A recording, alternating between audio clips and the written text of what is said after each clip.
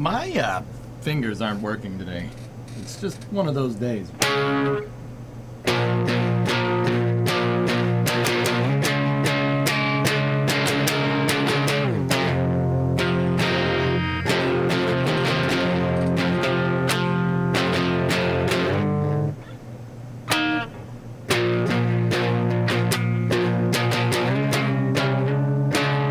Oh, jeez. Gross.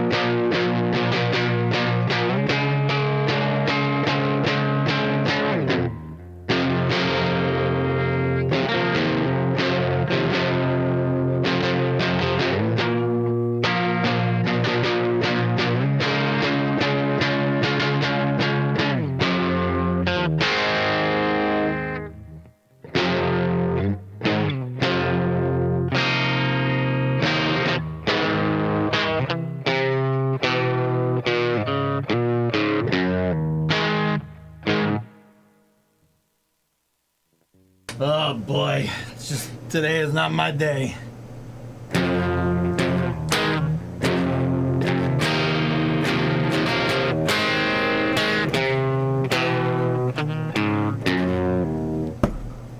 hand isn't doing that. That's weird.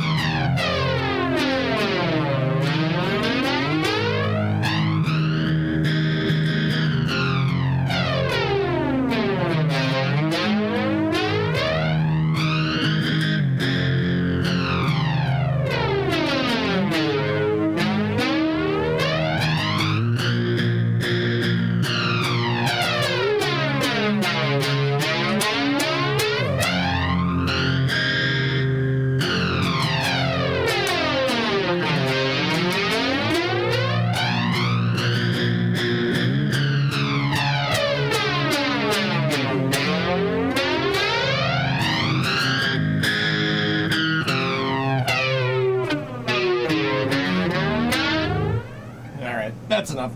It's time for space news. Time for space news.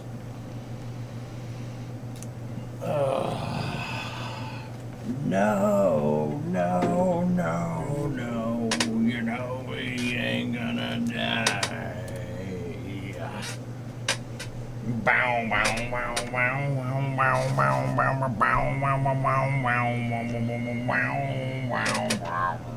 That's what I was trying to play until my fingers decided that I was going to suck at playing the guitar today. You know, it's fine. All right. Let me turn the suppressor back on because the air conditioner is going ham because it's actually warm today for a change, which is pretty cool. Pretty freaking cool. So,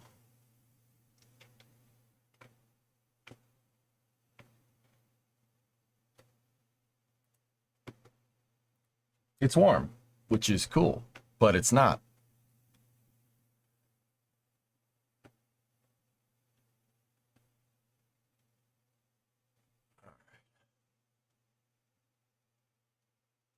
All right, so how we doing? Did you end up watching the Indy 800? I had it spoiled for me, so I just watched the last couple of laps. Yeah, it is what it is. Okay. Right, so welcome to Space News. Yeah, this is my own kind of little news segment here.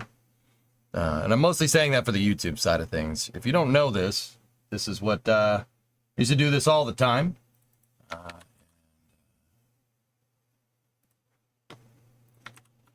And we got to get back into the swing of things because there's a lot of space news.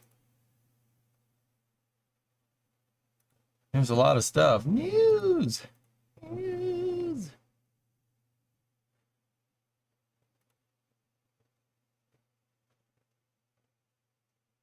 All right.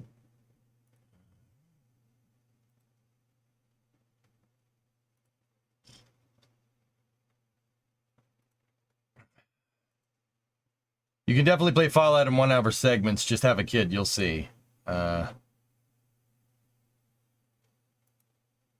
Streaming is not the same as that.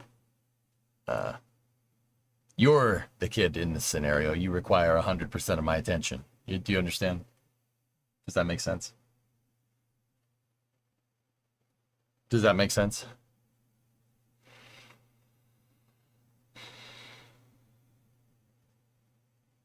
You are the child. The child? The child? The child.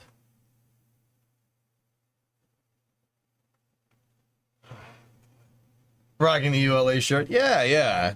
Figured out ULA and NASA would be good additions. And my only clean ULA shirt was the collared one, so you know. Where's my chalky milk then? It's at your mom's house, kid. All right. So I am completely disjointed today, and I'm all over the place. So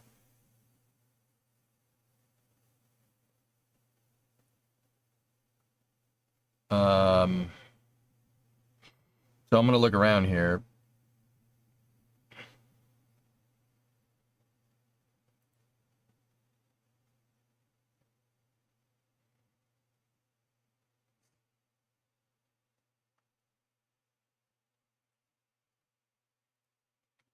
Did you get this one? Probably not. I am all over the place today, dude. I am just completely disjointed, completely out of sync. Definitely a Monday. Definitely a Monday. Yeah, the studies for commercial Mars missions. All right, we can look into that. United Launch Alliance. So the big thing and the big reason why we're doing space news today is because of this. Here, check this out. So here's a live shot. That's Space Launch Complex 41. And right now, we got people leaving here because that right there is an Atlas V N22 with a Starliner capsule on top. And hopefully, a little later tonight, we will see this thing launch with people on board for the first time. Not live. Okay, there you go. Fifth Atlas V to carry humans. There you go. First Cape Side crewed flight since Apollo 7. Every crewed launch since Apollo 7 in 1968 has been from 39A or 39B. That's actually happening, huh? Yep, there it is.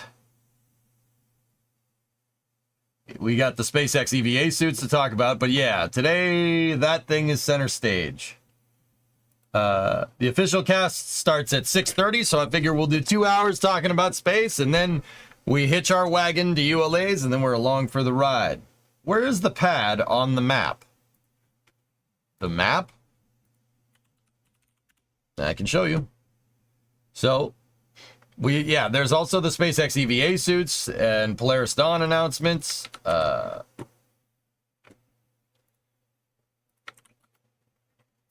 yeah, we got a bunch of stuff, dude. Bunch of good stuff. I'm the map. All right, I'll show you. Is this capsule going to the ISS? It is going to the ISS. Yes. Launch time is currently targeting 10:34 p.m. Eastern Time. Oh, that actually reminds me.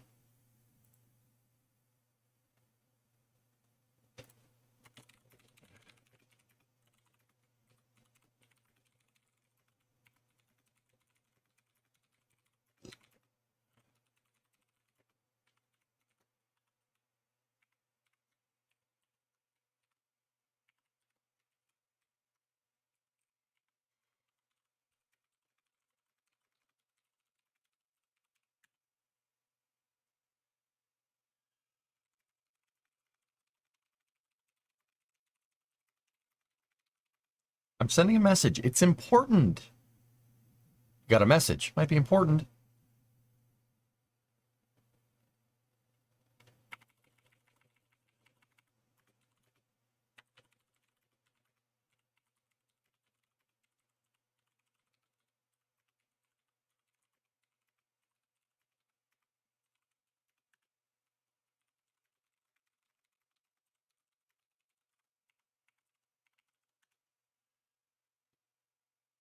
All right, so where's Slick 41? It's right there. This is the Cape Canaveral Space Force Station side of things. That's the pad that it's launching from today. And of course, this is a super old photogrammetric image. Slick 41 does have a crew access arm. It is one of 4 pads that have crew access arm capabilities nowadays. The other 3 being Slick 40, 39A, and 39B. There's a rocket presentation that we got to go over too. Yeah, that's the one. This is the first time any crew has launched basically south of this line since 1968. The last crewed launch to go out of Cape Canaveral was an Air Force station at the time.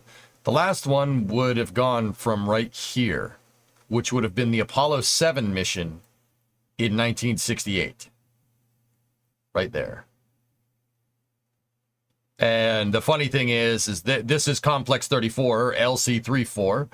The funny thing is that LC-34 has basically been abandoned since that launch. Yep. You are fired. Oh, I'm sorry. Good for lots of things. See good and bad. Did you manage to get control of the bead or stick to snot welds? Tessa, we got it. Yeah, Apollo 1 was also on Complex 34. But yeah, that was the last NASA launch and last crewed launch out of Cape Canaveral Space Force Station. The other 3 crewed launches were no, there was more than 3. There was 3 Mercury Atlas launches and 2 Mercury Redstone launches. The 2 Mercury Redstone launches would have gone out of LC-5 over here. Those were the earliest space flights. And then Mercury Atlas would have gone out of Complex 14, which is this one right here. And then the Gemini program after that would have launched out of this complex over here. Why are there so many? A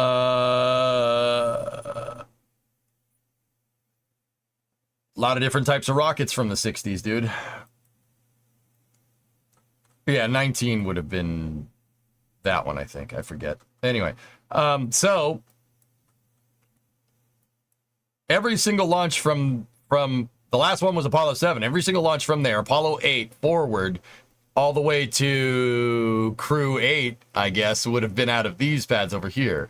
This is the first one to launch people on the Space Force Station side of things, which is pretty cool. It's pretty awesome. First time an Atlas rocket is moving anybody into space since 1962. Or 62 or 63. It would have been somewhere around there. Anyway. Yeah, these timeline pictures have these old crappy 3D buildings on them. That's what it looks like now. It has the crew access arm on it. It makes me sad to see so many pads abandoned. Oh, these images are old, dude. I will tell you that right now. These images are old. You want to see what it looks like now? Cape is more busy than it's ever been. It's busier than... It's, dare I say it, it's almost as busy as the 60s. So check this out. We'll go down the list here. 39B for SLS. 39A for Falcon 9 Falcon Heavy. Slick 41 here for Atlas 5. The remaining Atlas 5s and Vulcan. All variants of either rocket. So 2 rockets launch out of there. There's Slick 40, which is one of the most used pads of all time because that's SpaceX's workhorse pad for launching Starlink missions. That also has a crew access arm and a tower on it now. So SpaceX could do crew launches and Crew Dragon missions and regular Dragon missions from Slick 40. Let's see. 37B that's 37B right there. That's on its way out. The last Delta IV launch, the L-70 mission,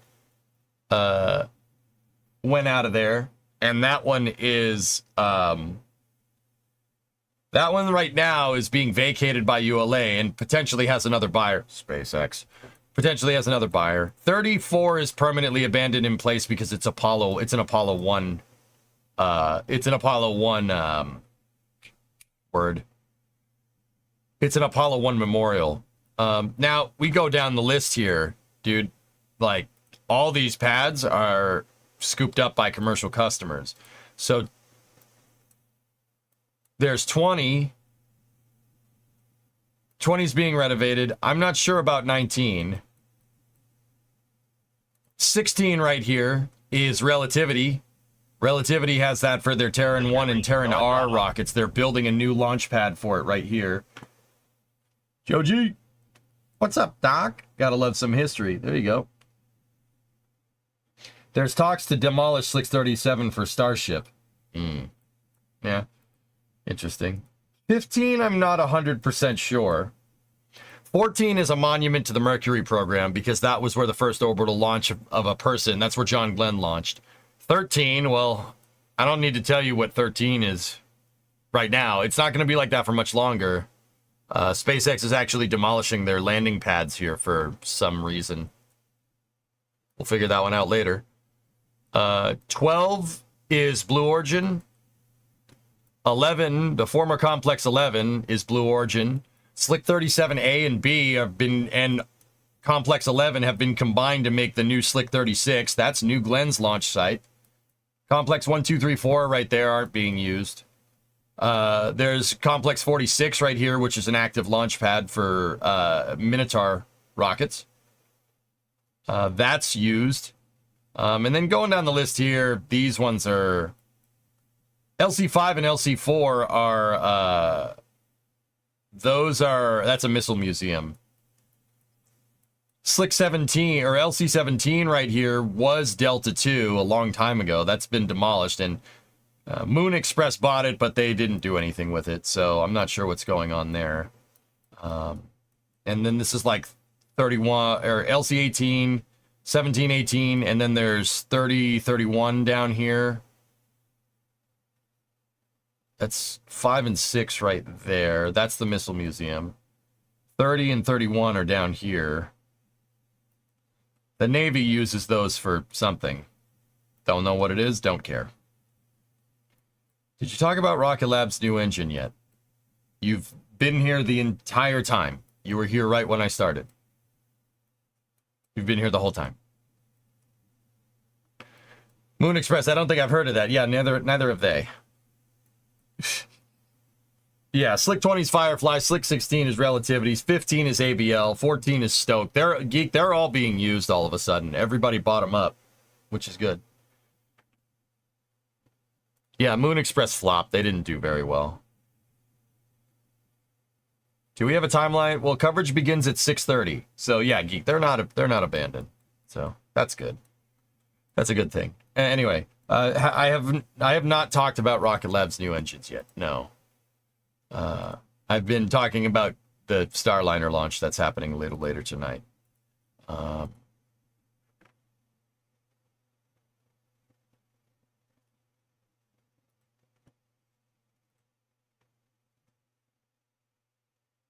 Holy rockets. All right. So Rocket Lab does have their Archimedes engine here. We can talk about that now if you want. Let's see. Ooh. Yeah. This is their new engine here. Oh, okay.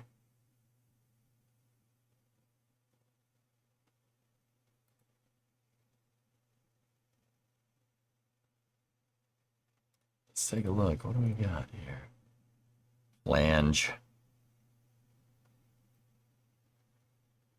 Hello. Nice.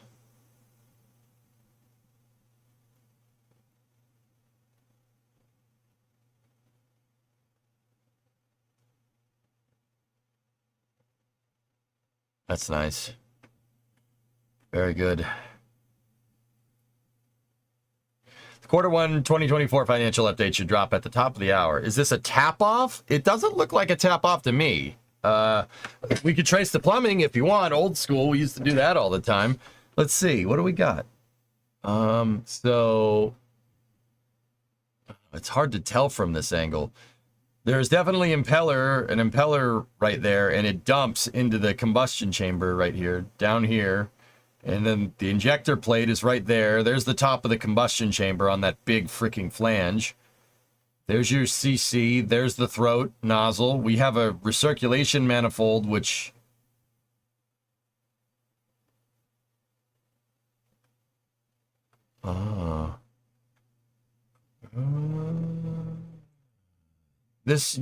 manifolds like this are usually used for some type of cooling. And it's obviously an insulated line going into this thing.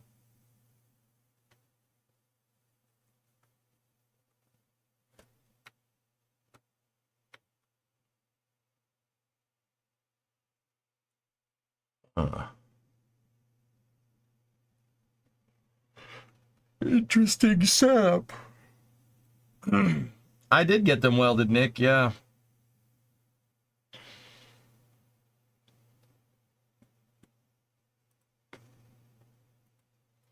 It's hard to say what that is. I'd have to read. You got a link for it. Phil, I got those links too. All right, let's see. This is a Business Wire article, for real? 3D printed reusable rocket engine for the Neutron launch vehicle.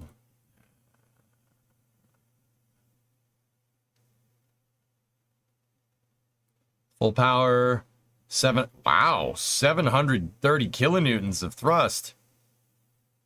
165,000 pounds of thrust right out of the box. That's pretty damn good, dude.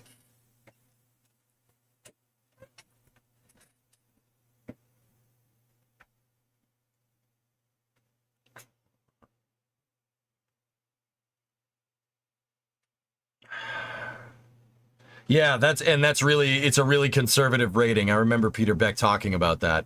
They could probably push it up over a meganewton, but they won't because they're trying to improve the duty cycle on the engine.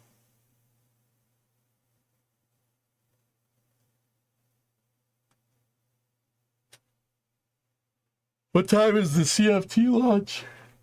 I need another cup of coffee, dude. It's targeting 1034. Coverage begins in about an hour and a half. How many Merlin 1Ds is that? It's 2/3 of a Merlin engine. Archimedes is 3D printed, reusable, designed by Rocket Lab, capable of lifting 13 tons. Archimedes is an oxygen-rich stage combustion cycle engine powered by liquid oxygen and methane that is designed for rapid reusability. Okay, so what we're looking at here, if that's the case,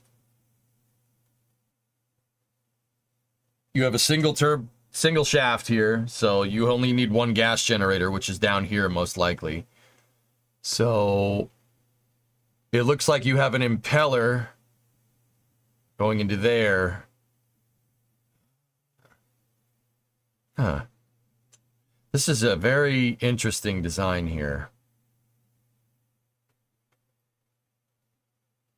So it's oxygen rich, it's methylox oxygen rich. So these are fuel lines. They're recirculating fuel. They're using some fuel for cooling, because that's what you got to do when you're talking oxidizer rich, because it gets really, really, really, really, really hot. Must be a ton of pressure. Turbine, the bit of plumbing between your turbines and your fluid impellers and your combustion chamber are beefy, let's say beefy and call it a day. What's the ETA for CFT1? Here. It would be 7:30 Pacific time for you, Jam. Like Schedule 80 beefy? Yeah, well, let's just think about it like this. I mean, you're using an oxygen-rich, you're using a methylox oxygen-rich stage combustion. It's gonna be extremely hot and extremely high pressure. If, you know, we're getting about 700, they said 733 kilonewtons of thrust, so 165,000 pounds.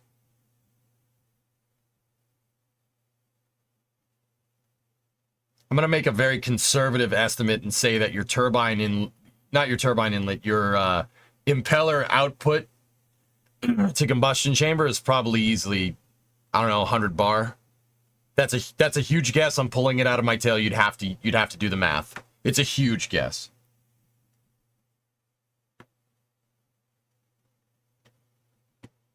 You should put that in the title. Why?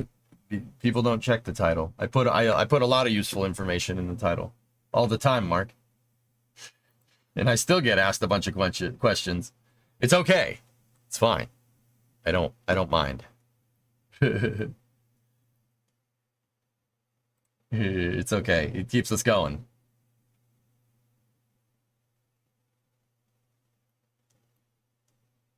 What's that angled bit on top of the turbo pump, the second one? This is for fuel. So it looks like the fuel goes through an impeller here, and then it goes out and around and goes in here or something. That could be the pre-burner up there. And in fact, I'm going to guess that's probably the pre-burner. And then the fuel shoots around into this manifold right here, or not manifold, into this impeller, and then it goes into the rocket engine. And then if I had to guess, the liquid oxygen goes straight through and in. And then you have a turbine down here. You have a gas generator down here that's spinning the whole shebang-a-bang, if I had to guess. So what you need with a turbo pump is you need a turbine, and then you need an impeller. This is a fuel pump. That's what this thing is over here. But it's a fuel and oxidizer pump, right? Because when you launch something into space, there's no air up there. You can't have an intake. That won't end well. You got to bring the oxidizer with you. And it's easier to bring it up there in a liquid form than it is in gaseous form. So, well, that's why they do that. Last time I checked it was a truck. Now it's a rocket engine. Nice work. Yeah, with very conical bells. Conical bells. All right. Is that the Neutron sea level rocket engine? Yes. Yes. AJ, I may or may not have asked this earlier, but what time is the CFT launch later today? Oh, it's right at the time when you can. Did you get that? Did you get it? Did you? No? Did I cut out? Did it cut out? I don't know. What's high score mean? Did I break it? A little louder for us in the back, please. No.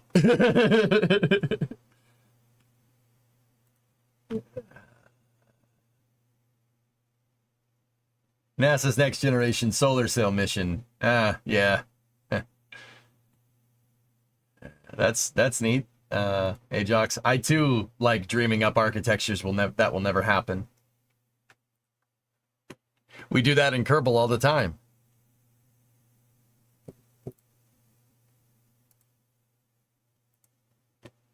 Anyway. Sorry.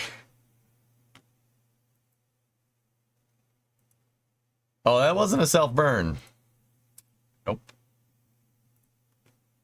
Lock's load is underway for the Starliner Atlas. There it is. Right now, oxidizer is flowing from the balls into the vehicle. You could tell because of the way it is. I'm not in KSP2. Hey, man. Let me tell you something. I don't know what it is, but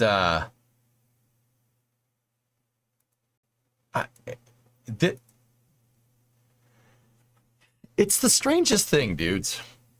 Why is it a ball? That's the easiest way to store it, Julia. Like, I'm being serious. That's not just me making a balls joke. Liquid oxygen needs to be under pressure to store it right, or else it'll boil off. And if you hold it under pressure, it doesn't boil. And the easiest way to store fuel in a pressurized environment is a spherical tank or a pill-shaped tank. Yeah, fuel actually on this rocket, fuel actually isn't stored in the balls. It's stored in the shaft. I'm sorry, Julia. It's stored over here. Kerosene tanks over there.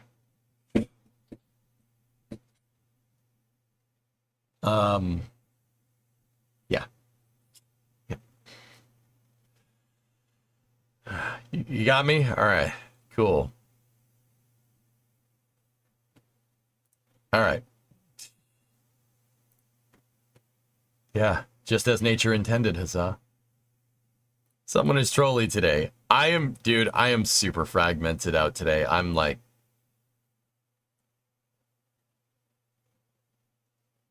I gave myself a bunch of stuff to do today, and I have failed at every single thing I've attempted to do today. Tried to wake up early. I did wake up early. I did do that. And then, you know, I had plans for the morning to get out into the shop early. That didn't happen. It didn't happen because real life do be like that. Yeah, this day is basically a write-off with the exception of Starliner. I wanted to get stuff done on the exhaust. I basically put the exhaust in the truck and said, that's good. And then I sat there and thought about easier ways to do it for like the next hour, which is not what I wanted to do today. But hey, that's fine. I started the stream super late because I had stuff to do. It's just, it's been one of those days. It's been a Monday for me, but that's okay. It's all good. Blame Brimo? Hey, sweetheart, I ain't blaming. You can blame you. Those are your words, not mine. Might be time to crack open a cold one. I will do that when we celebrate Starliner being on orbit, okay? But anyway, yeah, I'm kind of just all over the place today.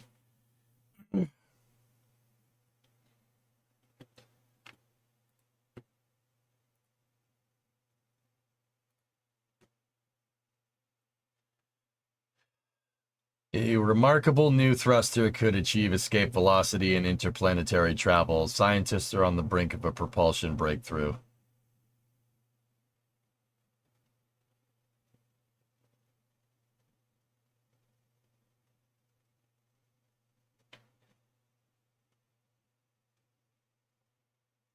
Yeah.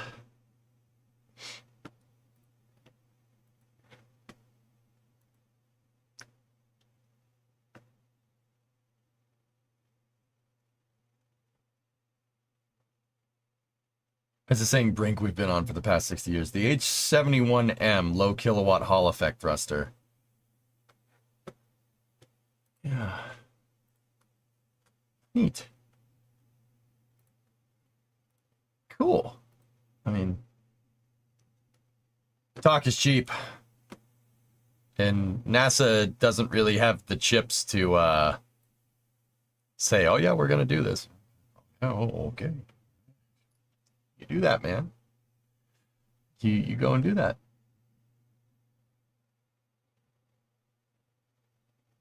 Yep, 70s coder, that's the day that I'm having.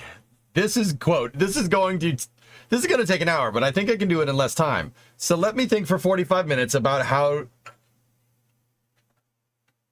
to do it in a half hour, then get it done in 40 minutes. So the thing that could have been done in an hour inefficiently is now done effectively in an hour and a half. Yep. Yep.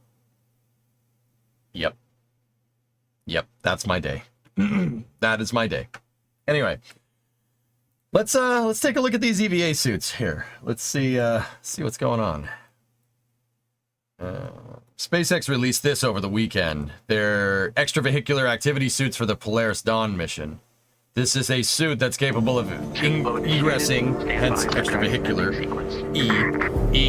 outside of the spacecraft, which the Polaris Dawn mission will do. Do these EVA suits require an umbilical? They absolutely do, yes.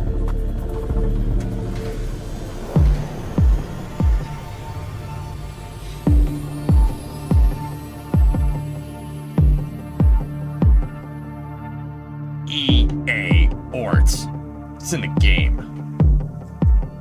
That looks a lot like the in the intravehicle activity suit.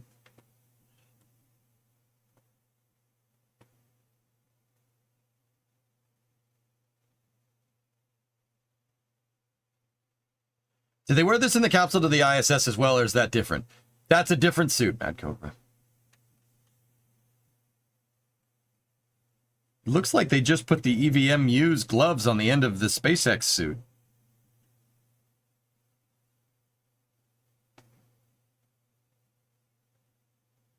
It looks like it. I doubt that that's what's going on, but it definitely... maybe they didn't.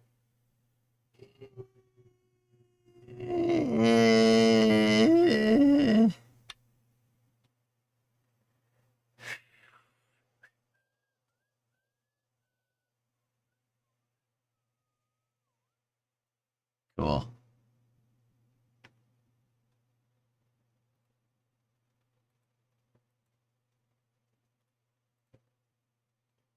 Hang on one second.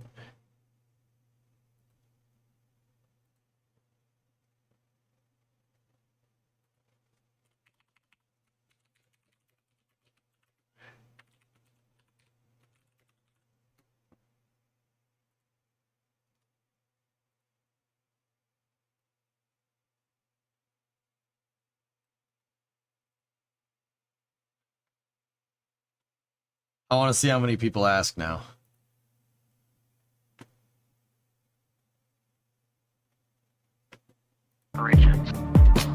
So this isn't a full EVA suit. They're going to still have to be connected into Dragon's life support systems. It doesn't have a backpack like NASA's does. But this is for being able to go out there. I think it's a pretty good step for SpaceX because this is... SpaceX has said themselves that, and this is in response to a tweet here. Take a look here. In response to their own tweet. At 700 kilometers above Earth, the EVA suit will support the Polaris program's Polaris Dawn crew in the vacuum of space during the first ever commercial astronaut spacewalk. Evolved from the Intervehicular Activity Suit, IVA. The EVA suit provides greater mobility, a state-of-the-art helmet, heads-up display, and camera, new thermal management textiles, and materials borrowed from Falcon's inner stage and Dragon's trunk.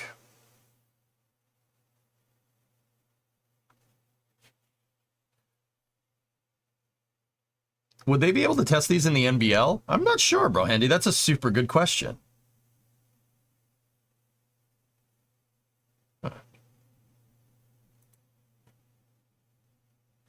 Oh, this last one gets me. See this tweet right here? I liked it for a reason, because this tweet speaks to me. Okay? It speaks to me. Oh, yeah. Yeah, that's pretty good.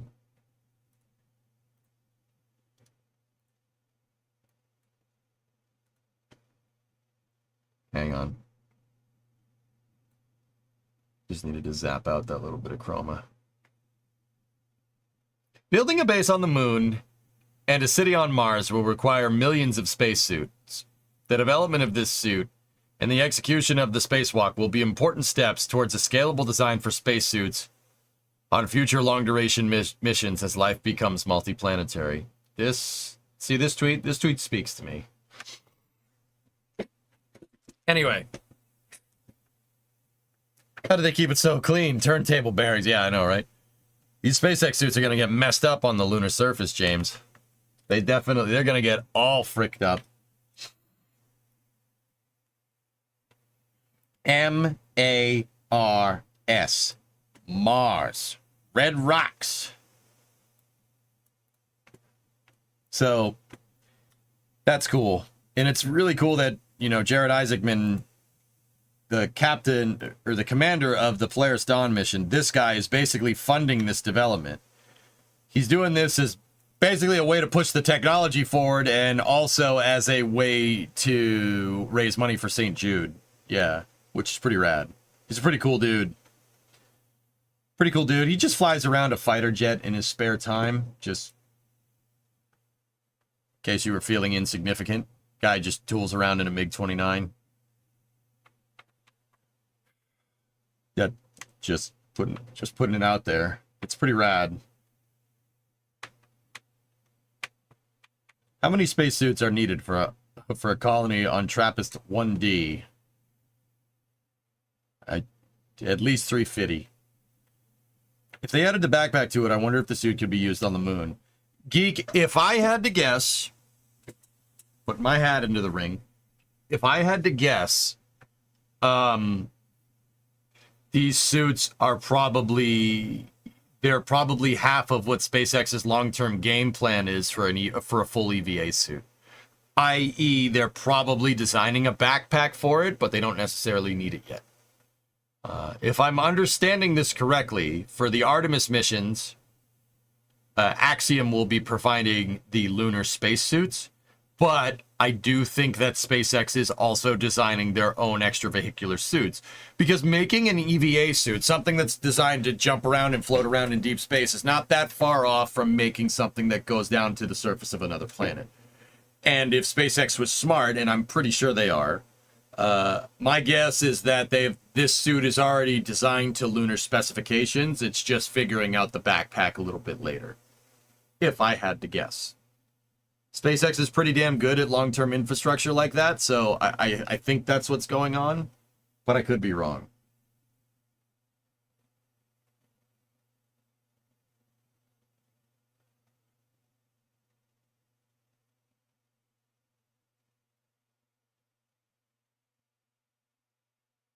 Yeah.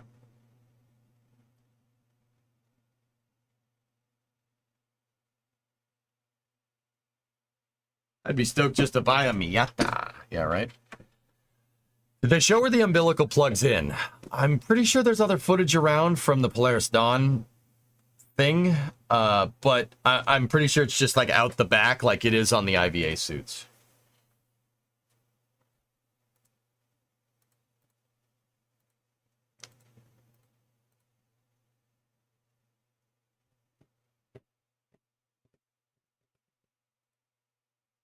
Sorry, I'm just peeping on this picture of Starliner.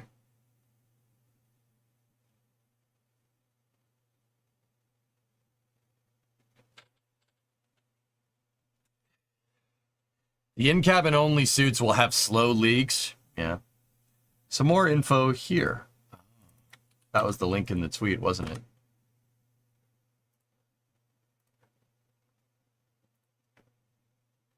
Oh, yeah. LOX vent is open.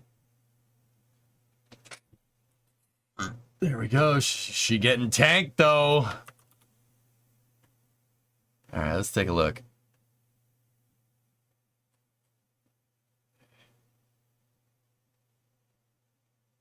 Affen.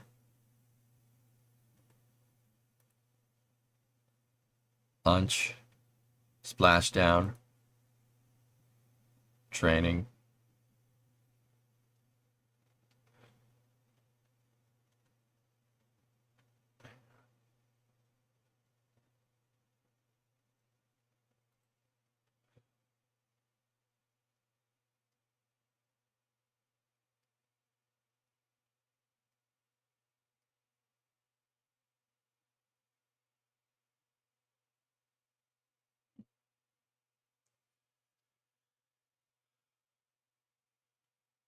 Canada? Where?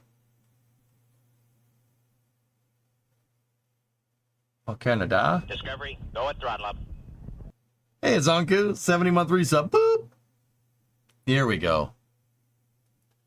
The suits. Extravehicular. Heads-up display and camera. Dude, there's a HUD on the screen, man. That's pretty cool. It's gonna look like Hardscape Shipbreakers up in here.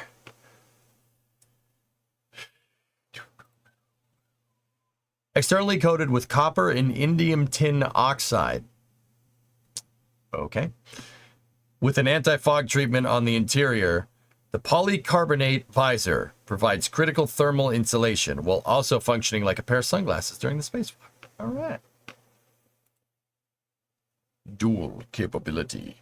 Used for both intravehicular and extravehicular activities, redundant helmet seals, lockouts on latching mechanisms, and added internal values for fault tolerance pressure control ensure suit robustness and safety when operating at 5.1 psia during the EVA. Yep, they're okay, so they're at 5.1 over vacuum.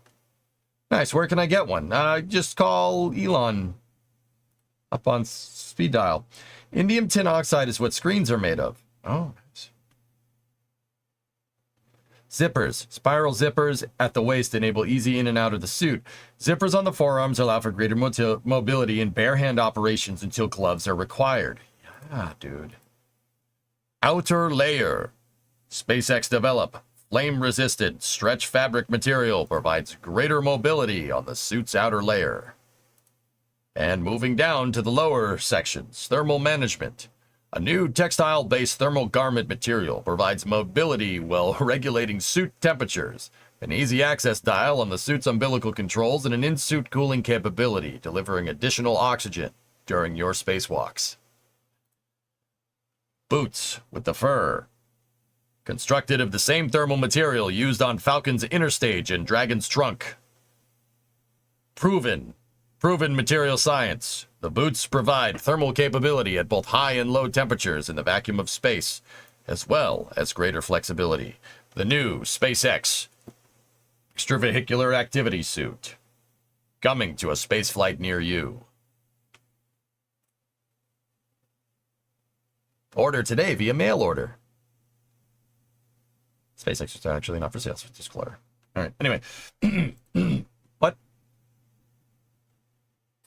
Last for an open helmet shot. You're an open helmet shot. Boom. Hello.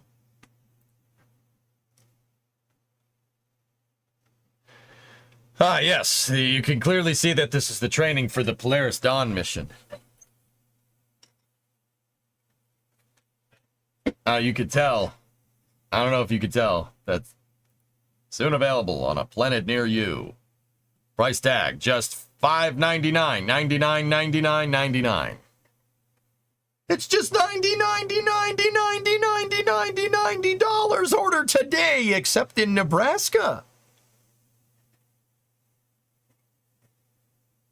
pretty sharp, dude. Pretty sharp. Call now and we'll send you the backpack for free. We'll send it to you for free because it doesn't exist. Oh, all right. But wait, there's more. If you buy one mission to low Earth orbit, you could get 2 for twice the price. Call now.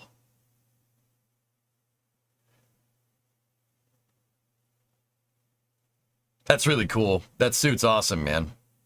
It's once again, it's a critical step for, you know, getting out to the moon and stuff. An EVA suit is a big component to building a base on another planet or celestial body.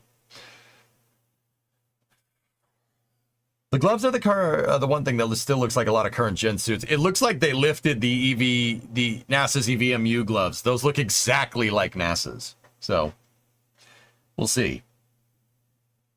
Oh yes, the suit is known to cause cancer in California. Dubin, I'm starting to think that just California causes cancer.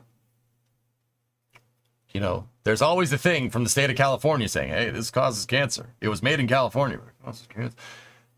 Is that just a thing that you guys do over there or something? Or California causes cancer. Okay. Thank you. You know that living causes cancer, right?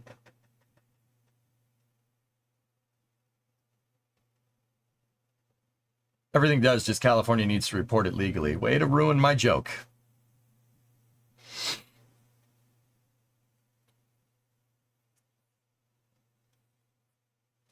Way to ruin my joke. Thank you. Thank you. Now get out from behind there. You're ruining the paint. You're ruining my joke.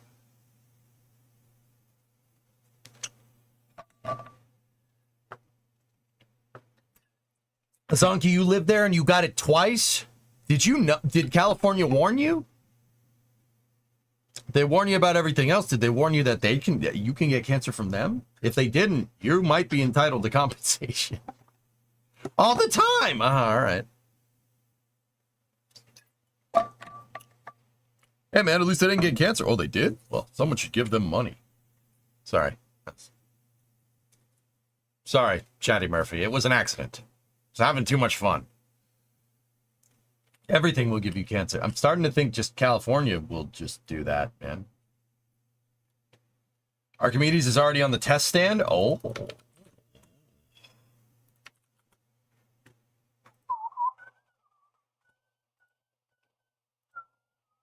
Hello.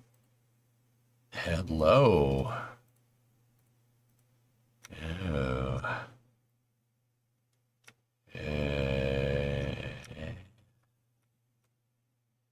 Don't stare at the trap, Ray. I'm staring at the trap, Ray.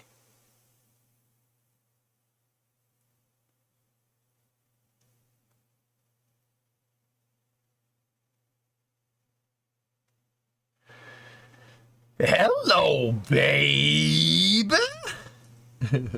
Engine for your truck. This might not fit, Bart. I don't think that'll fit in... I mean, maybe it'll fit in the bed, but, you know, like... I mean, we'll go fast. We'll go fast once. Jasper, what's up? Hey, Jay, I picked up Juno New Horizons on sale this week. It's not as polished as KSP, but it's real good. It might be a great companion to KSP when you're teaching rocket concepts because it includes some things the others doesn't. Juno doesn't do it for me. It's a great game, Jasper, but it doesn't really do anything for me. It's kind of like, I don't know. Doesn't scratch the itch. And that actually reminds me. That's what I was going to say, and I thought that would be good to announce for this space news, dudes.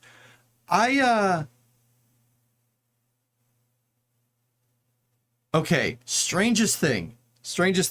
Am I super bummed about Intercept getting pulled and KSP2 getting pulled?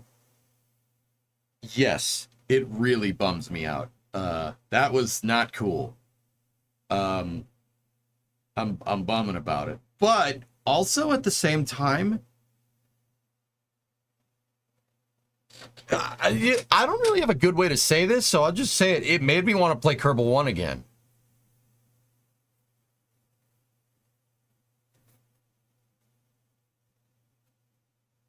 They haven't pulled KSP2, but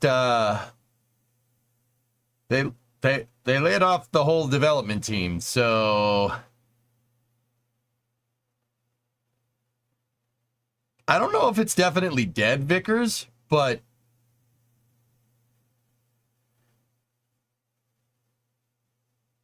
yeah.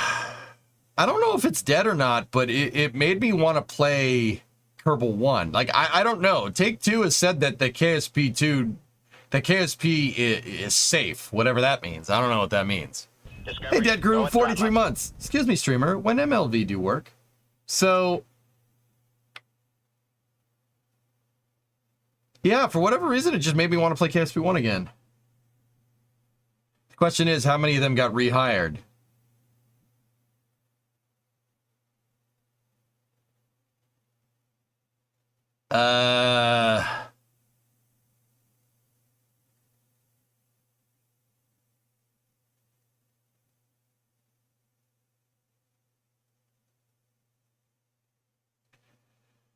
Yeah, it's a good question.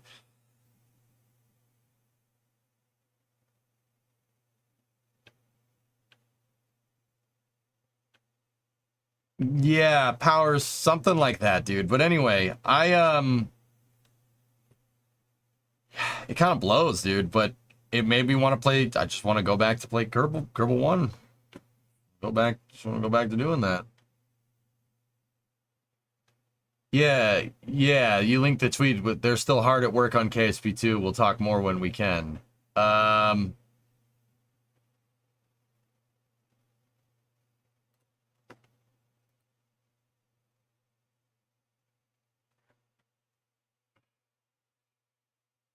We'll see. We'll see, but yeah. So I want to probably go play more Kerbal 1 in the future. Rocket Lab presentation for the Q1 2024 financial update. All right, here's the presentation. This is what I was waiting for.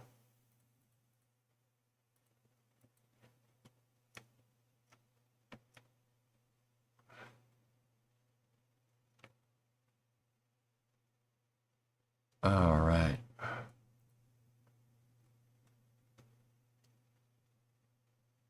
Peter Bick. Adam Spice. Ooh. Turbine. Very nice.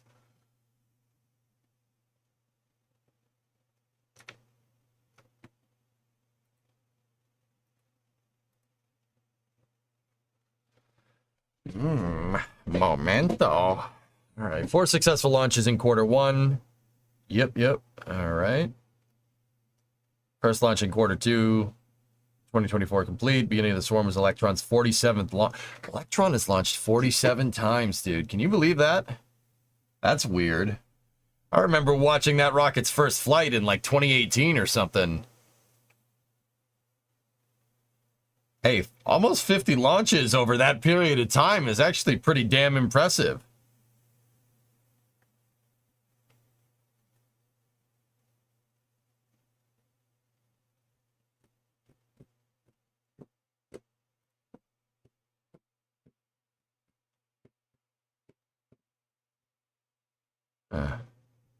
Q2, there's all the launches. Electron manifests in 2024. 22 missions are sold for 2024, but customer readiness, payload delays, and other factors continue to cause manifest movement. Several customers requested new launch dates in 2025. Okay.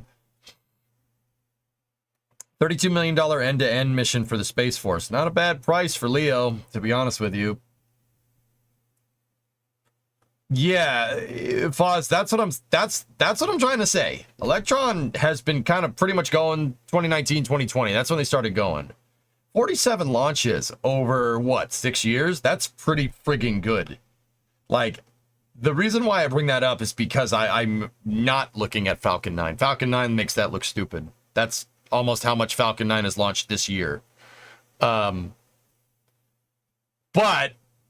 for anyone that's not SpaceX, that's really impressive. $33 million for the build of a satellite launch and satellite operations. Yeah, for total end to end, that's really good. Yeah, that's you won't find much cheaper in the industry.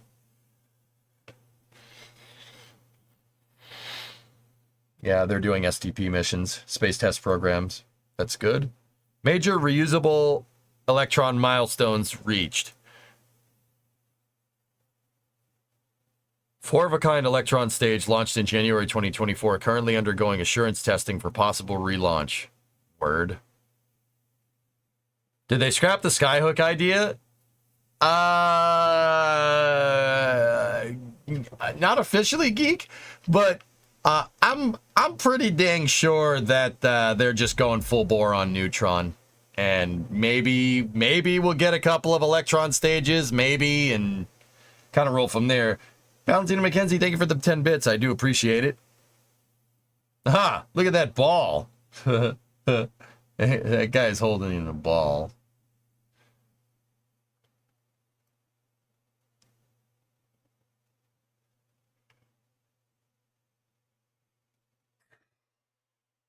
That is a composite pressure vessel, in case anybody's wondering.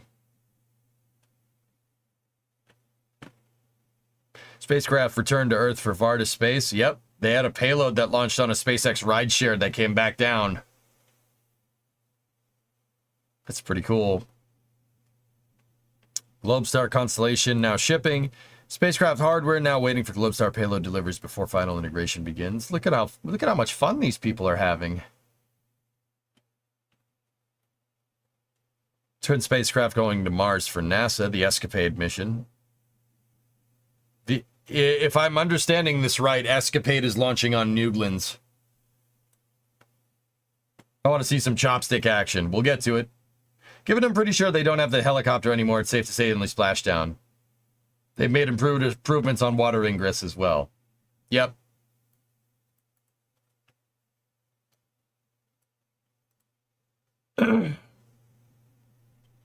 $150 million for solar supply agreement with Space Prime. Dude, Rocket Lab's making moves, man. Ah, here we go. Here we go. Archimedes engine build complete. First all-up engine assembly is complete. Quarantine Sniper, 14-month resub. Thank you. Full engine assembly is a major program milestone with upcoming engine test campaign and a key driver for Neutron's first launch. Yeah, we saw that. Hey, baby. All right. Full rate production of additional Archimedes engines is continuing in parallel with the engine test campaign, so there's more of them being made. Several long lead engine components are already manufactured for the next 4 engines. All right. Oh, hey, look, it's that same picture. All right. Archimedes hot fire campaign for the first engine has begun and is expected to run for several weeks. Archimedes test complex at Stennis has completed commissioning, currently undergoing activation and checkouts ahead of an engine test campaign. 50 plus tests expected, including engine activation, ignition tests such as engine startup, long duration engine fires, and engine shutdown. Vehicle development. Vehicle development. Neutron stage 1 and 2 tanks and large structures. First Neutron fairing panels complete. On track for full set to be complete and assembled in the coming weeks. Assembly test run of stage 2 internal tank structures completed. Next step, final assembly, lamination, and integration, in-flight configuration. The solution to pollution is dilution. Sweet. They're working pretty fast on this. Also, development.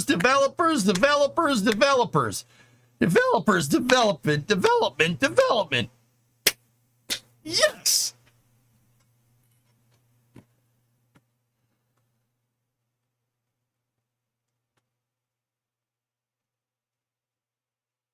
Nice. You just watched that clip last week? Yes! Launchpad development, LC-3 construction milestones. Concrete works for the Neutron launch mount completed. Propellant and gas storage foundations undergoing final concrete pour.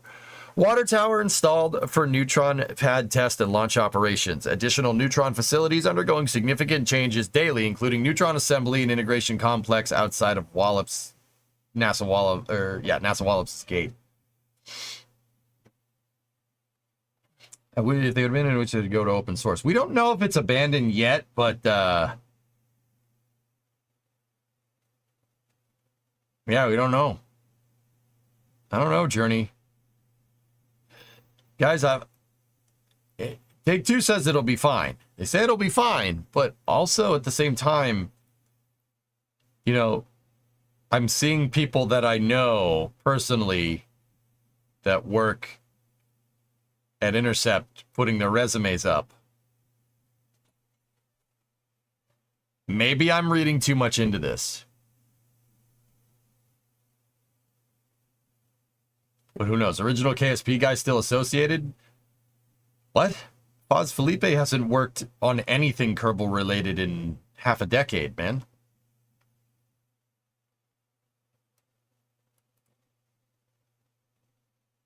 What are we supposed to do about .NET, Steve? What are we supposed to do? The solution to getting the .NET framework is developers, developers, developers, developers, developers, developers, developers, developers. Yes.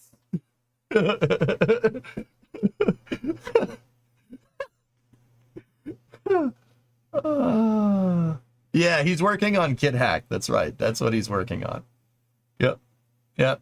It's still funny, Chattermates. How about when, ladies and gentlemen, Steve Ballmer, get on your feet, get up, get up, get up. Who said sit down?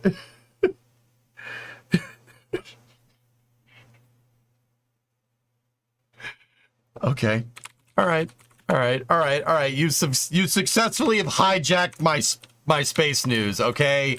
Thank you for that. Thank you for hijacking the space news.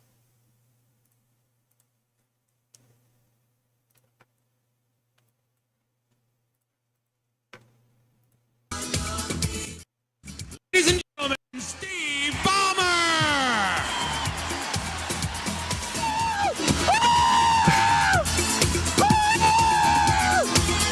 Come on! Get on! Get on! Come on! Come on! Give it on for me!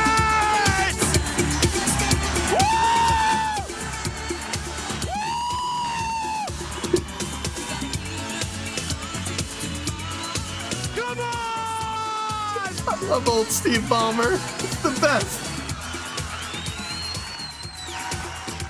Who said sit down?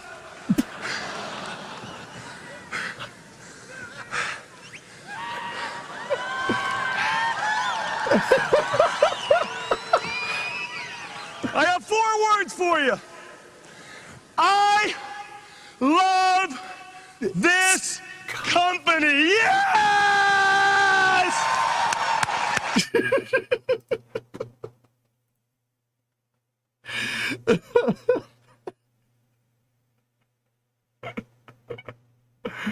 Are you happy?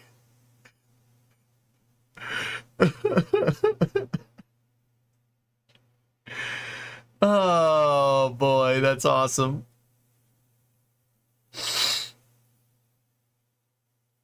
Oh god, it just makes me happy. Whoa! Who said sit down? Can we go back to the PowerPoint now? Now you gotta play developers? Oh, you're killing me, man. Building your online... No, I'm not. Will you get the go off the screen? Okay, so what is the $64,000 question? Holy cow, I'm gonna have to tough it up now. Here we go. What's the $64,000 question for the field? What is the most asked question that I've received this week? What the hell are we supposed to do about .NET, Steve? It's a very good question, and it's got a very, very clear answer. Developers. The key to .NET, the key to industry transformation, the key to success is developers, developers, developers, developers, developers, developers. Developers, developers, developers, developers, developers, developers, developers, developers. Yes. Yes. All these people are like, what's going on here? Oh boy. I watched that I had no idea what the heck he was talking about, but I watched that. It was I don't know if it was live streamed or they posted it the next day. I don't remember. Oh boy. I am rethinking my pivot into tech and engineering. Only the finest of nose candy. Dude, from what I can tell, he's just like that. Please save that mic. It's drowning, for Pete's sake. You have my word. If I ever am giving a presentation for a big company like that, if I ever have like my own company and we do something like that, that's what I'm going to be like. I'm sick of the Steve Jobs epic, inception-driven dubstep, wubstep corporate nonsense. I'm bringing that back. We're bringing it back, dudes. Yep. Come on, boss. Yeah, no, I'm not going to click on that. I want to go back to doing this. Will your company be called Edge Corp? Yeah. It's time to bring it back. Yeah, dude, we got to bring it back. Got to bring it back. The turtleneck, we're going to change the world. And not only are we going to do that, we're going to make it a better place by helping people. What we're not going to tell you is that we're going to make billions of dollars doing it and swindle every person that works, and probably take your data and sell it to some overseas company for billions of dollars. But we're making the world a better place and we're helping people. I can't stand. That's boring. I don't like that. I don't like. We're bringing back the Balmerisms. All right, the Balmerang. Okay.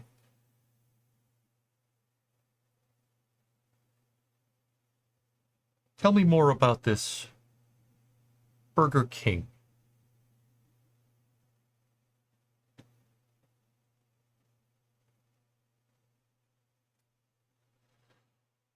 It's Balmerific. Yep. Mm-hmm. Yeah, exactly. Barrel. Yep. Mm-hmm. Yeah, I know. We got to bring it back, digital. We got to bring it back. Anyway. Financial highlights and lookout. Rocket Lab's pretty good at, posting all this stuff. That's pretty good. Whoa.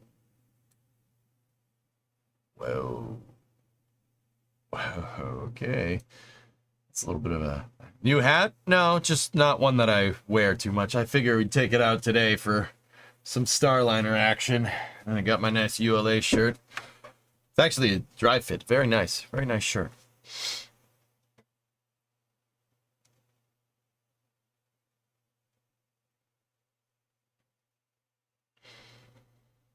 They're public, so they have to be. Yes, public. Mm-hmm. Ending cash and non-GAAP free cash flow metrics. Cool. Profitability trends. Let's see Paul Allen's ULA shirt. I used to be a web developer. I love making websites. Sadly, my local web never seemed died, so I had to adapt and become a full dev.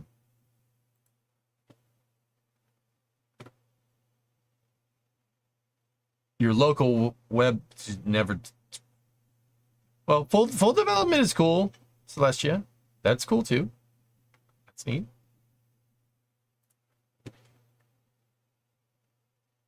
You had to switch to full stack. Stack it. Yeah, okay, yeah, all right. Sorry. Yeah, I got you. Yeah. I mean, there's always remote. Remote is good. Q&A, investors, possibly you. Prestige, world. Why? Prestige worldwide. Anyway, that's a cool update. I'll be honest with you, I didn't really know what half of those numbers meant. I did kind of look through them a little bit quick. I'll admit I was kind of looking at the pictures. I just wanted to see nice, cool pictures like that.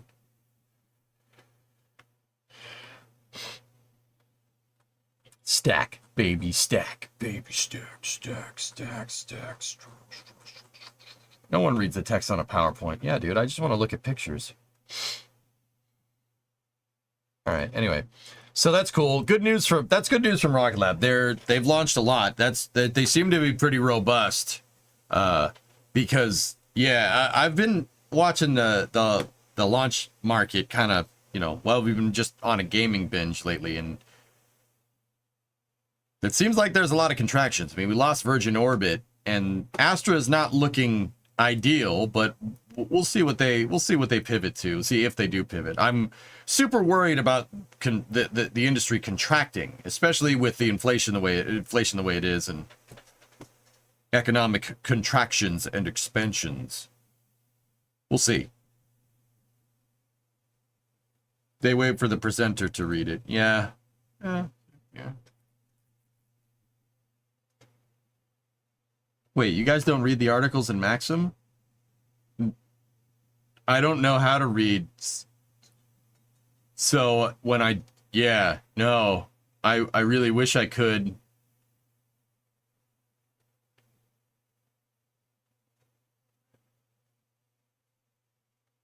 No. Panta doesn't, you don't know what that magazine is.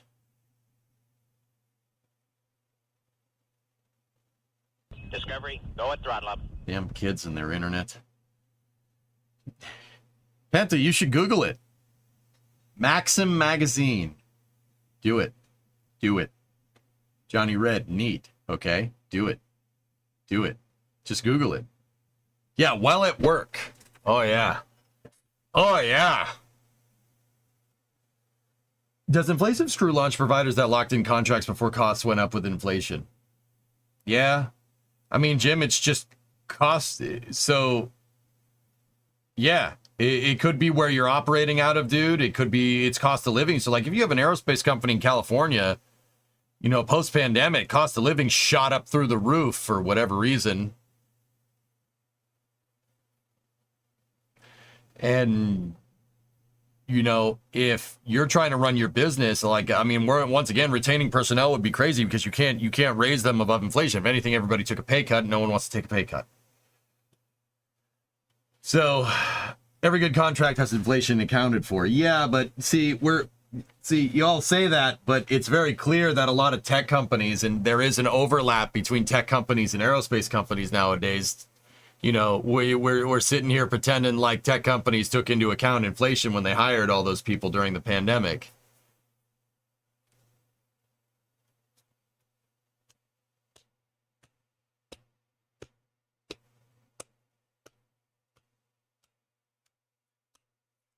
Oops. Don't they operate mostly with cost plus contracts? Who? It depends. We're talking about the entire industry here. We're not talking about NASA. EJ, how are you? You look kind of different. Is it a new camera? New camera, new microphone. Yeah, I replaced them about a month ago. Metroid.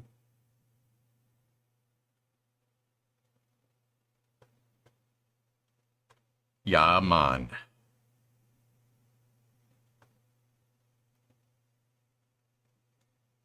All right, so check this out. We got another... This was from a couple of days ago. NASA awards studies for commercial Mars missions. This is coming from Space News, yeah.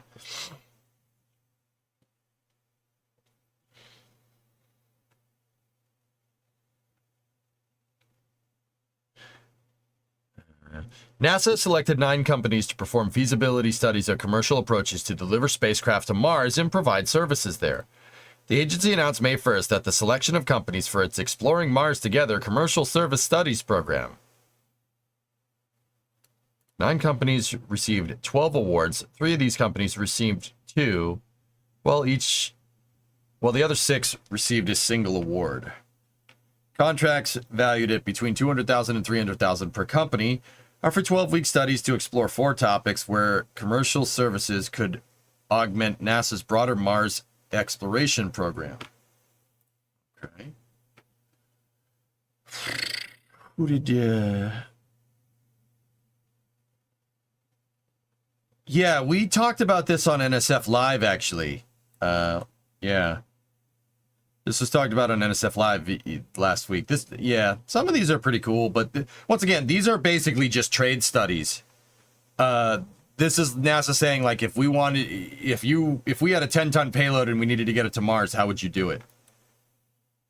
They're basically NASA's consulting around and doing trade studies on different Martian architectures, which isn't necessarily. Actually, this is the part that I didn't get to say during NASA Spaceflight Live.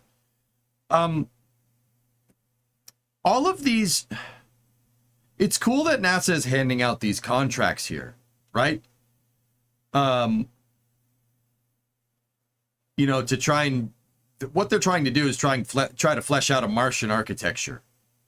But my big thing, and don't get me wrong, this is a good thing that you should be doing right now. But starting to flesh out Martian architecture is a good thing to be doing at this point in time, when you're basically your moon base is entering operations.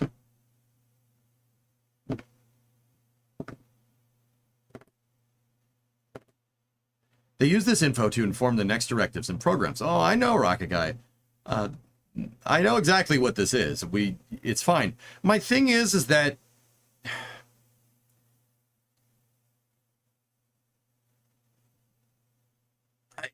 I can't help but think in the back of my mind that this would be good if NASA could, you know, get the funding. Like, how can we be sure that this is even going to happen, right? Especially with how much of a fuster-collect the Artemis program has become lately. It's NASA should be looking into Martian architecture, but the ideal time to do that would be, you know, once the moon missions have entered operation. I think this might be, you know, this is very much my opinion. I think this might be a little bit premature considering, you know, this is taking into account that your moon program was 100% certain and 100% successful. You know, I think it, you know, at this point, especially since for whatever reason, money is tight, right? You might want to wait off on doing this for a little while. Now, Nova One, here's the thing. NASA can do both of these things. They can do both of these things. And historically, that's what they've done. It's good to be planning. It's good to do this. It's good to do stuff like this. But it would be good if it's scoped for, like, commercial lunar payload services, but for Mars. Yeah, I wouldn't mind doing something like that. That's cool. I'm okay with that. I think that's a good idea. But here's the thing, man. The moon program is so ridiculously fragmented right now. I'm struggling to see why you would want to work on this at this particular moment in time.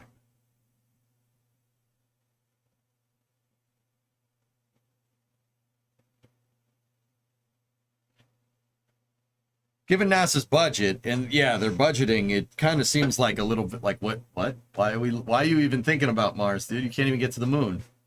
You know, the whole impetus for the Artemis program is to learn to get to the moon before you get to Mars, right? Are we just going to Mars? Is that what we're doing? Right? Like, and don't get me wrong, NASA should be doing both of these at the same time, but they also should have the proper funding to be able to do both of these at the same time. Something that they don't have that right now. Yeah, they don't have that. I don't mean to be a little bit down in the dumps on this, but, you know, the ideal thing is that, you know, you ramp up funding for your lunar program, and then when funding's ramping down for that, that's when you start doing the trade studies for your next giant leap, so to speak, right?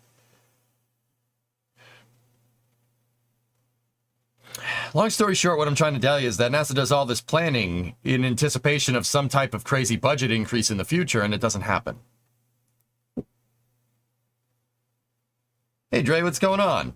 And, like, once again, I don't mean to be down in the dumps about it, but, you know, I can't help but think in the back of my mind that maybe you should get, you know, your completely fragmented lunar program figured out.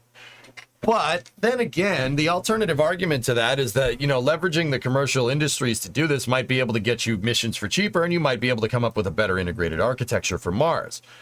Basically learning from the frick-ups that happened with the moon. like fielding 2 lunar landers that are both more complicated in design than the one that brought us to the moon 50 years ago.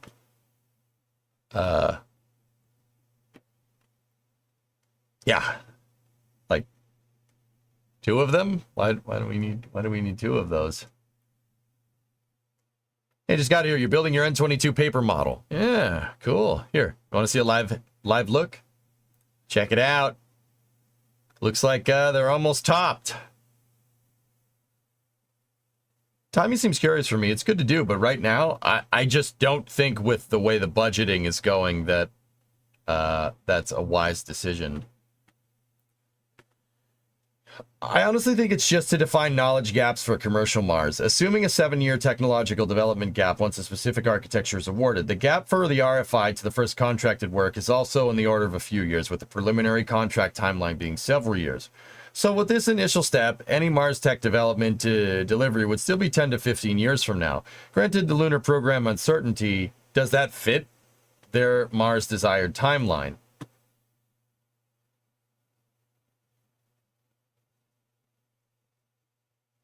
(2034) for Mars missions?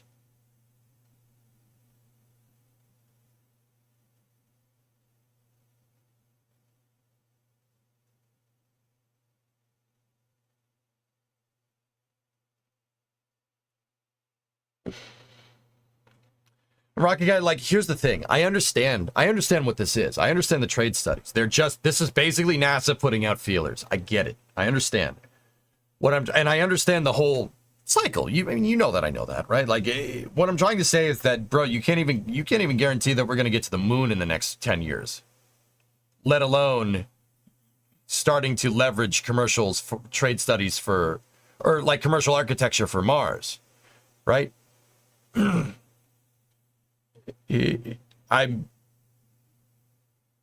I'm saying is that this might be a little bit premature. That's just my opinion. Very much my opinion. Like, I understand how the industry works, and honestly, here's the messed up part. I can't say that if I was running NASA that I wouldn't be doing this. I would absolutely be doing this right now. Yeah. Oh yeah, absolutely.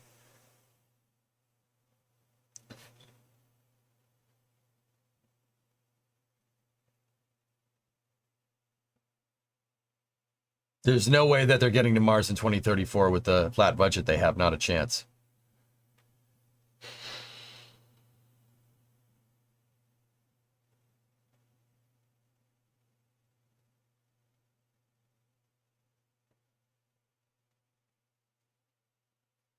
Yep. Yep.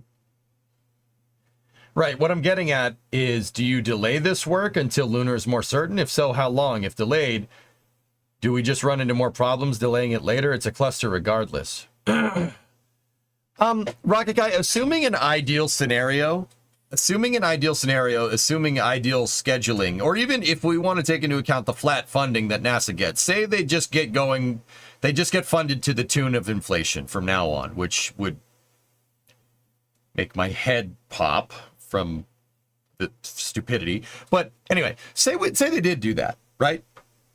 So I would start doing this after the first moon landing.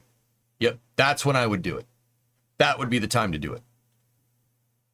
The first moon landing was supposed to be this year. So if, they had stayed on the original schedule, this would be the right time to do it. But, we haven't done that. So Artemis 2 is supposed to launch in 2022. And at this rate, with what's going on, with the Orion capsule, dude, not passing acceptance testing for the life support systems, the ones that they said would be good for the first time we put people on the capsule that blatantly weren't. Yeah, like I said, there ain't much to, I don't really have much confidence that a lunar landing is happening anytime soon.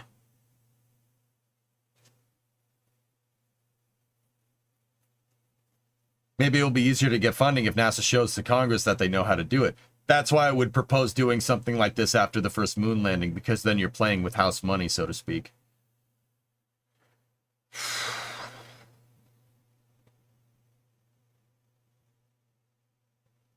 The landing was always no earlier than near the end of the decade. Net near the end of the decade.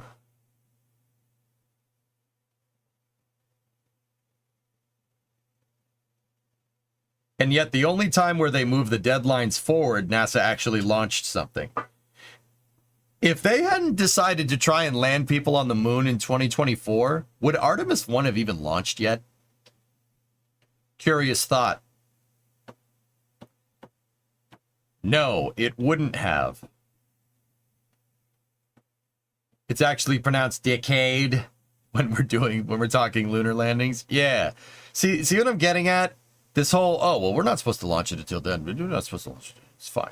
Yeah, okay. All that does is give people an excuse to say, well, it's not happening till then. And then when then comes around, well, we need a little bit more time. But the flip side of this, guys, the flip side of this argument, devil's advocate on my own argument here. This stuff takes time, man. It takes time. It takes time to get it right. It's very difficult. There's a lot of intricacies here that people just don't take into account. However, I'm not going to sit here and pretend like I didn't notice that Orion's testing regime was frankly garbage. In fact, I said that probably about 5 years ago. Terrible. Just a really bad way to test a capsule. Test the heat shield once in space, test it uncrewed once in space with no life support system, and then put people on the next flight. I'm telling you right now, like we could find a VOD from 2018, 2019, and you would hear me say that that's dumb.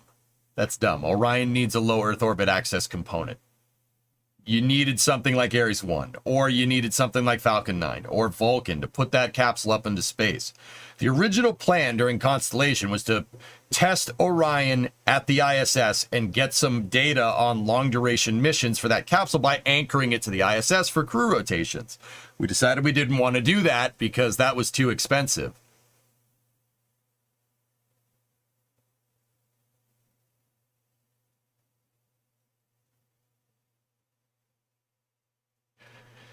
Okay.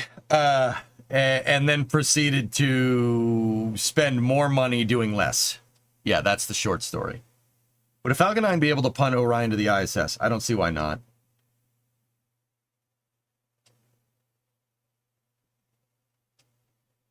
How did the space shuttle test its heat shield? Put 2 guys in the thing and fly it into space. That's how they tested its heat shield.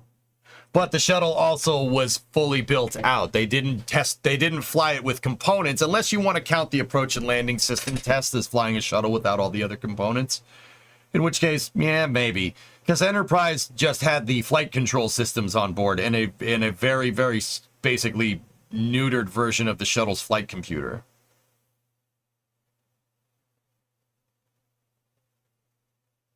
Didn't they deliberately make Orion heavier to make sure it couldn't launch on Atlas V or Delta IV? I doubt it, Max. I don't think so. I think that's just some crazy person like me's opinion about the subject. Orion is a deep space capsule. Hey, River Turtle, 100 months, dude. Triple digit club. Well deserved. Thanks, buddy. I think that Orion is just inherently... Orion was always going to be a heavy spacecraft. Guys, the Apollo CSM was heavy. It was just as heavy as Orion. Guys, here's the thing, man. You want to go on a camping trip to low Earth orbit, you don't need that big of a capsule. You want to go out to the moon, you want to go beyond low Earth orbit, your architecture changes. There's a reason why the space shuttle didn't fly to the moon. Okay? Because what a capsule looked like that's designed to go further than low Earth orbit is different. It's heavy. Those are heavy capsules, man.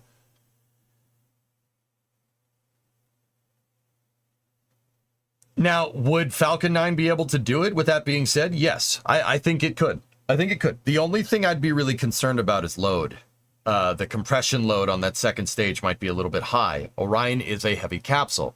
However, it's 33 metric tons fully fueled. That's 66,000 pounds and change. It's pretty heavy.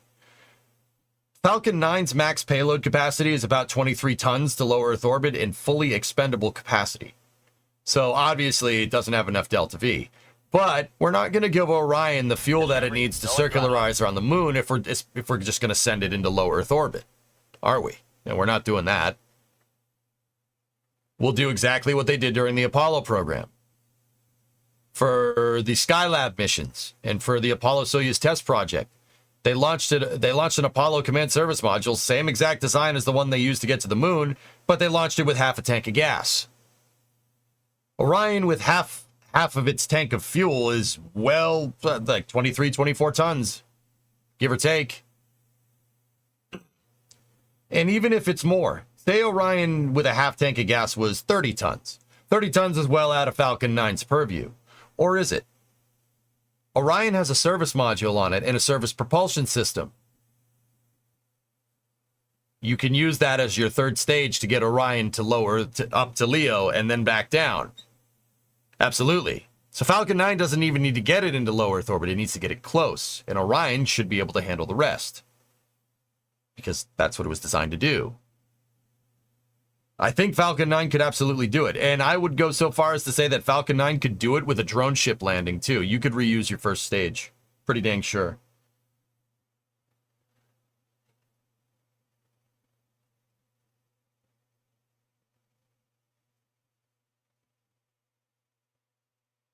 The capsules that were used instead of the shuttle... Capsules were used instead of the shuttle due to the high return velocity. Yeah, the shuttle's tiles would not be able to take an entry interface at 25,000 miles an hour. It's just the material science isn't there. Or wasn't there at the time.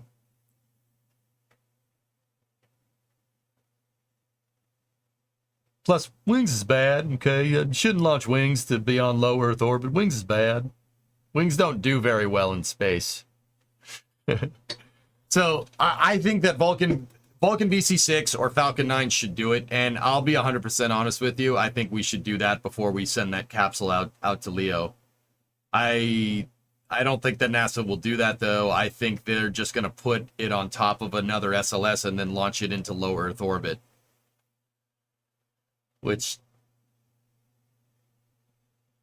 I mean, that's what they did during Apollo 9, but Apollo 9 also had a lunar lander with it and a fully fueled upper stage. They just didn't shoot it off to TLI. They just stopped in low Earth orbit and tested everything up there.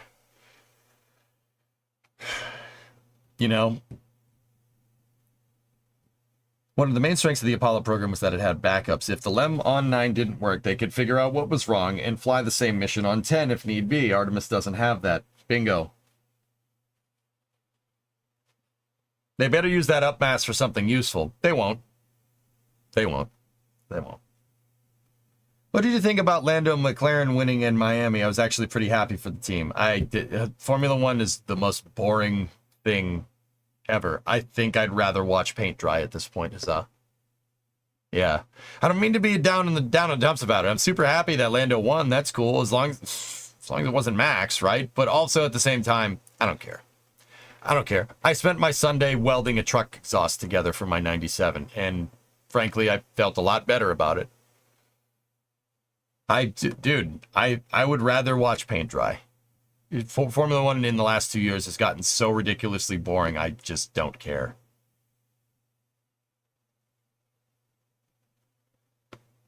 Miami was actually a pretty fun race. Yeah, I get it. We've had this conversation a bajillion times, guys. You get one good race out of like 20. I don't care. That's not enough for me to justify spending or wasting 3 hours on a Sunday. I was more interested in Skiri. Yeah, and right. Yeah, Skiri and Adam. They're doing quite good in the right motorsports car, Fozzie. There you go. I actually had more fun watching NASCAR. Yeah, Kansas. The last couple of laps of Kansas were fantastic. Yeah, they were fantastic. They were great. And then the Indy 800, that was good too. I had most of that spoiled for me, so I ended up just watching the last couple of laps of it, and that was also good. I'm sorry, man. It's boring. Just, I'm super happy for Lando. I'm super happy for Zach Brown and McLaren. That's really freaking cool. I just don't care. This is so old, you've probably seen it. I've seen that. Yeah. Oh, yeah. Artemis 1 re-entry. Yeah.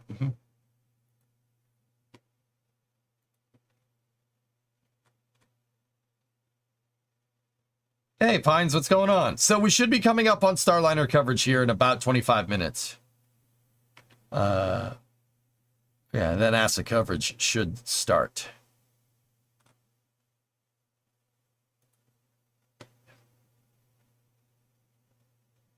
Why don't NASCARs have dimples around them like golf balls? Mythbusters proved that it works.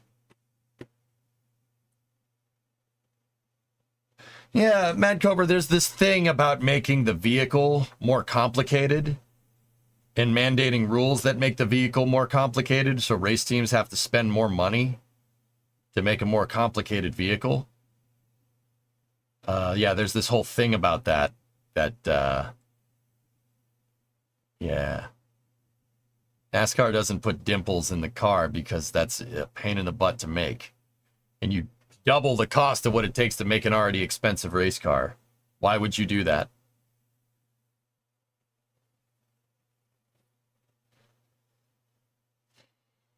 You know, it's almost like there's another sport that I keep talking about that's absurdly boring that does stuff like that. Interesting. This sticker is dangerous and obstructive, but I do like Fig Newtons. You want to steal a SpaceX EVA spacesuit. Okay.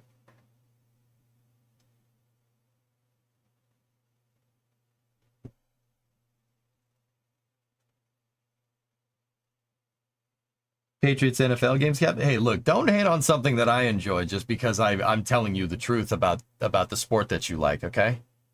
You don't need to go hating on the Patriots. They suck. They're terrible. I'm probably not going to watch those either. That's boring. Drake May, though. We'll see. I'm messing with you.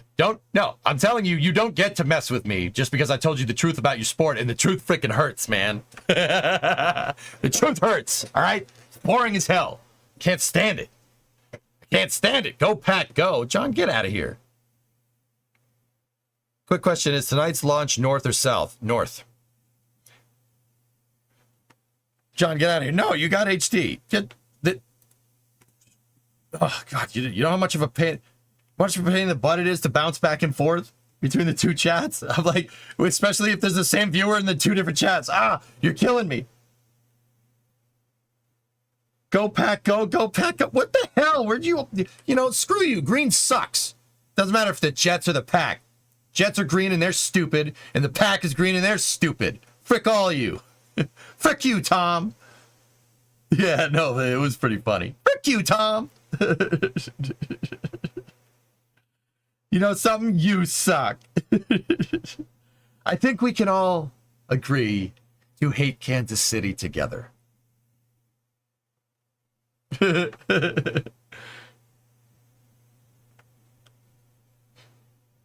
Yes. Rockets seem so antiquated to you. Yeah, well, Pigeon, come up with a better way. That Kansas race was a good time. Yeah. Yeah. We hate Kansas City the same way we hate the Patriots. Yeah, I know, but at least the just all right. You know what? I can't come up with anything. You're right. All right. Yeah, I get it. But see, now you don't need to hate the Patriots. Now you can hate Kansas City. And then the best part is I can hate them with you. High five. Don't at least me. I thought about it. I was like, yeah, all right. I don't know why, but I'm in. That ULA shirt looks comfy as hell. What material is it? Silk. Yes, Flykin. I bought a silk ULA shirt.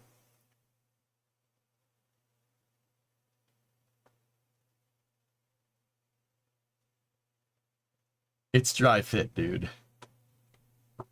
At least the Bees didn't blow another 3-1 series lead there. Yep, at least they didn't.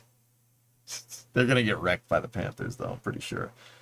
Nothing touches this body but pure silk. Ah, seriously, you got the mochaccino face, wonderful skin, and the big, broad shoulders. Crocs, buttercream, Crocs. But what size is the waist? Let's go with. Good reference, man. Good reference. Buttercream. Yay! Get away from me, sweetness, honey cups. Go get the clothes. All right. Get my friend something from the kids section.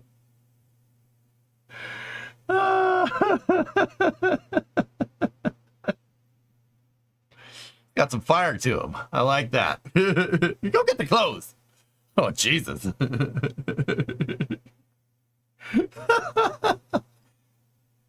See that? He likes you. I'm not shopping with you no more. That list was almost too good. Yeah. All right, here. Let's check on Starliner. Let's see what we got. No problem. Just rush hour. I'm not in the other chat. Yeah, you're a viewer that was in the other chat at some point. You dumb Packers fan. Jeez. Watch the first one. You got to watch Rush Hour 1 and then Rush Hour 2. You don't need to watch Rush Hour 3. Don't worry about it. The first one is so good, dude. Such a good flick.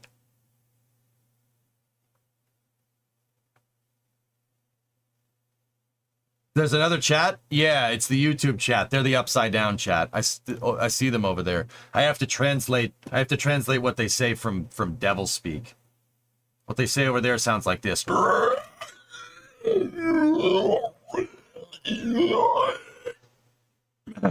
Sorry. I have to translate it into English.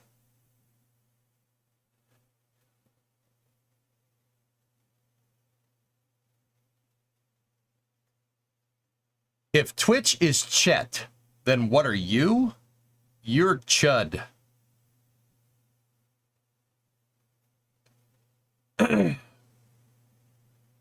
That sounds like sand people? Yeah.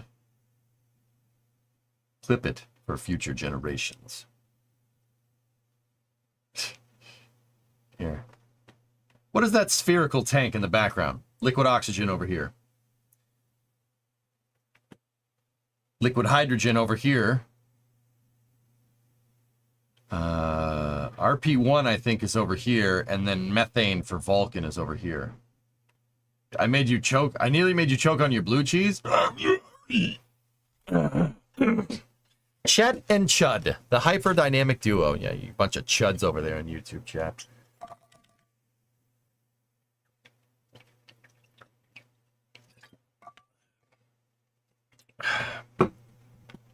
If you really want to know, the water tanks are behind the flame deflector right there.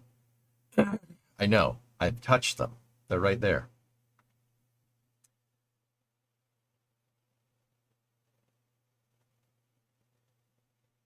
I don't know anything about that, so you could just kiss my fat butt. Clyde, it'll take you all day to kiss your fat butt. I got a big mouth, Clyde. Not live. Oh, God, it's not live. Here, let me click the live button. Oh, look, it's still there. What's on this rocket? Quag, this has got the Starliner capsule, dude. Starliner capsule on top of a Not 22 Atlas 5. Atlas, so this configuration of Atlas 5 is specifically for carrying the capsule. N refers to no fairing. 2, the second 2, so N, no fairing, 2 solid rocket boosters. And then the third 2, so 22, so the third one is 2 engines in the upper stage. Dual engine Centaur. Can you post the link to that stream? No puedo. No puedo. Lo siento, amigo, no puedo. Why is there no fairing? Because people don't ride in cargo holds. The more you know. Ding, ding, ding.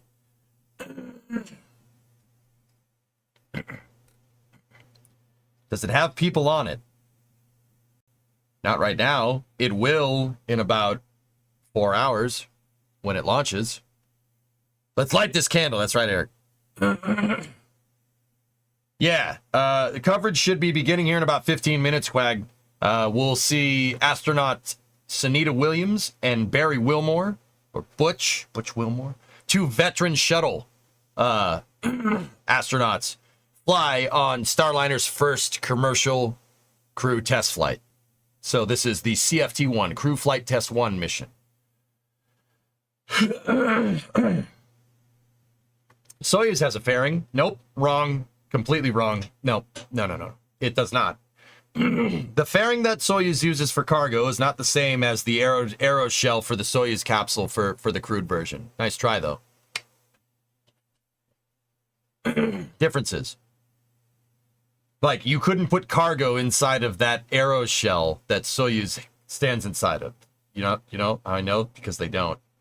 The only cargo that goes in there is a Progress capsule because it's so similar in architecture. 4 years after SpaceX and Dragon, but definitely better late than never.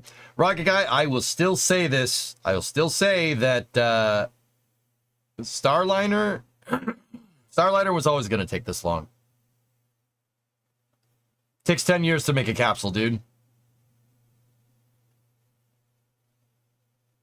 Took SpaceX that long. I know which people say, well, what about Commercial Crew? The Commercial Crew started in 2014. SpaceX's first crewed flight was in 2020. Yeah, but Dragon 2 is based off of Dragon 1, and Dragon 1 first flew in 2010. 2010 to 2020. 10 years, baby.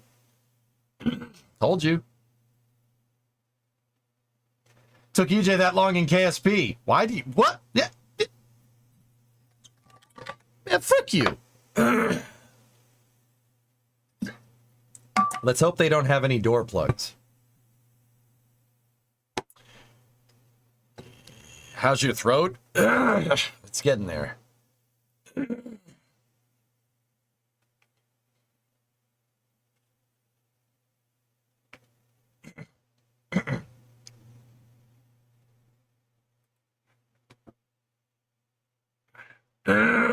Today I learned that you have a simulcast on YouTube. Yes, Shutter. I'm everywhere at once. Hang on. I gotta clear my throat.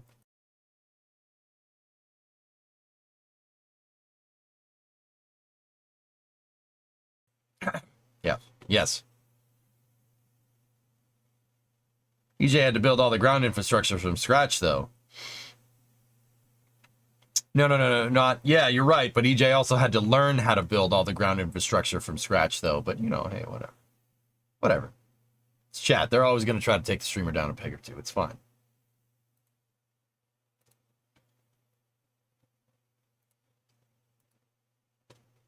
Question, if that's not a fairing, what is it? Oh, my God. You guys really just go right to Google Foo and don't even listen to what I say. That's cool. You know, here. All right. Look.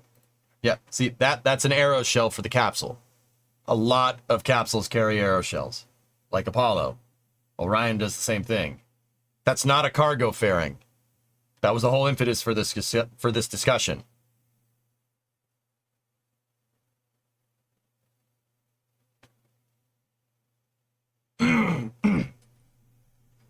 Somebody asked why Atlas doesn't have a fairing king. Doesn't have a fairing because people don't ride in cargo holds.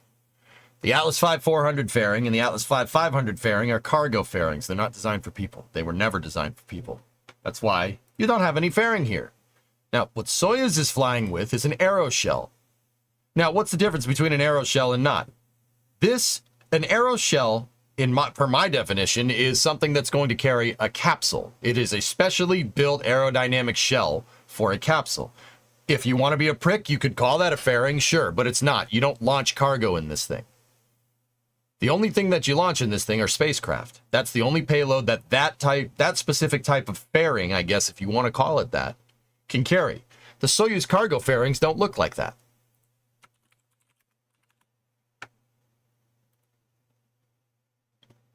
Just in case people are, want to play the well actually game, that's fine. You can play the well actually game, but you're just making yourself look stupid. The point is that specially designed shells need to be made for spacecraft. That's the whole idea here. The cargo fairing is not the fairing or the aeroshell that's going to carry a crewed spacecraft, or even if you want to call that a fairing, if you really want to. That is specifically built for the capsule. They don't launch cargo in that thing. Those are two different things. The reason why Atlas doesn't have a fairing is because people don't ride in cargo holds. Because the Atlas V's fairings that it does fly with are for cargo. They're not for people. Because the Atlas V was not designed to be human rated. Or it wasn't designed for people to fly on it. It could someday. They did make some modifications to it, and the modifications are, one of the modifications was taking the fairing away. Does crew sit in the ball or the cylinder part? The ball. On Soyuz. Soyuz capsules have three principal parts here. You have your orbital module, which has food and the toilet, amongst other things. You have your command module here, which is the 3 seats and basically the flight deck of the craft here.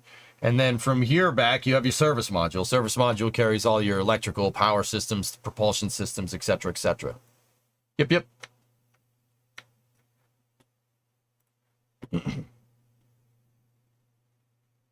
My parents let me ride in the cargo hold in the 80s, and I came out just fine. Well, by the same definition, you could call a spacecraft cargo. No, a spacecraft is payload, not cargo, Pluzzy.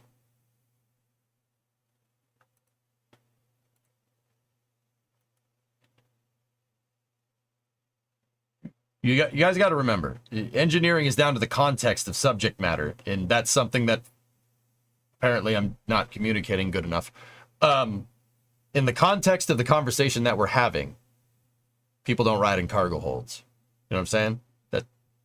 Is there a scenario where someone could ride in a cargo hold in your wildest dreams and imaginations, and however you want to categorize space flight according to you? Yeah, sure.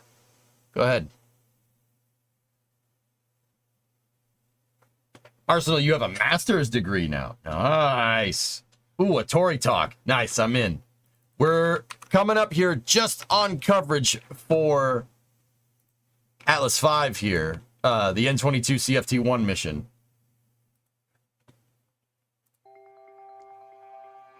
Good morning. We're out here at Slick 41. This is such an exciting day.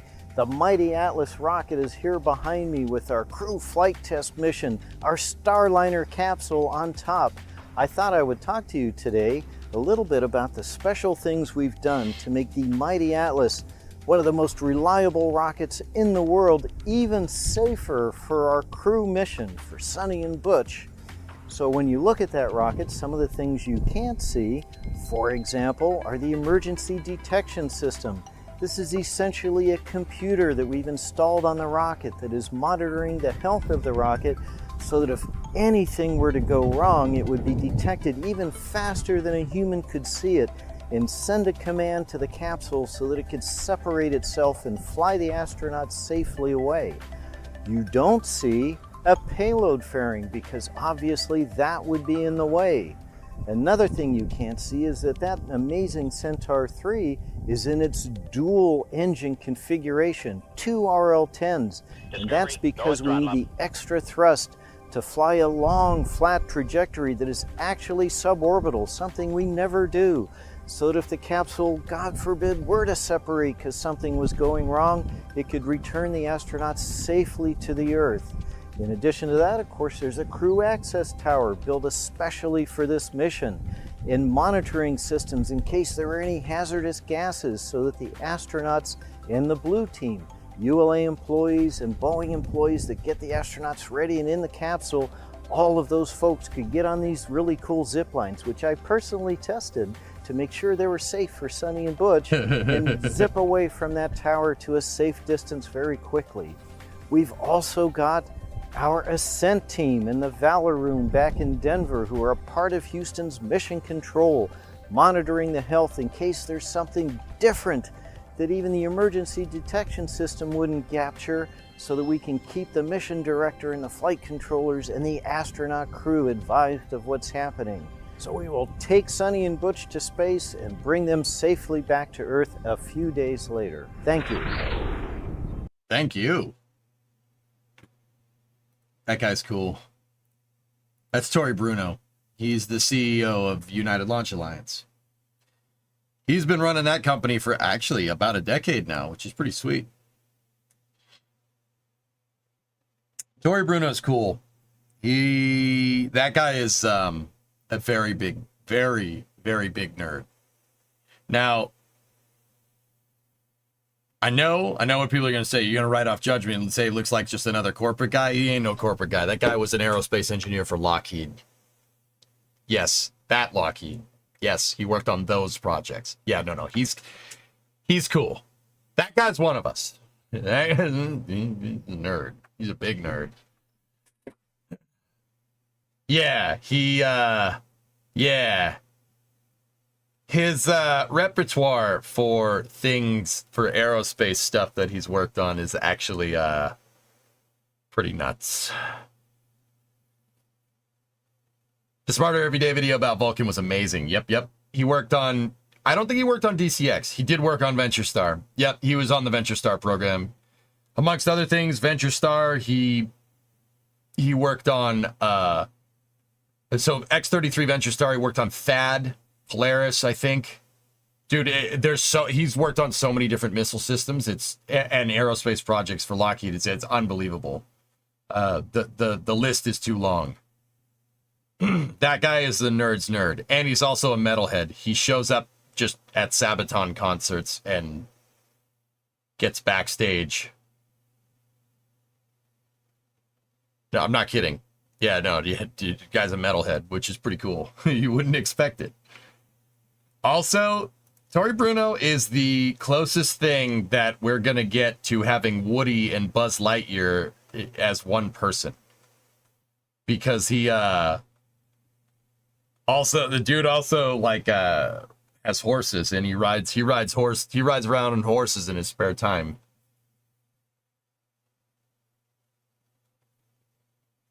Yeah, the guy's cool, man. He's Woody and Buzz Lightyear rolled into one person. Yeah, dude, check this out. Check this out, man. Look at this dude. Look at this dude. That is a great mustache, man.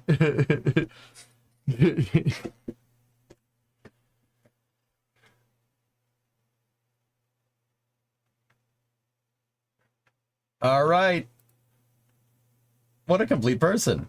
Yep. Yeah, he's pretty cool. EB's pretty cool. It'll be a sad day when he goes, man. Retires, not dies. We don't want him to do that. Please don't do that, Tori. You're the man.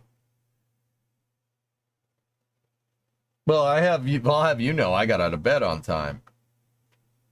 Look at you. Bruno sells Sanctuary. Well, the Texas sun makes his back burn. Makes my back burn, yeah. How far did you get with the exhaust? I planned on getting it really, really close to finish today, drummer, and then probably didn't do all that because, yeah, this Monday. Anyway. It looks good, though.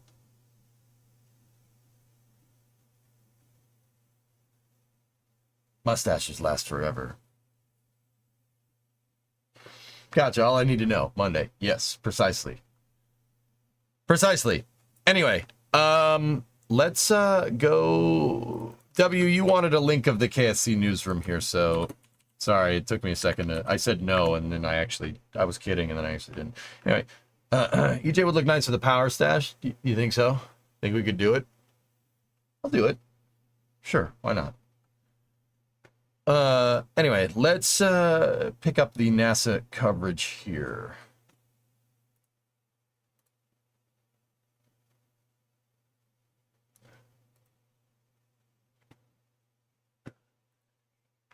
Here we go.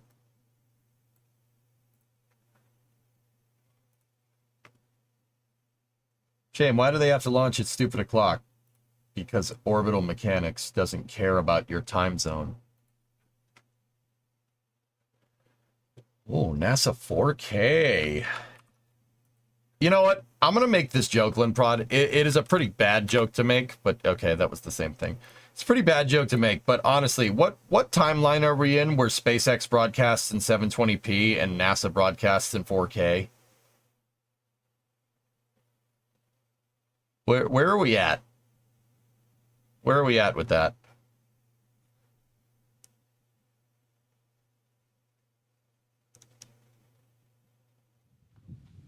Two NASA astronauts Here we are go. suiting up to make history as the first two to fly aboard Boeing's Starliner spacecraft. We are tracking liftoff of this flight test at 10:34 and 14 seconds p.m. Eastern Time from Florida's Space Coast to the International Space Station. Go.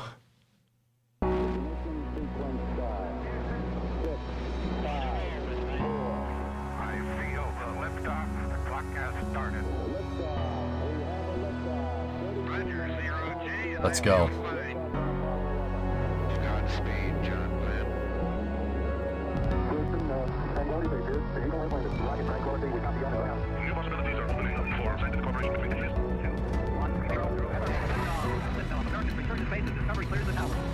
Discovery, go and throttle up.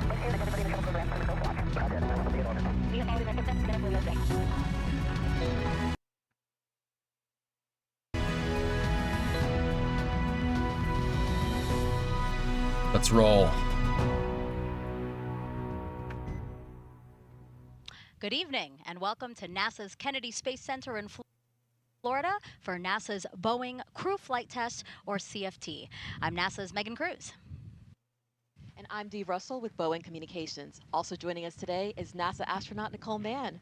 Great to have you here. Thank you, Megan, Dee. I'm so excited to be here, a part of this historic flight. First crew Go flight Starliner. test. Yeah, all three of us are very excited, and we're excited that you can join us today to watch and follow along for the next few hours. Because again, today is only the 6th time NASA astronauts will launch on a new spacecraft designed for crew. And it will lift off on a United Launch Alliance Atlas V rocket, which ULA just finished fueling cryogenics a few minutes ago. Now, both Starliner and the rocket stand ready on Launch Pad 41. You're seeing a beautiful view there from one of our helicopters at nearby Cape Canaveral Space Force Station's Launch Pad 41. And the last time an Atlas-class rocket sent humans to space was 61 years ago for the final flight of NASA's Mercury program. Over the next 5 hours, we will walk you through the launch of today's flight test. NASA and Boeing want to certify Starliner for regular flights to the International Space Station as part of NASA's Commercial Crew program. Let's go. Nicole, why is it so important Heck to yeah. have a second commercial spacecraft that can ferry astronauts to and from the International Space Station? Megan, it's so important. What we need is dissimilar redundancy taking astronauts to the International Space Station. That allows us to not be reliant on just one company or one rocket. It provides that backup capability so we can continue to have that sustained I gotta bounce the presence on audio, the dudes. Give me International 1 Space second. Station and do all Sorry. the science and technology NASA's development that underdriving we their need for sound. missions like Artemis to the moon. Again. Yeah, it's such a great platform, and it's great that we get to utilize it in such a way by supporting the Commercial Crew program and what it's trying to do for the space station. Yeah, the partnership between government and commercial industry is the way of the future. Yeah. So obviously, everyone, Nicole knows a lot about the Commercial Crew program, the ISS, Starliner, and their two astronauts today, Commander Butch Wilmore and Sunny Williams, and that's why we asked her to be here with us. Looking a And for little those windy out who at might the not Cape know, today. so Nicole was first assigned to this Boeing Crew flight test in August of 2018. Not only was she trained to fly it, but she was an integral part of its development along with Butch and Sunny. However, she was later reassigned to NASA's Crew 5 mission, which launched in 2022. She became the first female commander of a NASA Commercial Crew program launch and the first Native American in space. And while on board the space station, she and the crew conducted hundreds of experiments and technology demonstrations. She also performed 2 spacewalks, totaling 14 hours.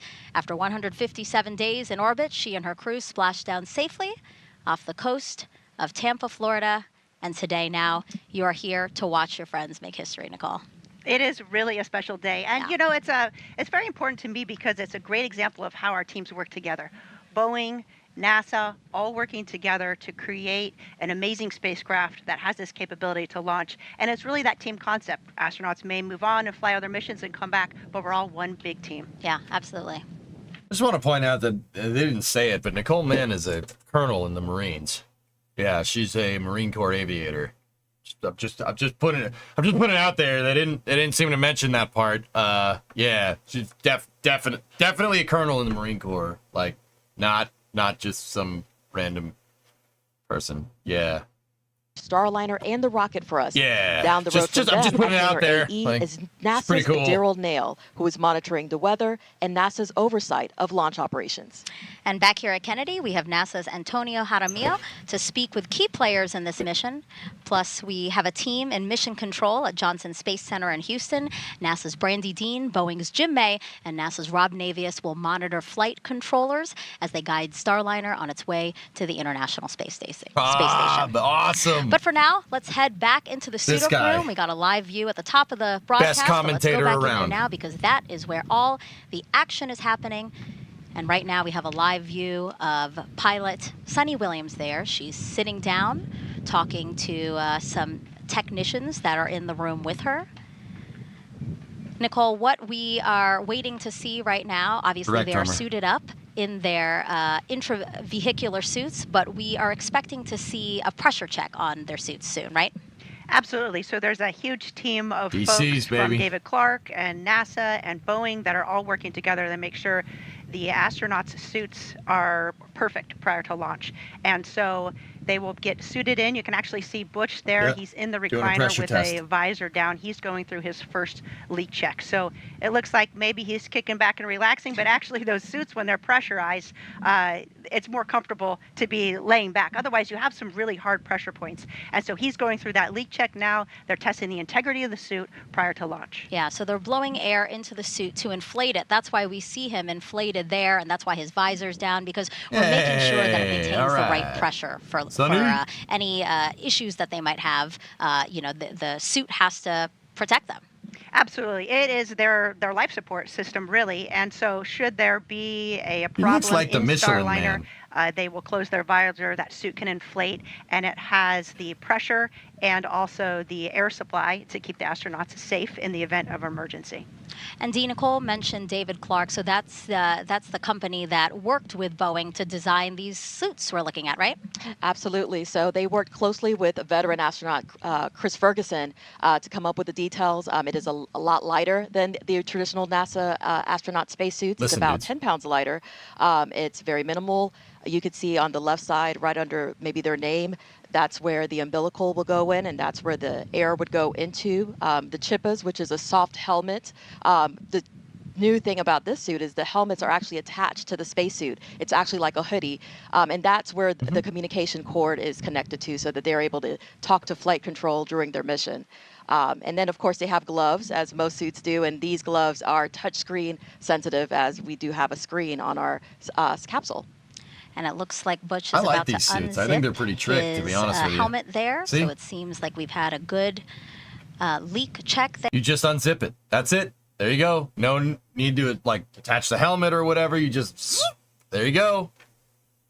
I think that's pretty cool. Tennessee, married to Deanna Wilmore, and they have 2 daughters. As a naval pilot, Butch racked up more than 8,000 flight hours and 663 carrier landings, all in tactical jet aircraft. He completed 4 operational Tactical deployments, jets. supporting missions like Operation Desert Storm. Before his selection to NASA, Wilmore was on exchange to the Air Force as a flight test instructor at the Air Force Test Pilot School at Edwards Air Force Base in California. Speaking of space, Butch is a veteran of 2 space flights as pilot on Space Shuttle Atlantis in 2009, and then in 2014 he served as flight engineer for Expedition 41 to the International Space Station. So far, Wilmore is has cool, spent man. 178 days in space and performed 4 spacewalks. This flight test will be his 3rd mission to the ISS. A great background of experience there, Nicole, to really be the commander of a flight test. Absolutely. All the experience of both Butch and Sunny as aviators, as naval aviators, and as test pilots. They've really been SpaceX has such zippers a on the critical arms, guys. component It's to the not development anything of new. Starliner. As their experience, their decision making. I don't and I know love him what Butch much, always says, I don't know him, but however, Sunny Williams is from the town next to where I grew up. She's from Massachusetts, which is actually super cool. Will launch today. I don't know her. They named And an elementary Sunny school Williams, after her. Does that help? CFT's pilot and a retired U.S. Navy captain. NASA selected her as an astronaut in 1998, just 2 years before Butch. This will also be Sunny's third mission to space, making her the first woman on a test flight of an orbital spacecraft. Her first trip to the ISS launched in 2006. She served as a flight engineer for Expeditions 14-15. Yeah. She then returned to the All Orbiting right. Lab in 2012 and was commander of Expedition 33. Sunny has more than 50 hours of spacewalk time, the second most cumulative time by a female astronaut. So far, she has spent 322 days in space.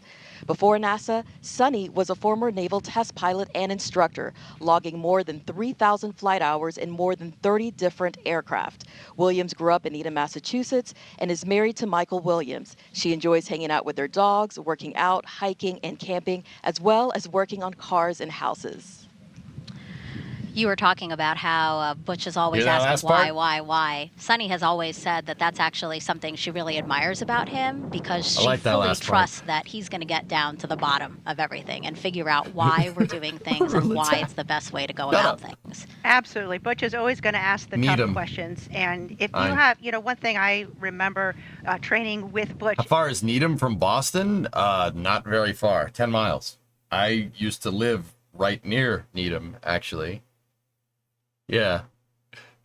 Yeah, that's really, really close to the city. It's a suburb.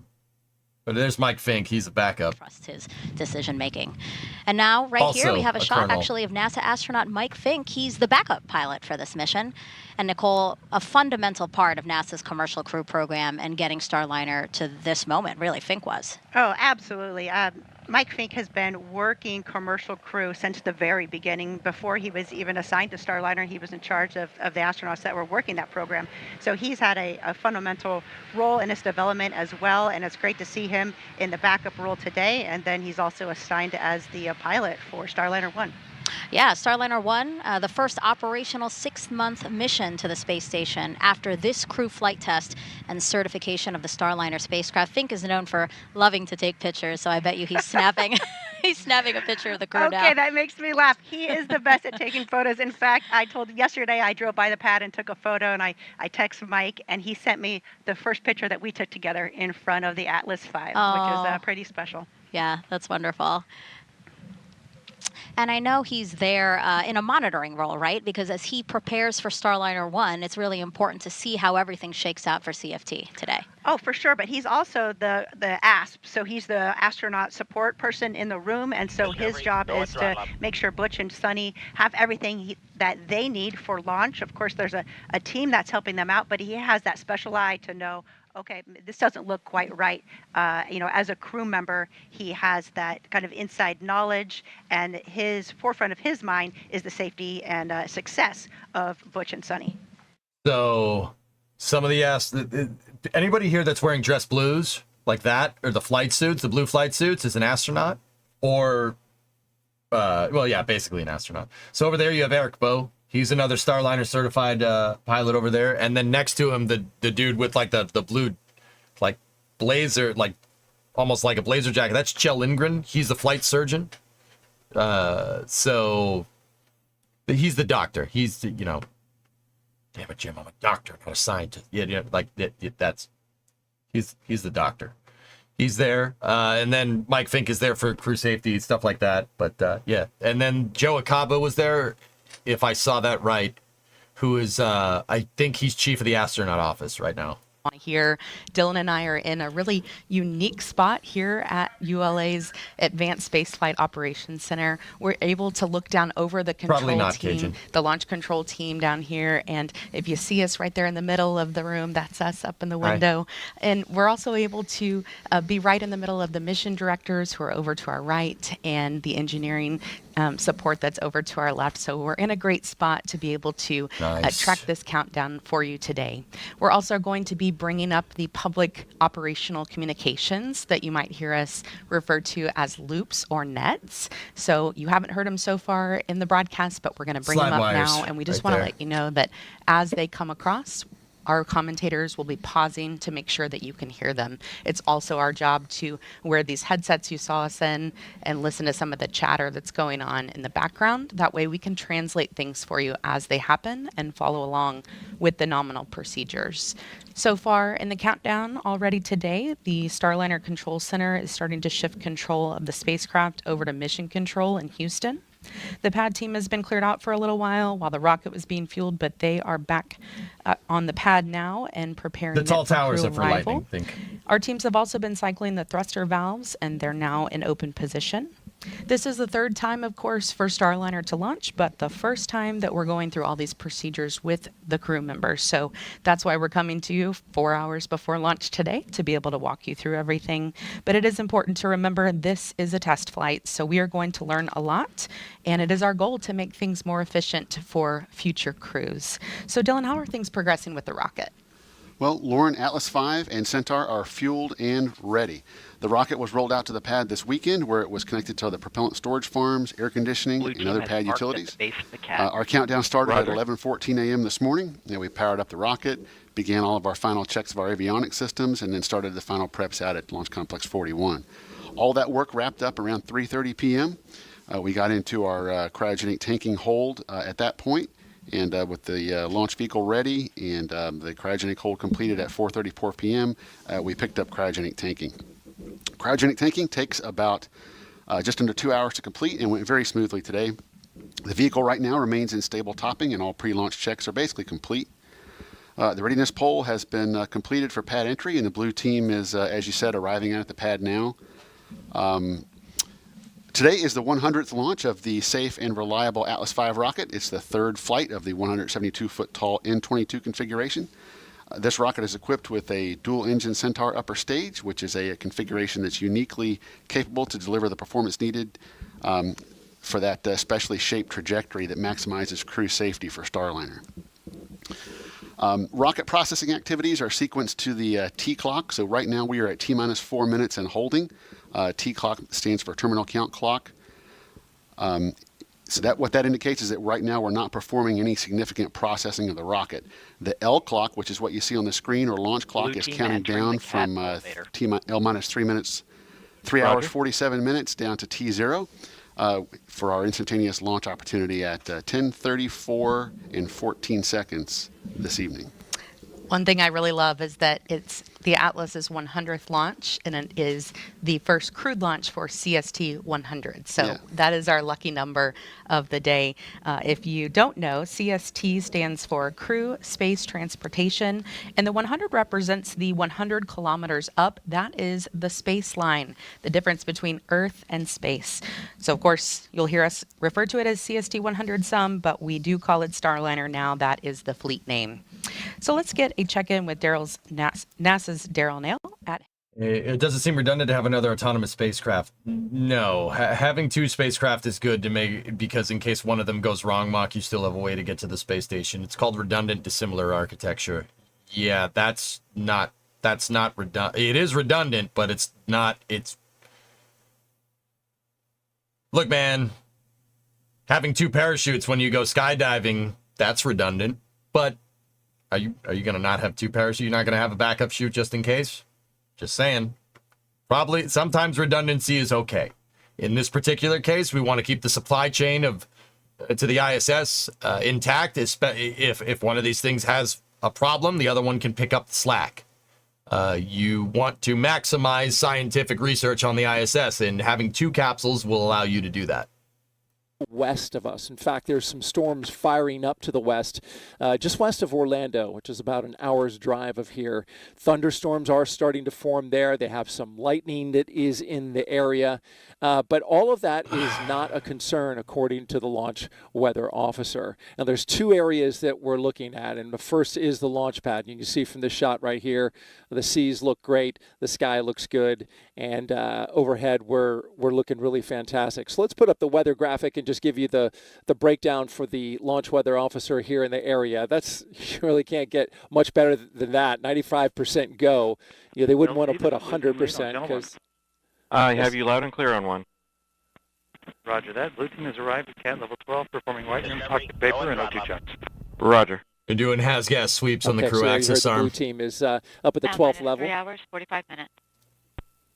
And so we are 95% go, with the only concern, as I mentioned, cumulus cloud rule, temperature 72 degrees. As far as the little bit of elevated risk for the ascent abort corridor, this is the area up the northeastern seaboard of the United States. There is a cold front that is leaving the area. It has created some cool water in that area.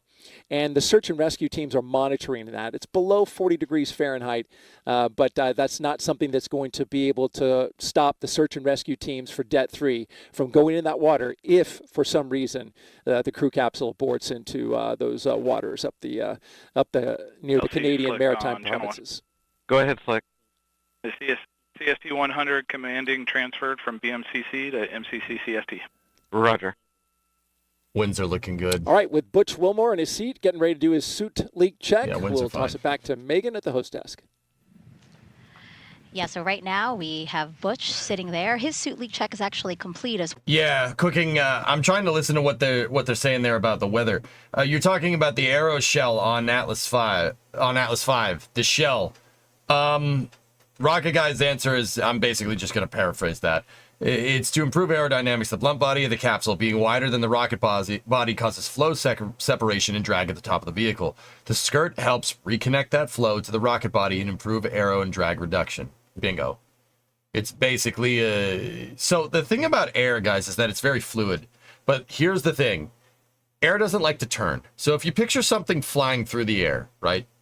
If it's flat at the front, we all know that that's not very aerodynamic. Why? Because you're making the air turn 90 degrees and then try to turn 90 degrees again, right? That's no good. That's going to create a lot of drag. Why does it make a lot of drag? Well, air doesn't like to turn. And because it doesn't like to immediately turn around the corner like this, it'll kind of flow off to the side, right? You're going to get what's called flow separation. Flow separation creates low pressure right here. That high pressure with the low pressure getting stuck right there creates tons of drag. That's what drag is. It's just differences in pressure. Basically, because air doesn't like to turn.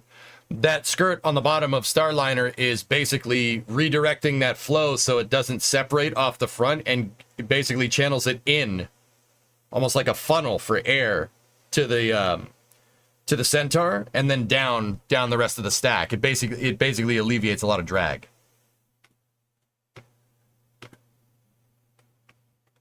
Wait till you guys figure out what the grid on the front of Starliner does. It'll blow your freaking mind. After this flight. The orange border is a nod to this being a test flight. Earth's blue marbling represents Sunny's love of the ocean. And of course, you have Starliner and the Atlas V rocket there in the middle, with the ISS above it signifying Starliner's first destination in space. Nice. We have teams at Mission Control in Houston monitoring Starliner's flight to the space station. Let's check in with NASA's Brandy Dean and Boeing's Jim May. Thanks, Dee, and welcome to Mission Control in Houston. And I'm NASA's Brandy Dean. James May. And I'm Jim May with Boeing. We're incredibly excited to be here today with the flight control team. That's not James May. That will be seeing Starliner safely through its first ascent with crew members on board. The team's been training really hard for this, working through literally hundreds that man is of eating simulations, oatmeal. and they're ready to get Starliner into space. He thought we wouldn't notice, but we did. Led by Flight Director Mike Lammers, with Flight Director Rick Hempling working alongside to assist him with keeping an eye on weather. And on Lammers' other side, we have Canadian Space Agency astronaut Joshua Kutrick acting as today's Capcom. He'll be speaking to Butch Wilmore and Sonny Williams on the team's behalf. That was the guy that was eating. That's Josh Kutrick. Kutrick plans to be on board Starliner the next time it launches as a mission specialist on Starliner 1 crew. This team's been on console since about 3:30 this afternoon, working closely with the teams in Florida. Just under 4 hours before launch, once everything was activated and ready for them, the Boeing Mission Control ground control team handed control over to these folks here, and they'll be the ones sending commands to Starliner from now on. That said, although they'll be busy, you won't hear too much from them as they move through the countdown with their colleagues in Florida. Some of the key calls they'll make include switching Starliner from ground power to battery power, and then with the crew's help, abtivating the launch abort system. 3 hours, 40 And of course, minutes. Mike Lammers will be speaking on Just behalf the of his ring. team when he gives his go or no go to the launch conductor during the final poll. You got 3.5 hours. At liftoff, they'll work hand in hand with the ULA team, who will be controlling the Atlas rocket lifting Starliner into orbit. For the first minute and a half of flight, we'll have Atlas and its solid rocket boosters providing the initial lift to get Starliner to orbit. And then later, the second stage Centaur engines finish the job of getting the spacecraft into orbit. They'll be done with their job about 12 minutes into Starliner's flight and then be jettisoned 3 minutes later. After that, Starliner will be on its own to make its journey to the International Space Station. So let's take a closer look at the details of what to expect during Starliner's ascent, coming up at 10:24 p.m. Eastern tonight. Yeah, Noah, that part right there. So if you look at Atlas, see how it has that grid right there? This stuff? Yeah, exactly. So with the hammerhead design, right? It's gonna basically you'd think that it's gonna push all the air out and away, right? But that grid, that little grid that's around Starliner's escape module or the service module right there, that little guy, see that thing? That actually does some aerodynamic trickery here. So when something is flying through the air, depending on your speed and altitude, you're going to leave a wake. Think like a kind of like a boat going through the water, right? I get it. One is hydraulics, the other's pneumatics. I understand there's a difference. Every time I've made that thing so many times, people say, well, air isn't water, EJ. I'm like, yeah, thanks. I appreciate it. Thanks for the input. So picture a boat going through the water. When a boat's going slow, you got a nice little pleasant wake. But if a boat's going fast, the wake gets shot out to the sides, right? Same kind of thing happens with air. When you're going really, really fast, you have a wake. All right? You have an expansion. And the faster you go, the closer that wake comes to the vehicle, right? It really depends on the shape of the front here. But now here's the thing. You would think like at the end of the conical section of Starliner, right before where that grid is, you'd think that you're going to get tremendous flow separation there, right? That's going to suck and you're going to make tons of drag. That little grid right there is actually a stabilizer to make sure that your wake angle stays exactly the same no matter what speed and what altitude you're going at. It's really, really, really trick stuff. Really, really, really interesting. That's what that little thing right there is for. It's for controlling the angle of flow separation coming off the edge of the capsule right there. That's why that's there. It's super, super, super smart. So that, coupled with the aeroshell, basically makes it so despite having this crazy, seemingly unaerodynamic design, that's actually super stable. It is very, very stable, and it will behave the same no matter what speed or altitude you're going. I'm not interrupting Rob. Lead with CST-100 head to operation, where the Orbit 3 team of flight controllers is on duty at this hour, keeping tabs on the countdown, the progress of Starliner's preparedness for launch, and the countdown for the crew members on board the station Adrian Newey magic, yes. at about 2 a.m. Eastern Time Tuesday morning. Once the 7 station crew members are awake, they'll move right into preparations for the arrival of Butch Wilmore and Sonny Williams late Tuesday night. High on the list for the station crew after their wake-up call will be the stowing of equipment currently housed in the passageway between the forward end of the Harmony module and the hatchway through which the Starliner astronauts will float as they enter the station following docking. Tuesday afternoon, there'll be a pair of mission management meetings. It doesn't need to be adjusted, First by Boeing no. management to assess Starliner systems following launch, and the initial series of OCCs. Those are the operational checkout capabilities the Starliner crew will conduct to ensure that the vehicle is ready for docking.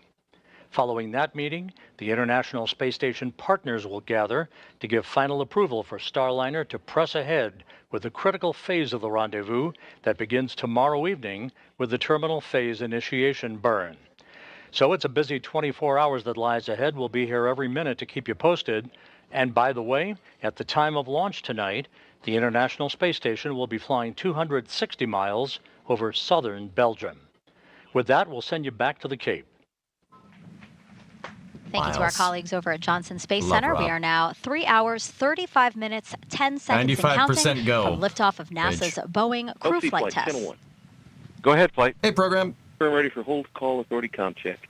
Proceed. Stand by for voice loop reconfiguration. Roger. Hey, Tori Bruno's right Nicole, there. really quickly before they start, what is this? And look at or not bowl, that. I'm sorry, Mr. check. Pickles they're himself all- is right there. These are all the comp That's checks just to make great. sure that the control rooms for the spacecraft, for Look at Houston, that. as well as the rocket, are all in sync and have good communication.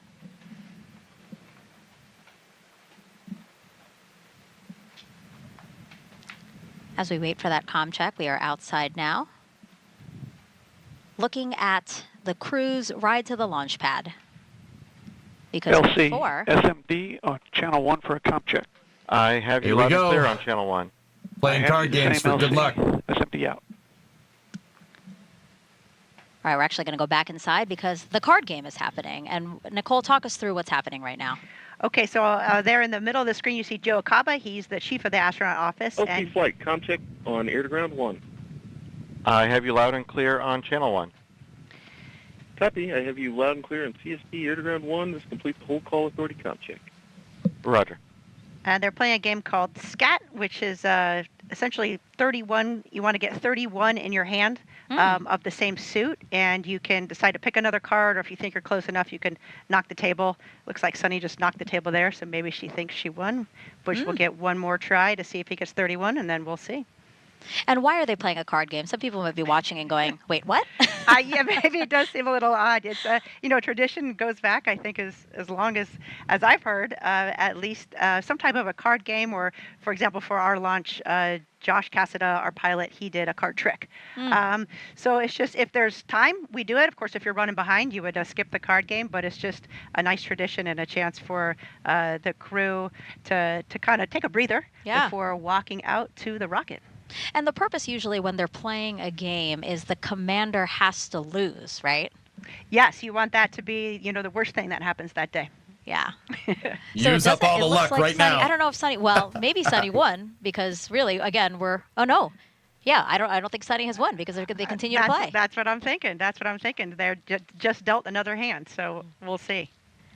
Again, another pre-launch tradition that dates back quite a bit. And we wanted to bring you back into the suit-up room to show you this because it is a moment of levity for the crew before everything really starts to ramp up before launch. And it's really great. These traditions, sometimes you lose where they actually start, but sometimes they've been carried on for decades and decades. And there's a lot of little traditions and big traditions, but it's a big part of NASA and our launches to space. While we watch them continue to play, I do want to use mention up all one the thing, because bad obviously luck, we see their Pop. helmets hanging off the back of their suits. There was a dream that Butch kept on saying that he was having, more of a nightmare, I guess, where he was saying, oh, I think he won. Well, looks like it. He won. Yeah, Yes, baby. thumbs up. That means go. Okay. That means go. We have some cheers from around the room. Sunny's happy to lose or happy to win. I don't know who won. I'm not sure. Maybe they changed the rules. They look happy either way. That's the most important we're part, walking right? out. Like everybody's smiling there. Back to that story. So Butch was having this recurring nightmare where it was launch day and he couldn't find his helmet. So I'm sure he Protective loves cover. the fact that this helmet is attached to his suit. Yep, that is good. I think you still need your chippa though, Sound so check, channel the one. earpieces they still You're need, loud but and that'll clear be on in their one. helmet bag. Yeah. Thank you, LC. Minor comm issue with blue team, but it is resolved now. Roger. And so you just Something heard that was call going out. funky Basically, with the the blue radios. team, just to set everybody's understanding of some of the loops that they'll be, or some of the announcements that they'll be hearing over communication loops, is the blue team is the pad that's out. The blue team is the team that is on the launch pad right now, prepping the pad for Sunny and Butch's arrival. Who's that guy? We're watching them take some photos with some folks who are in the suit-up room there, and they're holding some roses, Nicole. Do we know anything about that? I'm not sure if they're for support folks, or maybe they're for their family. When they walk out here of the astronaut quarantine facility, then their immediate family will be there waiting for them, and they'll get one last chance to chat with them before riding off in the Astrovan. Yeah. I do know that this particular crew has Shut always up. said, really, this is a team effort to get to today, so I'm sure they are very appreciative. And yeah, those might be for folks they want to honor today. And as you mentioned, the Astrovan, Nicole, the Astrovan is going to be Butch and Sunny's ride to the launch pad. You're looking at it right now. It's parked right outside of the Neil Armstrong Operations and Checkout Building. Crew quarters is right inside of the ONC. NASA chose the company Airstream back in the 60s to create a crew quarantine vehicle for when astronauts returned from the moon. The picture you see there, President Nixon talking to the Apollo 11 astronauts inside said quarantine vehicle. And then during the shuttle program, Airstream created the first generation Astrovan. You see it there, a 27-foot motorhome that transported astronauts across KSC to their launch pads. You see Butch smiling there, one of his previous missions. Sunny also rode in that Astrovan. And now Leland here's Melvin a closer right there. look at the new Astrovan. It's wrapped with pictures of Starliner, has a license plate that says Ride to Space. When the doors open, steps fold out.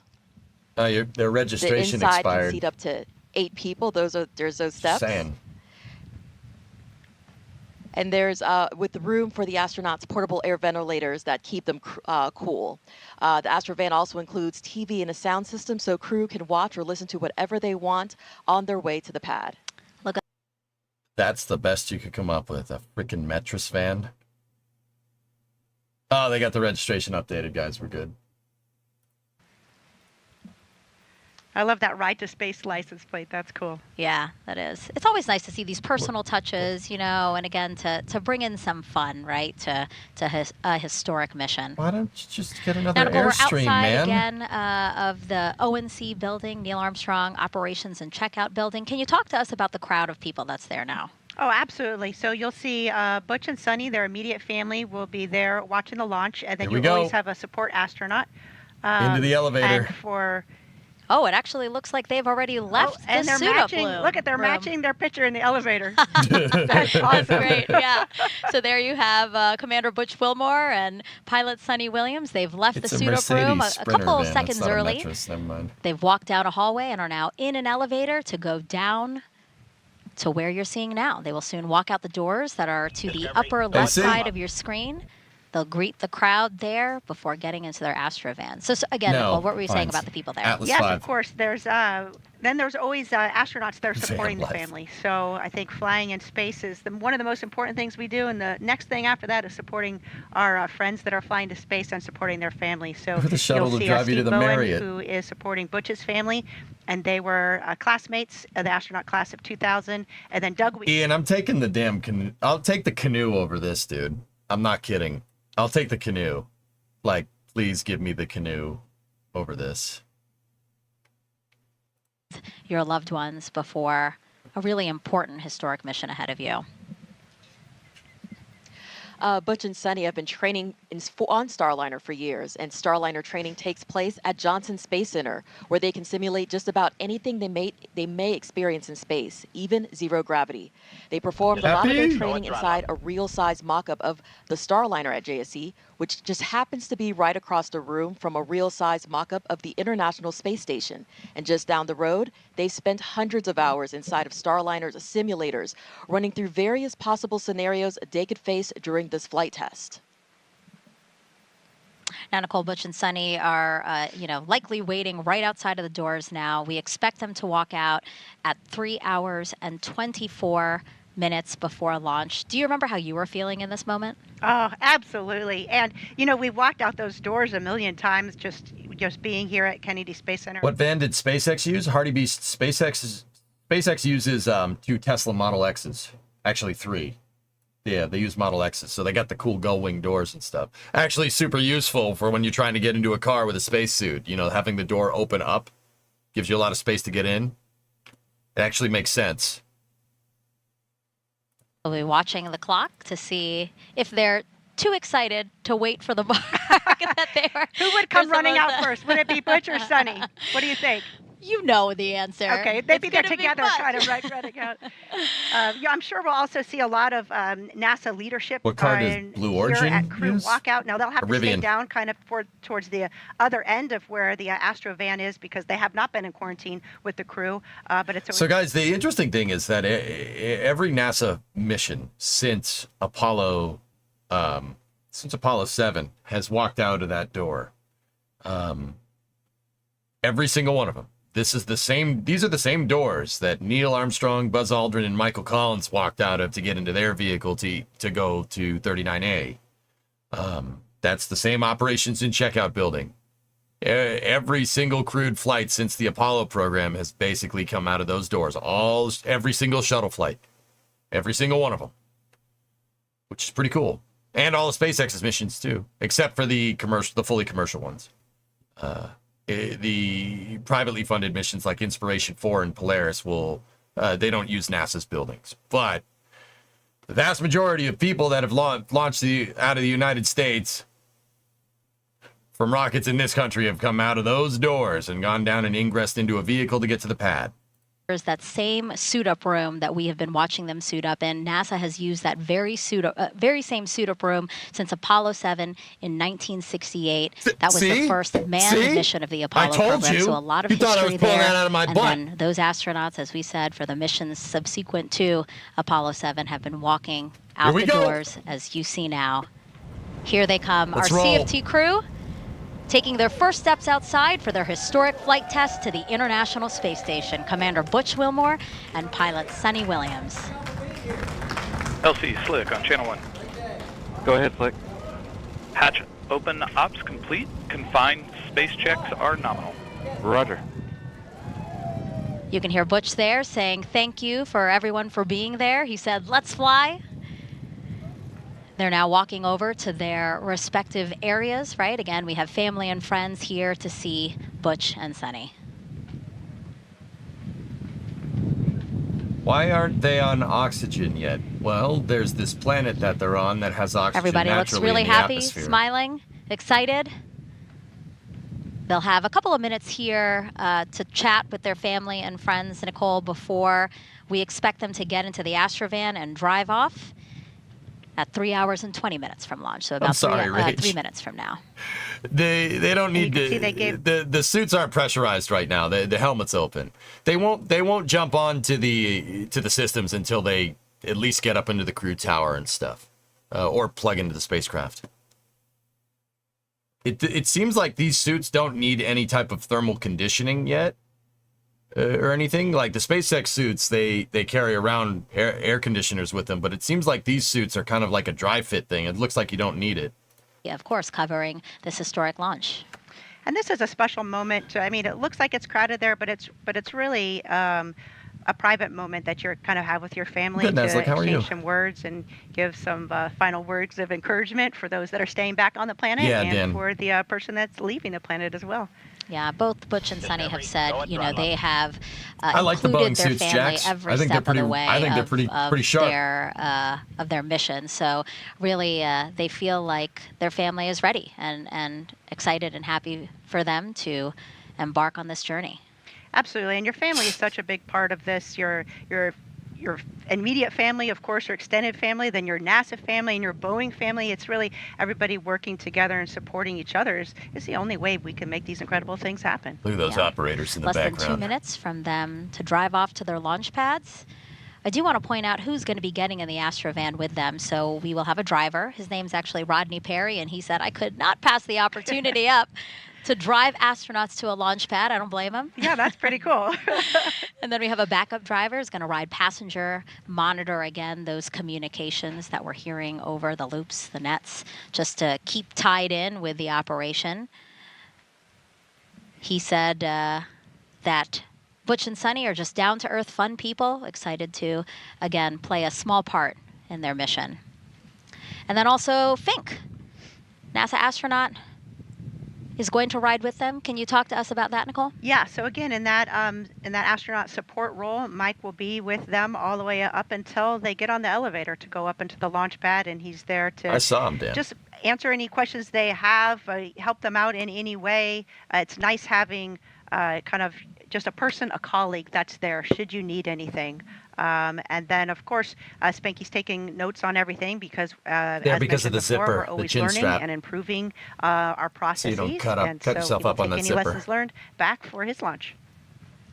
And we're watching now as Butch and Sonny give air kisses, air hugs. You can see they have a a visor, a film kind of protective layer there on top of their visor that's Velcroed to the back there, and that's just so the visor doesn't get scratched as they're moving around to the launch pad, and then they'll remove that protective visor when they get into the spacecraft. That makes sense. Why does it have to launch at 3 a.m. UK time, man? Because of orbital mechanics, man. The ISS has to be in the right place, or else they ain't gonna get very far. One of you guys' colleagues, right, Dee? That's right. That's Megan Donaldson. She works very closely with the astronauts. She's our astronaut liaison and ensures that they have proper interaction with our team. They both can hold to four, encourage Norton. safety and to remind everyone that this is a crewed flight and this is who we do it for. Now she's closing the door. The stairs are going up. I like the stairs. That's actually You see the kinda backup cool. driver getting into the passenger seat. I always expect the the Astrovan to zoom away or something, but for some reason it always drives so slowly. I guess safety first, right? Exactly. I was just going to Okay, say okay. safety first. We have speed limits here on Kennedy Space Center. Yeah, don't we you take those very don't you seriously. encourage people to beat those speed Of course limits? not. I'm sure everybody getting situated in there. The windows, they look opaque, but actually the I'd do a astronauts burnout. can see out of them, right, Not Dee? gonna lie to you, That's I'd do a right. burnout. So they'll be able to have views of the entire Kennedy Space Center as they ride to their pad. And what a beautiful time to be riding to the pad. We're about It's to a see test flight, sunset Dan. here. Pilot and commander. That's Golden it. hour. Absolutely. It's gorgeous. And it's always fun because you drive out to the pad and there's a lot of locations, especially coming by the vehicle assembly building where the streets are just lined with folks waving and cheering you on. We expect the drive Nice, to take Samantha. about 20 to 25 minutes from Roden, what's here up, man? to Launch Pad 41 on Cape Canaveral Space Force Station. So not on Kennedy Space Center property, just next to us. Again, about a 20 to 25-minute drive. How are you feeling on that drive, Nicole? They should be, We were Jax. definitely excited. I was in a car with Josh, as I mentioned before, who was our pilot for Crew 5, and we had a music playlist that we listened to. Yes, Pines. But we picked too many songs, so we had to kind of rush through to the next song because we wanted to get all those songs in. We had some songs that kind of hype you up, some songs that had some special, personal meaning to us, and then a couple songs that just as a crew was something that we really enjoyed together. Now the real question is, chat, what's your launch song? Mine's Countdown by Rush. Yep. Yeah, that's... Yeah. Bow, bow, bow, bow, bow, bow, bow, bow, bow, bow. Let up with anticipation. We arrive at the launching site. Yep. Freebird, nice. Mars by Chevelle. Spirit in the Sky, that's a good one. Fuel, good call. Good call. To get them in the mindset for Good today. call. Absolutely. Prelude You're to War definitely from focused BSG. on Oh. launch and the upcoming mission, but the Exquisite taste but the ride info. over gives you Ocean by just a John chance to Butler. kind of kick Okay. back Tron and 2 reflect a little soundtrack. bit Nice. about all the AC/DC. work Yeah. that's Ride the gone Lightning. into preparing for this moment. Sounds all of the teams Silence. of folks that have been working hard to make sure that this launch is as Screw safe You as by feasibly Lily Allen. possible. Nice. Back and in then also Black. to There you reflect go. 17 minutes. Dragula. on your family and what a Get in the capsule and launch so it goes into space in the back of my escape system. All right, anyway. In, and we Here we are go. off. NASA astronauts Come Butch sail away. Wilmore Ooh, and Sunny sticks. Williams now Nice, en route nice. to Cape Canaveral Poking. Space Force Station's Launch Pad Garen by 41 with a full security PSB. Yeah, escort. yeah, very good. A beautiful aerial shot there to show you the convoy that will take them to their launch pad. Rocket. Good call. Now, I remember, Dee, you said that inside there's a TV in there, and of course we wanted to know what the astronauts will be watching while on their ride to their pad, and we found out they'll be watching the Top Gun Maverick movie. I hear you laughing, Nicole, because that is very much the two of them in a way to get them both amped up. As we've mentioned before, both are experienced naval aviators, and we actually have some old school pictures we'd like to show you now. We have a picture of Sunny back in the day. Magic and that Carpet Ride, particular movie Steppenwolf, Eruption, has good significance call. to her All because she good said when songs. she first got into the Navy, she thought about being a diver, but then she watched the Top Gun, the first Top Gun Whoa. movie, and she decided to go to flight school. So she ended up being a helicopter pilot, right, Nicole? That is awesome. That's a great picture. I have not seen that one before. CH-46. Yeah, Sunny was a helicopter pilot and a test pilot, and is still a wonderful pilot today. She actually flies a lot of general aviation as well. Mm-hmm. And then we have a Yeah, picture a of Butch, of little course. bit bandit. Fun fact, he was actually a real Top Gun pilot. And Dee, you mentioned Chris Ferguson, a retired NASA astronaut. He's on the far right. Talk to us again about him and the fact that he, too, was a Top Gun pilot. That is correct. You know, he... LC Slick on Channel 1. Slick Go is ahead. Space Launch Complex. Crew transport convoy is en route to LC-41. Estimated arrival to the roadblock is about L minus, I would say 305. Get Google Maps out. OSM, LC. OSM. Crew transport convoy is en route to pad. Permit entry into FHA. Roger. No, Keith, I can't play that. So as you hear there, we'll get DMCA'd obviously in 2 comm seconds. checks of the crew, you know, letting teams know that the crew is on their way. And yes, Megan, as you mentioned, Chris Ferguson is, you know, and was a former Top Gun pilot. You know, he is obviously a retired NASA astronaut, but he did work for Boeing, as we mentioned. He assisted us greatly with Starliner, helped design the NASA astronaut suits. And he shared many of his stories from his Top Gun days, if you will, and we enjoyed hearing them. So love that they all have that to share. And as we watch the convoy make their way across Kennedy Space Center here, let's check back in with NASA's Brandy Dean and Boeing's Jim May, who are monitoring things at Mission Control in Houston. Thanks, Megan. It's great seeing Butch and Sunny on their way to the launch pad. We gave them a good send-off here when they left Houston on April 25th as well. The teams at Johnson Space Center lined the road to Ellington Airfield, holding up good luck signs and even tossing a little confetti as they drove in to board their T-38s for Florida. Things have been going smoothly for the flight control team in Mission Control Houston. The team here took control of Starliner a little less than an hour ago, and they've been working smoothly through a number of steps in their pre-launch checklist. It depends. One of the first things they did after coming on console was a weather briefing. It's 45 at the intersection, 65 on the straights. That was a quick conversation, though, as the weather is looking very good for today's launch opportunity. The team here in Houston is continuing to work through their pre-launch checklist, although right now they're working in more of a monitor mode, keeping the spacecraft stable while Butch and Sunny head to the pad. James May. The teams at Kennedy Space Center prepared a Starliner for their arrival. So once the crew gets strapped into their seats and the hatches closed, things here will pick back up a little bit as we perform cabin leak checks, monitor they're Starliner's going north on life support Kennedy systems, Boulevard. hosting the crew for the first time to space. You can see that they're going towards the VAB. You can tell it's a VAB because of the way it is. That's pretty neat. Pre-launch process has been practiced many times as a fully integrated team, and most recently, just last week, with all of us sitting here in the same seats Roberts Road should be as on our the left final there. set of training to prepare for Butch and Sunny's mission today. And of course, all of this is aiming to get the crewed Starliner to the International Space Station for its crewed flight test. So let's check in again with the destination, the International Space Station. Rob Navius is with the Space Station Flight Control Team, standing by to give us an update. Rob? Here comes the meat Thanks, wagon. Brandy. Well, Mission Control is buzzing tonight with the White Flight Control Room down the hall, poised to take over Starliner mission operations at liftoff of the Atlas V rocket. And in this room, the International Space Station Flight Control Room, I'm going to go over here. We're ready to collaborate with our colleagues once Starliner moves into what are called integrated operations around 9:45 p.m. Central Time. Rev, give us the banana for scale. About 3 hours prior to Starliner's scheduled docking. Rev, better Once give us the banana for spacecraft is scale. docked to the station's Harmony module, there'll be a period of about 2 hours to conduct leak checks on both sides of the Starliner Harmony docking interface before the hatches will swing open, allowing Butch Wilmore and Sonny Williams to enter the station, which has been home for both of them on previous missions. You ate the banana for dinner? Wilmore and Williams will configure Starliner systems for docked operations. Then we'll join the 7 Expedition 71 crew members for a typical safety briefing.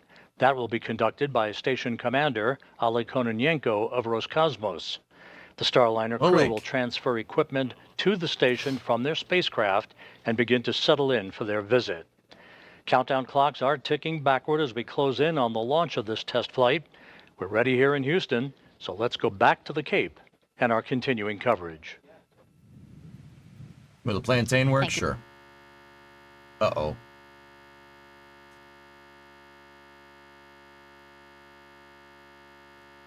Craft designed for crew. If you're curious about the first 5 crewed test flights, here they are. This is fine.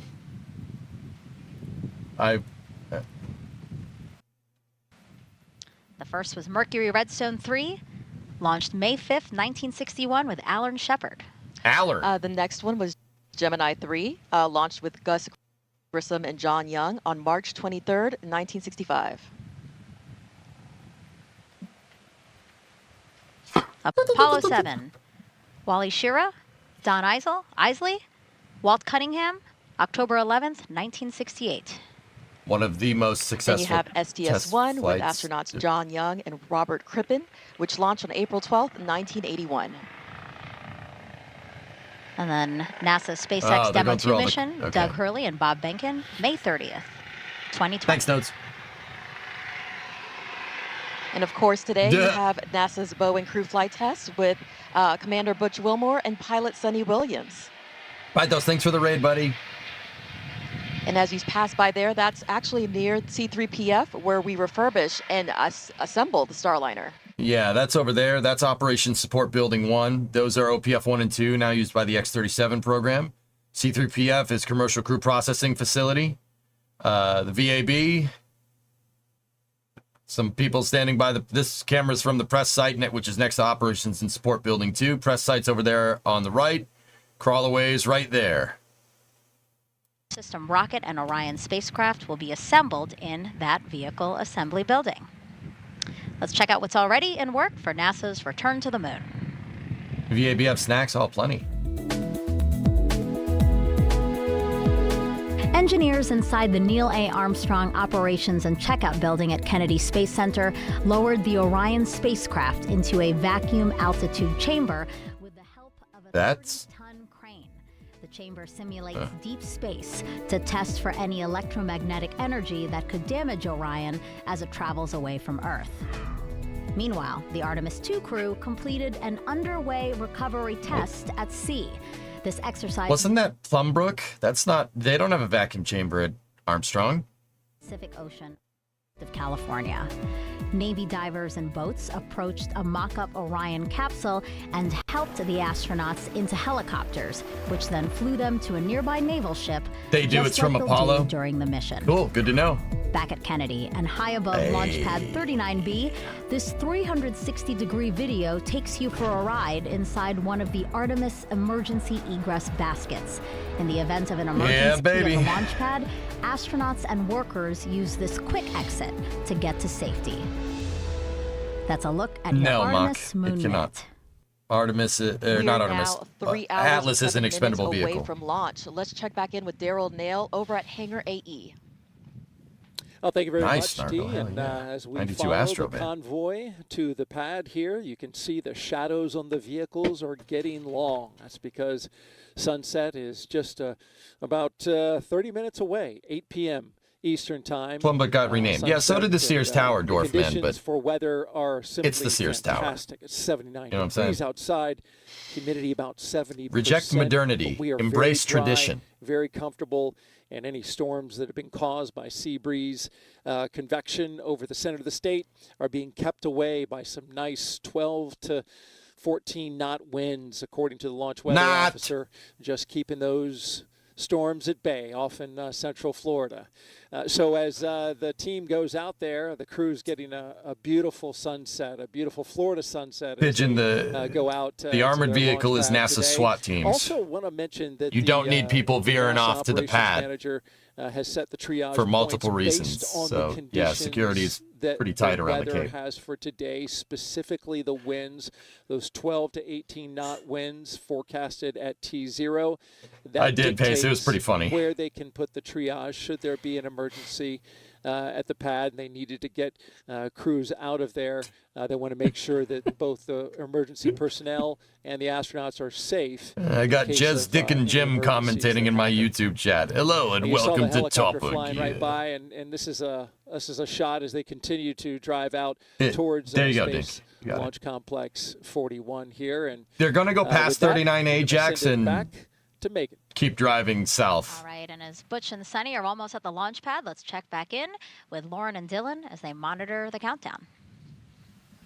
Hey, Megan. As the crew has been making their way across Kennedy Space Center and over to the Cape Canaveral Air Force Station side, Space Force. Hey, Ian, it's really funny to me. It looks like they might be laying down new rocks for part of the crawlerway that goes to 39A. That's curious. Oh, geez, it looks like there's a bunch of new rocks in there. Gee, why would they be doing that? That's weird. We also referred to them as the blue team. So if you hear us say blue team, that's who we're talking about. That's strange. It's made up of 5 people. Why would they be doing that? 3 people from ULA. As the pad peculiar. team is working up in the top of the crew access tower, one of the pad team members is also going to be making their way down to escort the crew up. Now they're going to take a right here, the pad. right you can see before there the entrance to the BDA. Left of your screen, that is what we call the white room. So we have 2 pad team members with black working away curtains in the white room. And then on the back of that shot is, of course, the hatch that goes into Starliner. So that's where we will see Butch and Sunny making their way into here shortly. We're also about to see a pretty exciting moment. As soon as they arrive to the pad, they are going to be able to get a last-second look. That's the BDA perimeter for 39A right there. That's what that fence is on the left. To the side of the rocket. They're going to take a left, up at it then they're going to take a right, see it and they're going to take another left before they take off this evening. And they've done this 3 times before. Because this will be their 3rd time. They've, of course, gone to space in the shuttle and as well as the Soyuz. So there's your right. They know how to go through these motions, but it's a little bit different and a little bit special each time. We have heard then back to the Sunny left and Butch talk a lot about this spacecraft and how much they love it for its agility. Over the bridge. Butch, if you've heard him in some of the recent press conferences, has even joked a little bit about how he feels so lucky to be in this spacecraft and how nimble it is, because he says he could really do. And now they'll get to a junction and they'll take a right. Go ahead. Of course. Yes, sir. Per step 150, 26 personnel 26 entering FHA at this time. Roger. Oh, look at that nice radius corner. That's nice. Of course, he would not be doing barrel rolls around the ISS, but he just likes to use that as an example of just how nimble this spacecraft is. Sunny also tells us that it is a test pilot's dream to be on this flight. She says she feels like she won the golden ticket. So it's pretty special for our teams to hear things like that. They have both been thoroughly involved with the development of Starliner, making changes along the way. They say that their fingerprints are really all over every procedure, every part of Starliner, even their spacesuits. They have been taking a right here in the makeup of everything. Soon. Of course, it is their goal to put Starliner through the ringer 41 during this test flight and to prepare it for their friends who will take. What music do I think they're jamming out to, Mock? They said they were watching the dogfighting scenes from Top Gun Maverick. So that's pretty cool. Hey, Wildland, 91 months. Thank you. Yep. They're going to come down here. You can actually see the rocket right there on the right. That's the vehicle or vertical integration facility right there. That's where they build Atlas 5s. They stack them, and then they roll them to Slick 41 right there. You can see the crew access tower with the rocket there and the 4 lightning towers around the pad, because having your rocket get struck by lightning is probably not a good thing. What you saw back there, that triangle in the road, was an emergency evacuation spot and an emergency helicopter pad in case something goes wrong. Roger. And Lauren, as I was saying, that EDS system autonomously monitors the health gators of all the launch nighttime, vehicle systems during flight. If the EDS system detects an impending anomaly, it can trigger an abort faster than any human could possibly do. But the astronauts also have the capability to trigger a manual abort from inside the capsule. Along with that EDS system, we also have a dedicated ascent flight control team on console at our headquarters in Denver. During this, this is Slick. They're exiting the white room to grab the radio now. Okay, Roger, here we go. Yeah, during any human spaceflight mission, this team is monitoring the health and performance of the rocket during ascent to space. The engineers will provide a real-time status and collaborate directly with NASA's flight director and mission control in Houston. When you hear the call sign Atlas, that's our ascent lead, and he'll be providing real-time telemetry data from the rocket and provide continuous situational awareness. So for now, the rocket remains ready. We're just waiting on the opening of today's launch window and our astronauts. Okay. All the activity out at the pad is actually up on that crew access tower right now. As you mentioned, there are 3 ULA team members on the blue team, and they're there to manage all aspects of the crew access tower systems. So on the other side of this parking lot is the entrance to the pad perimeter. They performed the initial safety checks of the tower and the white room prior to the Boeing team's arrival at the pad. Once the crew is loaded, and convoy has arrived at the pad gate. Roger. Here we go. Go ahead. Crew transport vehicle has entered the pad. Roger. Crew is clear to proceed to level 12. Roger. Okay, we're hearing now that the crew has pulled into the pad fence line, as you can see, and they've been given clearance to go all the way up to level 12 on the CAT. Should take a big right. All right, here. as Butch and Sunny make their way up to the rocket, and we are going to see a very historic moment here. We're going to pitch it back over to Megan and Dee and Nicole. Ladies. Thank you, Lauren and Dylan. Yeah, we just saw the Astrovan get onto the pad there. The rest of the security escort stayed behind, right, Nicole? Yes, they stay behind, and it's just the Astrovan that goes up there to the launch pad. hours.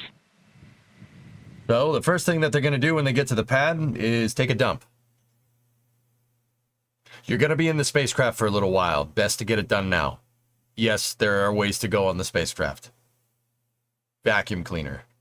Okay, cool. Now that we cleared that up, just like they're about to clear some stuff up, now we don't need to talk about it anymore. All right? Yeah, cool. To look at the rocket. So Butch and Sunny walking ahead there. It's true. They're going to take a look at the rocket. Nothing I said was false. Why are you booing me? I'm on right. The upper right-hand part of your The more screen, you kind of know. behind the building that's there. You see the A.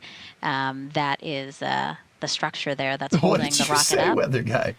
Again, a really wonderful moment for the two of them to take this all in.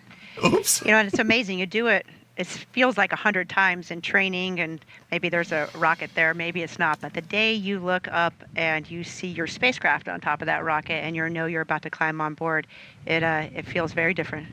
And this shot, it shows how massive this rocket is. It really shows the scale of just what they're about to do.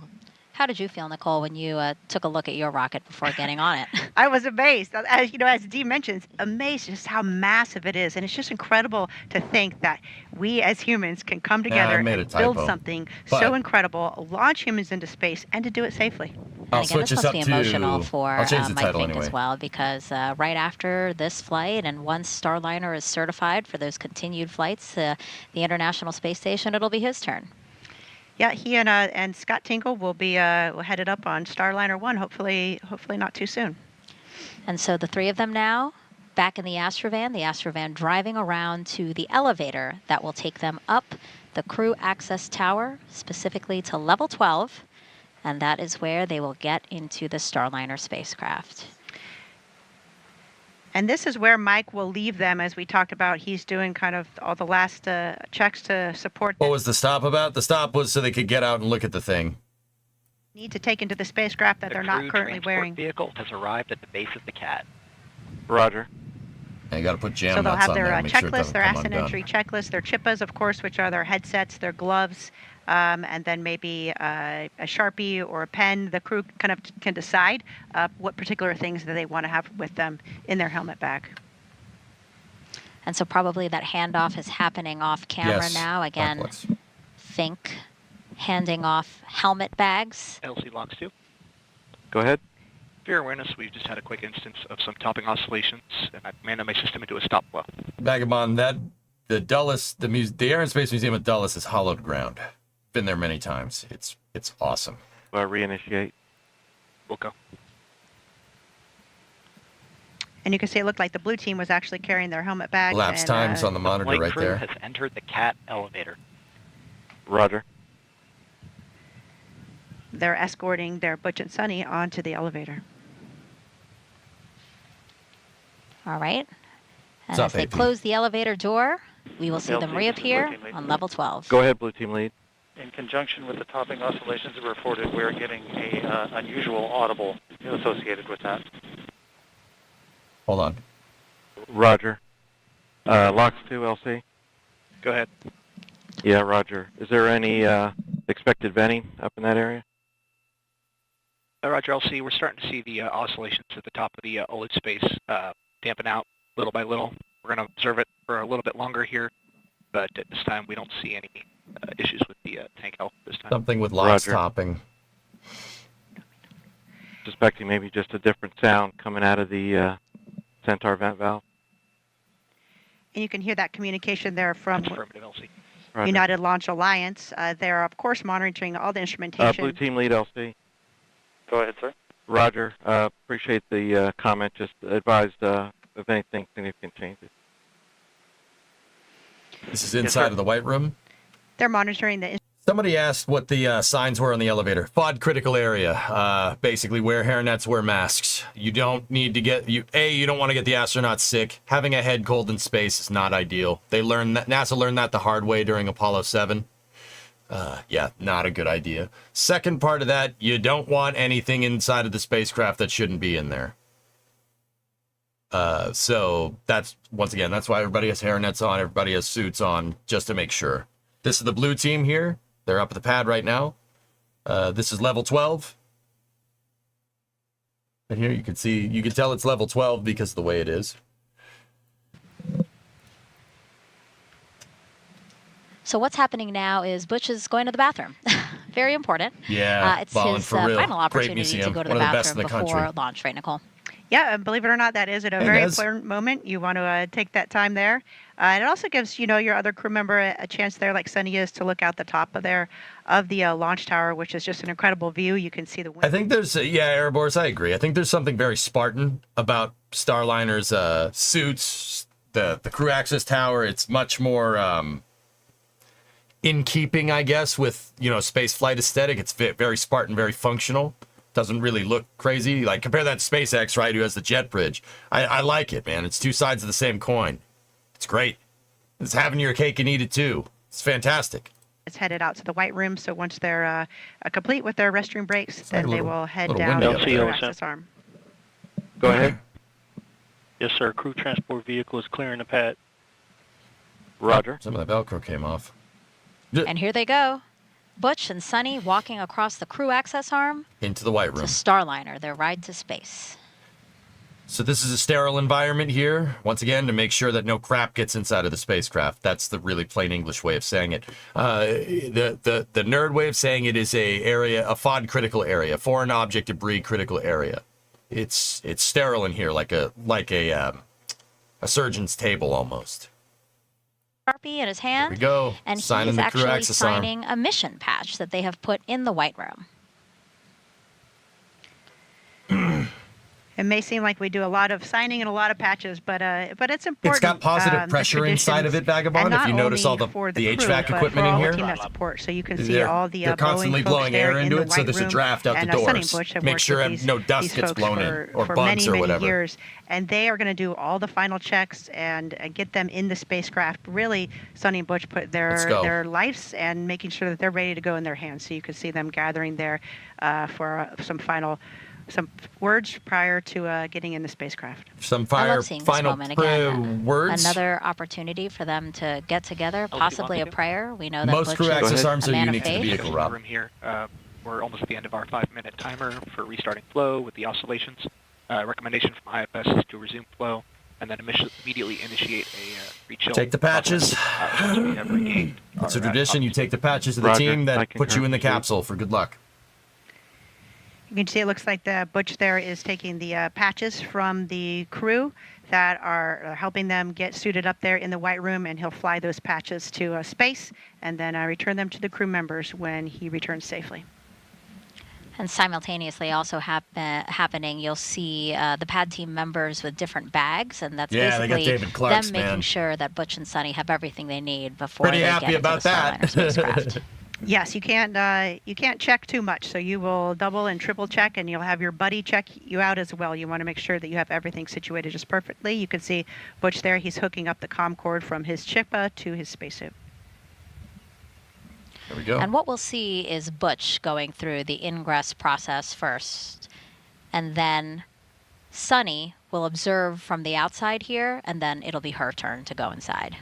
Yes, and there's a lot. You can see that the Boeing folks have suits on, have hairnets on, have gloves on, have masks on. The White Room is a clean room. It's environmentally controlled. We want to make sure that the environment inside the spacecraft has the proper humidity, that there's no contamination, and it's very important that there's no dust, hairs, rocks, anything, any type of FOD that could get into the spacecraft or into the hatch. Guys, these Starliner blue suits are based off of the shuttle orange suits, which are based off of SR-71 suits, if you really want to know.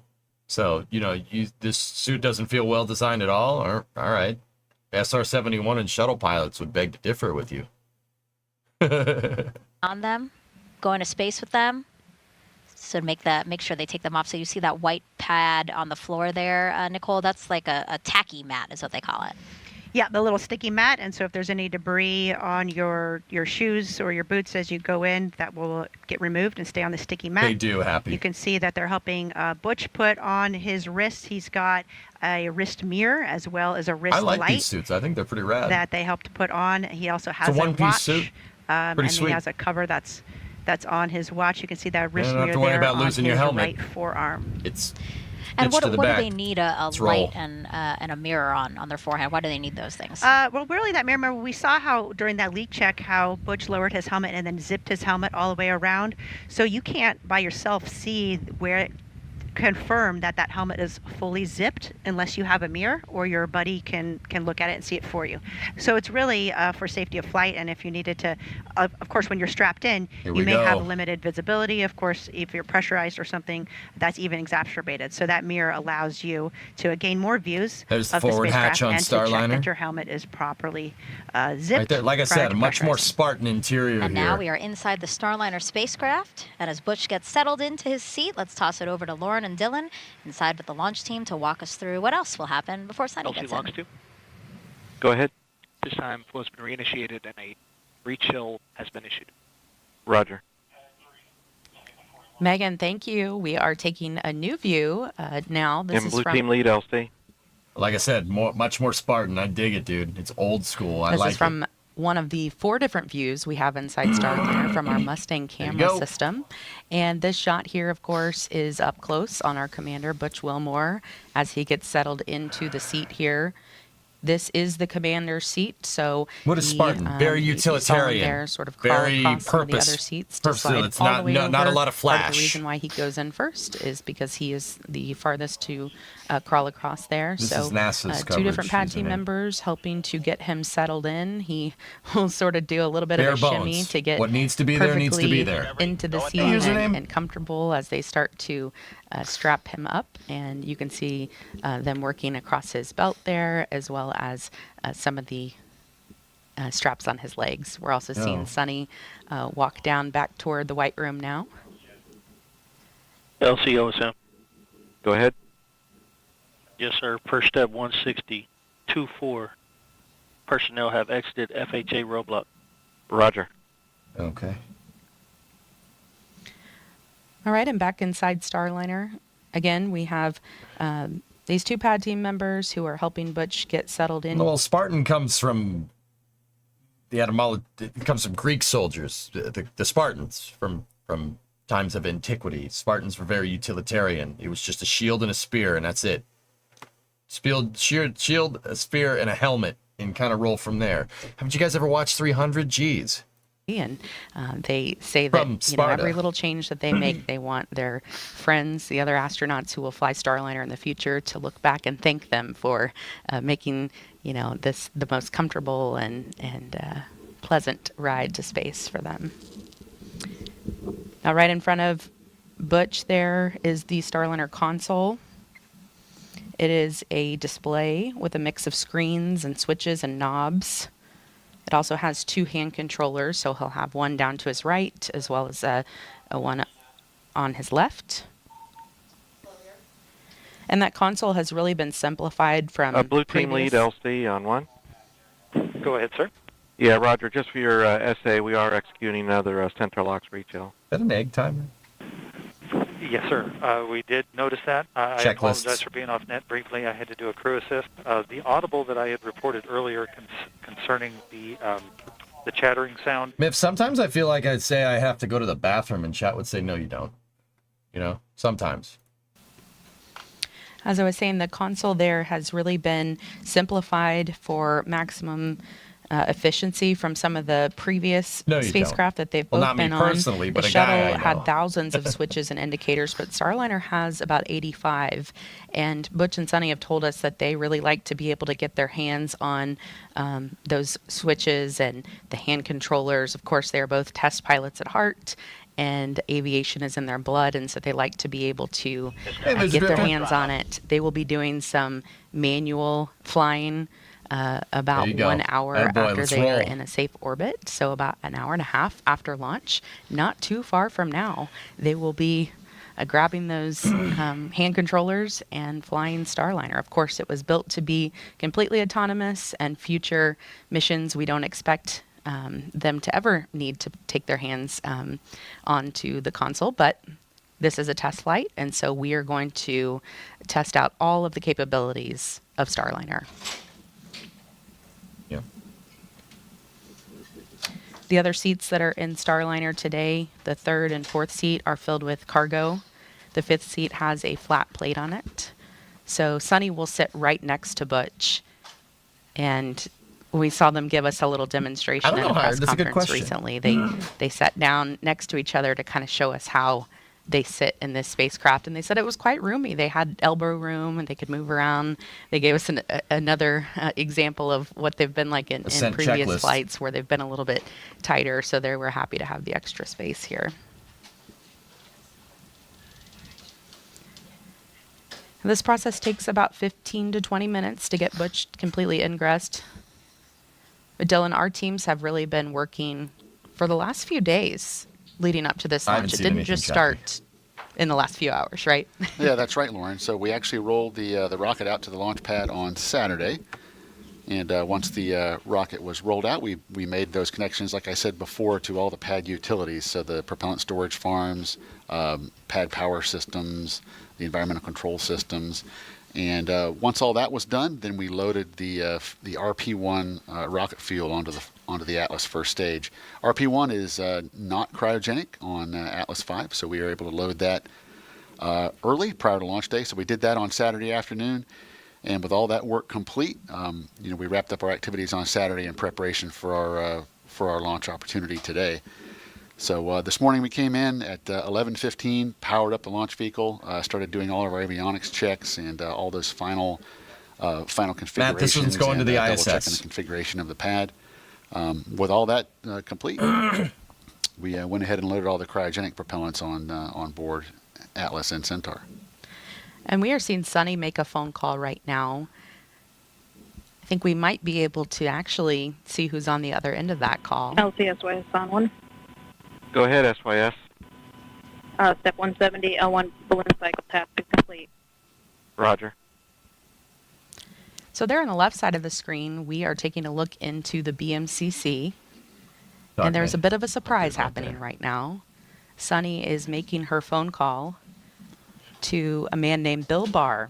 He is a Boeing employee working there in the Boeing Mission Control Center. That's not that guy. And he is the responsible engineer for the ECLSS system, which stands for Environmental Control and Life Support System.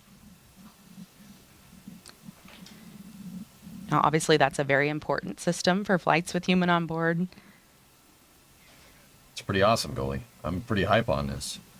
Just trying to see if we could see any of the reaction in the room, but I'm sure this is quite the honor and surprise for Bill.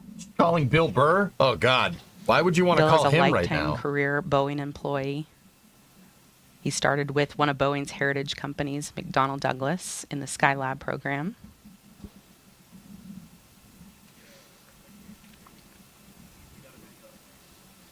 His teammates told us he is one of the greatest mentors anyone could ask for. Just a great teacher, knowledgeable, kind, and incredibly patient. Couldn't hear anything better from your teammates. Pentagon 1 is on listen to. And we're going to start hearing some comm checks here as Butch gets connected.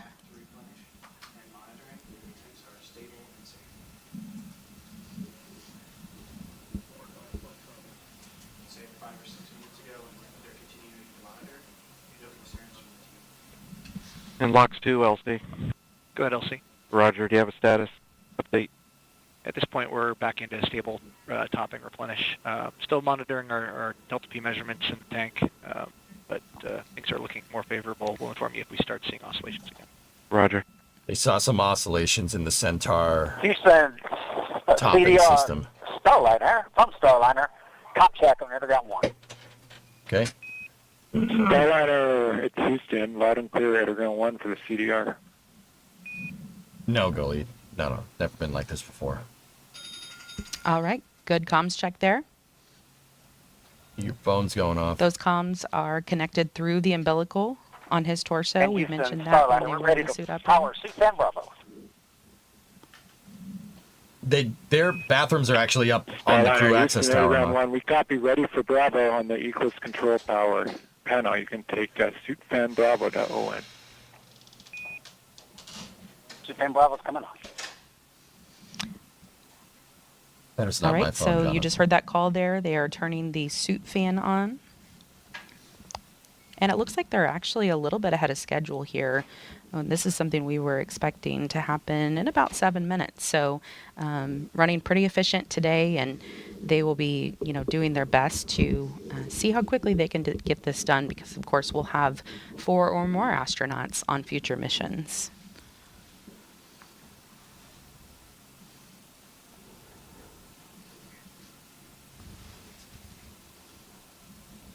When they have the suit fan on, that system routes air from the cabin back into the suit.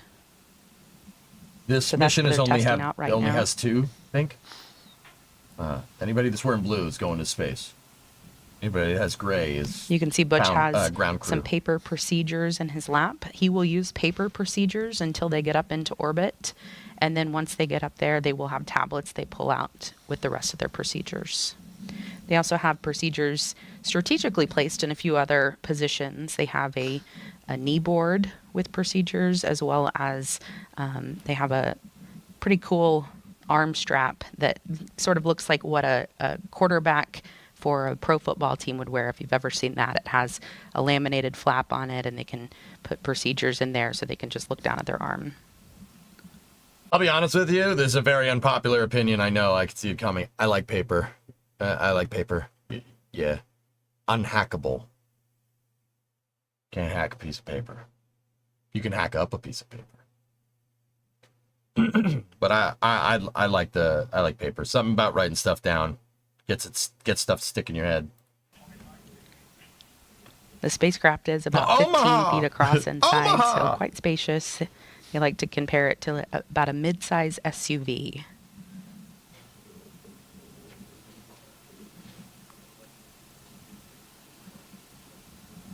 Gonna have one of those pens that can write in space. What, like this one? One of the tests Sell that me will be this pen. happening once they get up to the space station is called the Safe Haven test, and it's one of our flight test objectives. And they will actually pull in a couple of the astronauts who are already on the space station into Starliner with them, and go through some procedures to be able to prove that Starliner could actually provide them sort of a lifeboat if they ever needed it, if there was a problem on the ISS. So we'll get a chance to see probably about 4 astronauts in there. How long during did you that say the time. fuse was?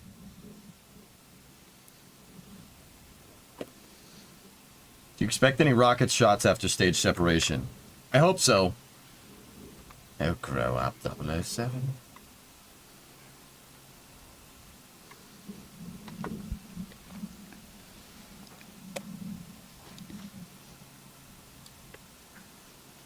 These seats that they're in are built to accommodate a range of heights as small as 4'11" all the way up to 6'4". So if you had any preconceived notions about what size you have to be an astronaut, not in this case.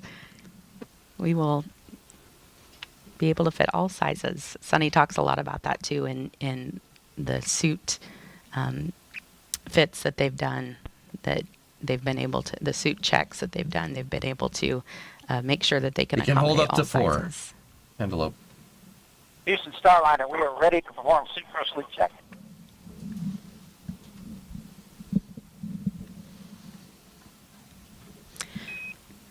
Starliner Houston, we copy, ready for suit cross leak check. CDR, we're ready. All right, so that call there for the suit gross leak check, that is to check for any leaks in Butch's spacesuit. They do. Now, the word gross is used in this situation to mean any significant or easily detectable leak that could compromise the integrity of the suit. It sounds a little funny, but it is a word that we're very used to in spaceflight. They'll be able to tell pretty quickly if there was a leak in the space suit.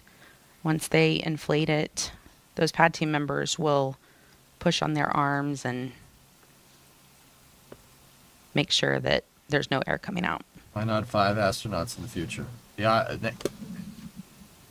Why not 5? Well, because it was designed for 4. The reason why is NASA wanted 4-man crews, men and women crews, to the ISS, 4-person crew rotations. So both Dragon and Starliner are both designed to hold 4 crew. And since NASA was the one that paid for these, they have 4 seats. They're paying for it. They ponied up for it. So they ponied up for 4 seats. They got 4 seats. But I was really surprised at just how flexible they were. Nice, T-Man.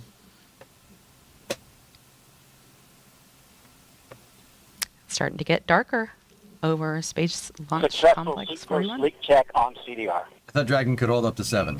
Yeah. It did a gross suit leak check on the CDR, thanks. Yeah, it could. Just because you Good could gross doesn't mean you should. Leak check. Good news there. You know, Butch is a former flight test instructor at Edwards Air Force Base. He has a Master of Science in Aviation Systems. So let's listen to a little bit more on this retired U.S. Navy captain and CFT commander, Butch Wilmore. A large part of the desire within us is to do things that are of benefit to others. In this job, we get to do things that are of benefit truly for all mankind as we explore the heavens that not many people get to experience, true, but we don't go just to get the experience. It's about the team and it's about the benefit that it brings. My name is Butch Wilmore, and I am the commander for NASA's Boeing Crew Flight Test Mission to the International Space Station. Life in Tennessee, God's country, that's where I grew up. Very fortunate, had loving parents, took us to church. When I was young, 7 years old, I believe, they bought a little land out in the country, 6 acres or so. We had horses and cows, and I raised chickens and ducks, and just enjoyed life in the country. That's the I dream, went to Tennessee baby. Tech, started working on an electrical engineering degree, and played football, which was a very difficult combination, I learned, because they're both full-time jobs. So it was a lot of effort over those years, but it molded me and it helped instill the work ethic my parents had instilled in me when I was younger. I entered the Navy and was fortunate to fly the A-7E. It was a single-seat attack aircraft, and I flew that for a couple of deployments. And then I transitioned to the F-18 Hornet, and through that process, was selected in the test pilot program. You learn a lot about yourself as you go through test pilot school, where you're lacking in certain capabilities that are necessary to do a test pilot type of job. dude. When it comes to flight tests, the minute details matter. When we're doing our runs, hey, well, let's run it this way. Let's do it that way. Let's add this in. Let's take that out. And let's look at it in that regime so we can see how the spacecraft responds. And that's what you do with aircraft, that's what you do with spacecraft, and that's what this test is all about. This crew flight test is a series of these various tests to ensure that the operational requirements and the design meets those requirements. And I think everybody that does flight tests would agree. Focus, understanding, and also the team coming together to give you the overall understanding of the test and the capabilities of the spacecraft or aircraft that you're testing is vital. Sitting in this seat over here in the Starliner sim and doing the things we've done and learning about the spacecraft, developing a lot of the capabilities of the spacecraft, it's very humbling when you see and you interact with some of these professionals, and our human spaceflight and our nation has a debt of gratitude to them. Every single training evolution we have One is brand step new. at a time, Mike. We're the first to do it. Whether it is checking the survival equipment in the pool with a mock-up of the spacecraft and how you egress, get out of the spacecraft, whether it's the side hatch or the upper hatch, while the seas are rough and all those type of things. There's a thought of how things should be, but then there's the reality of how things need to be. Atlas, and that's what this test is all. Everything we do is test. It's been a process over years that is such a benefit in all aspects of the capabilities of this spacecraft. And we're excited to be a part of it. There's a Top Gun guy, if they We are heard what they were excited to be a saying part of it as well. before. Top Gun As dude. they are Either that or his starting Air to Force finish test up pilot. I with think Sonny's Butch, Air Force one of test the pilot. things that was really important to him was to take the name tags of every single one of the pad team members up to space. One of those pictures of Barry Wilmore had a MiG-29 in the back, which means when he was it was either Air Force test pilot or Top Gun, he was flying Op-4. He's flying MiGs at Top Gun. That's pretty neat. That's pretty cool. You know, I made my bed today. Just saying. Background.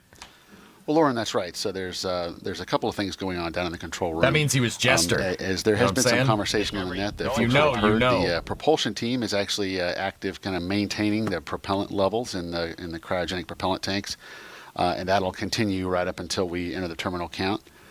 Our avionics testing is all complete for the day, so it's relatively quiet on avionics row at the moment. The launch conductor and his team are going to be listening very closely to all the activities on the pad, and we've heard some of that communication between LC and the blue team lead as they report back and forth on the activities that are up on the crew access tower right now. And as part of that, the ULA and the range safety team are also monitoring all of the activities as well with a keen eye on safety. So the team is staying busy downstairs, and but for the most part, you know, from a rocket processing perspective, the rocket's fully fueled and ready to go. So we'll just be waiting on loading thanks for the sub, buddy. Our crew today, and then once the Starliner is all closed out, our team will pick back up with those final preparations for launch. But a lot of firsts for now, for the most part, the ULA team is kind of just in a monitor mode, just maintaining readiness for our instantaneous window today. And for anyone who may be just joining us, I just wanted to let you all know at home, we are wearing headsets and listening to a lot of the chatter that's going on in the background. So you are hearing some of the public communications that are going across the loops, but we're also hearing some other things through our headsets. So it's our job to listen to those things and be able to translate them to you as they happen. So again, we are watching Commander Butch Wilmore get ingressed or entered into Starliner, and we are watching the pad team go through some of those procedures. One of the things I really wanted to mention about the seats is, you know, some people might not realize that they're actually sort of laying on their back in this position, and Sunny tells a story about it, that, you know, they were both on shuttle, and shuttle landed with them sitting in sort of like a chair, like you would sit in a chair, and that, you know, they studied the impacts over the years, and that it actually is safer and more comfortable to land on your back. So that's why they're in this position. Of course, once they get up into space, it won't make a difference, of course, but they are on their backs right now. So it looks like we are starting to see Sunny make her way into Starliner. So to walk you through her procedures, we will send it back to Megan, Dee, and Nicole. Thank you so much, Lauren and Dylan. So as she said, we now see Sunny inside Starliner. She is to Butch's right. So Butch is closest to us on screen here, and then to his right is Sunny getting into the pilot seat. And Nicole, she's actually getting in a lot earlier than we were expecting. Actually, the pad team has until an hour and 55 minutes before launch to finish ingressing both crew members. And look where we are. Sunny getting into her seat 2 hours 27 minutes before launch, and crew ingress usually for each person takes 15 to 20 minutes. So really, all the math that I just said means they're ahead. Yes, and that is all goodness. You know, as I mentioned in the suit room, we do have some pad to the numbers just in case you need to troubleshoot something. So say, for example, as Sunny's going to get strapped into the spacecraft, if one of the buckles breaks or if something is twisted and we need some extra time, since it's an instantaneous launch window, the last thing you want is something silly like that, something that we can fix, have the launch be scrubbed. So we do have this time built in for troubleshooting, and if everything goes smoothly like it is so far, then you'll see the crew ahead of schedule. This is also a great point to this being a first developmental test flight. This is the first time we're running through these procedures in a real spacecraft on a real launch day. So what does instantaneous launch window mean? There's only, so the ISS only flies over Florida at certain times. This is the very short, very simple way, fellas. I know about orbital mechanics. It's a little more complicated than this, but Long story short, dude, the ISS only flies over Florida at certain times during the day. That's why there's a 10:30 launch time, and that's why the window is instantaneous. The ISS, if you look at here's a little bit more complicated version of what I just explained. If you kind of look at Earth upright, sphere, right? You have the equator in the center, okay? If you look at the International Space Station's orbit, it's tilted. If you were to make an angle to the International Space Station's orbit relative to the equator, it would be about 51 degrees, 51.6 for the really technical people out there. I know you're out there, right? 51.6 degrees inclined, okay?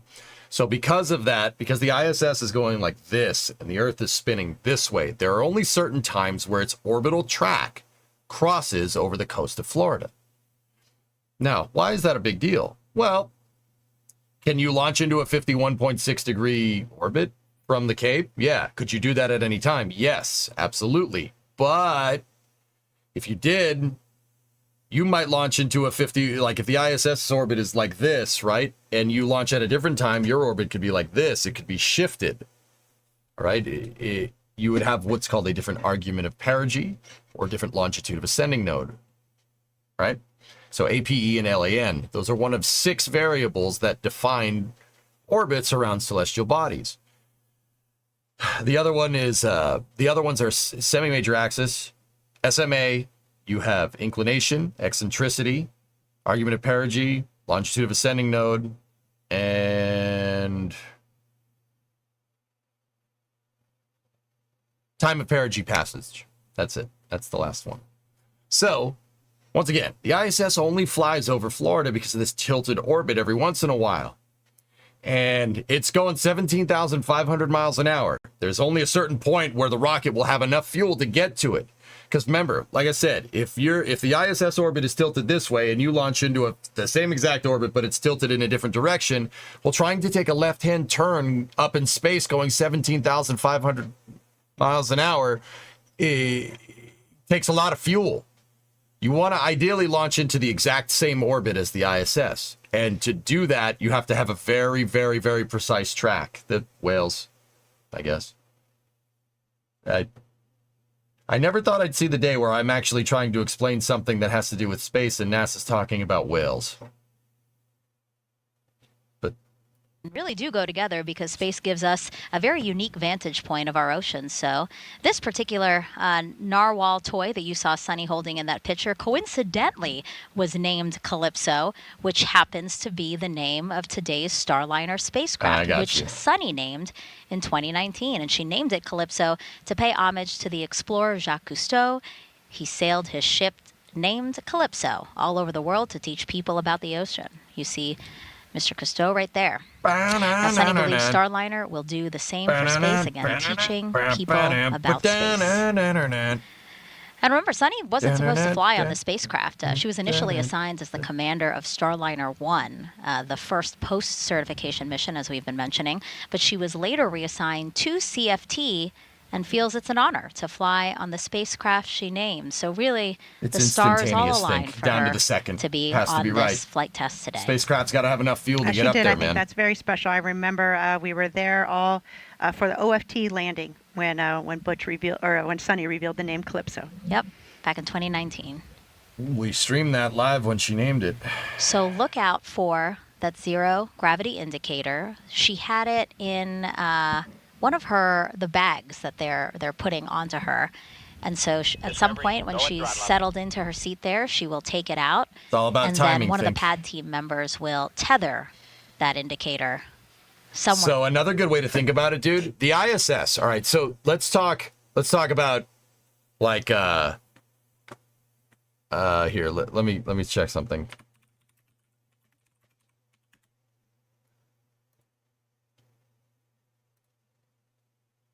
So the ISS is going, its orbital velocity is right around 7,600 meters a second, okay?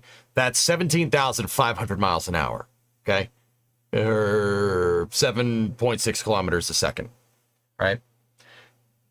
Let me put it to you like this. A rifle cartridge goes 762 meters a second. A rifle cartridge, okay? So why do I bring that up? The ISS is going way faster than that. And the reason why this is down to the minute is because it would be like shooting off a rifle and then intercepting another bullet in midair. It's a very precise timing, right? That's why the window is instantaneous. All right. Now, is every mission like this? Well, no, not really. It really depends on where you're going. But the thing about human spaceflight, and this is one of the challenges, is that, you're putting a satellite into a regular orbit, or just this. If you were putting a satellite into a similar orbit, heck, SpaceX put Starlink satellite, 23 Starlink satellites this afternoon into a very similar orbit, right? With a different argument of perigee, but a very similar orbit, 54 degrees inclined, instead of 51 like the ISS, right? And that seemed to just, go off without a hitch. You can launch that. That launch got delayed a little bit. You launch it whenever you want, right? The reason why is because satellites tend to be a little bit simpler than a spacecraft with people on board. With people on board, you got to lug all the things up there that you need to keep those people alive. That tends to make human space flight or human spacecraft, they're very high mass vehicles. They're heavy. So, the fuel that you would normally be afforded to go to a different place, or maybe you have a little bit of a leeway in your launch window, you don't really have with these things. Because you got to remember, this thing's got to get up into space, and then it's got to use its onboard fuel to get near the ISS, and then it's got to use its onboard fuel to dock there, and then it's got to sit there for a little while, and then come back down. Well, that's a lot of commodities to be used on orbit, more than what you'd see from a satellite. Satellites don't rendezvous and dock to other things. I mean, they could. There's certain missions where you could do that, right? But spacecraft are heavy. Spacecraft that carry people, heavy. It's high mass, right? Because there's no weight up there when you're out of the grav well, right? But that's a good way to understand it. No onboard shots after liftoff, just like NASA said. So I'm sure he's excited, but also focused. Absolutely. I remember thinking at this on their legs, or their right side pocket is a blue pocket, and that's on their right shin items, and their glasses if they need them, as well as a dosimeter. You'll have those views all the way. And you were mentioning the camera views inside of Starliner. So yes, we do have several camera views inside Starliner, and we will have those views all the way until launch. So we will get to keep our eyes on the crew all the way down to T0.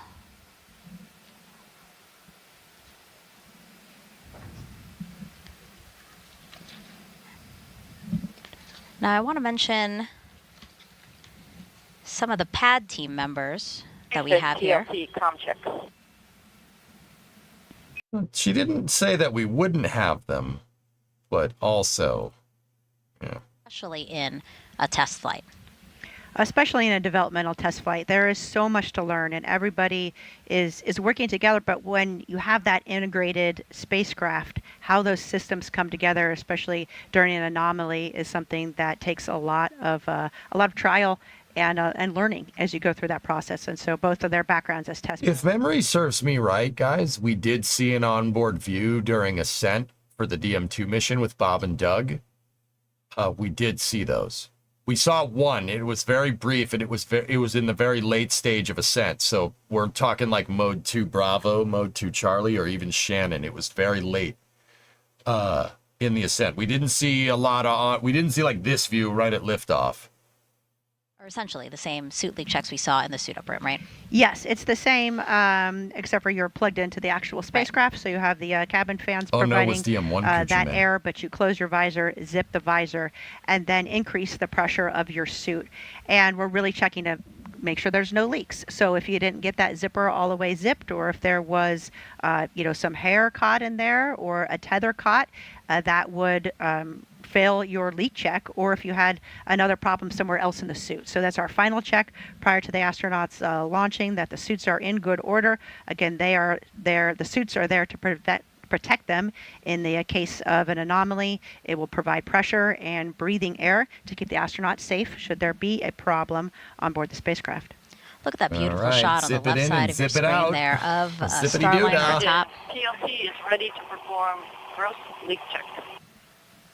Okay. Starliner atop a United Launch Alliance Atlas Starliner V rocket. Houston, we copy, ready for the gross suit leak check, BLT, your go. Okay, they're going to check for leaks on the suits one last time. They did check for leaks on the suit before they got you to can the see pad, Sunny, but they're she's going to do closing it her visor again. there, and she'll zip it closed. Because it's not going to hurt to test it again right now. You definitely don't want to be walking up into the crew access arm, like walking into the spacecraft and prick the suit on something, right? And then not test it and then have a leak when you're on orbit. That would be bad. So now's a good time. Now's a good time to test it again, just to be absolutely sure. We're seeing these suits in action. You're going to see them inflate. They're going to look like the Michelin Man here. Did you have any input in how, I know Hey, that Thorne, Sunny, what's but up, dude? did you have any input in how these suits were designed? Early on Apollo we worked 7 a lot Bandit was the last with mission. David Clark and the suits. The design was pretty much set, but there were some modifications as the suits were built. We need to make sure that they fit each of the crew members and in a pressurized environment. And so there were some adjustments that David Clark went back and made on the suits to make sure that we had still the ability to reach everything when the suit was pressurized, and also some work on the zippers. You can see the zipper is a critical component there at the helmet. You need to make sure that it's zipped, so we need to be able to visually confirm that it's zipped, be able to hold on to a tether that's on the zipper, and that the zipper is strong enough, and then we have a proper technique for zipping that helmet. Yeah, I remember Sunny saying that one of the modifications was putting a T-bar onto the end of that zipper, just so that they really had a good grip on it as they made sure that it was completely closed. Absolutely, and even though you have pretty good dexterity in the gloves, it's still difficult to hold on to a little tether, so the T-bar helps quite a bit. It's fueled, Rep, yep.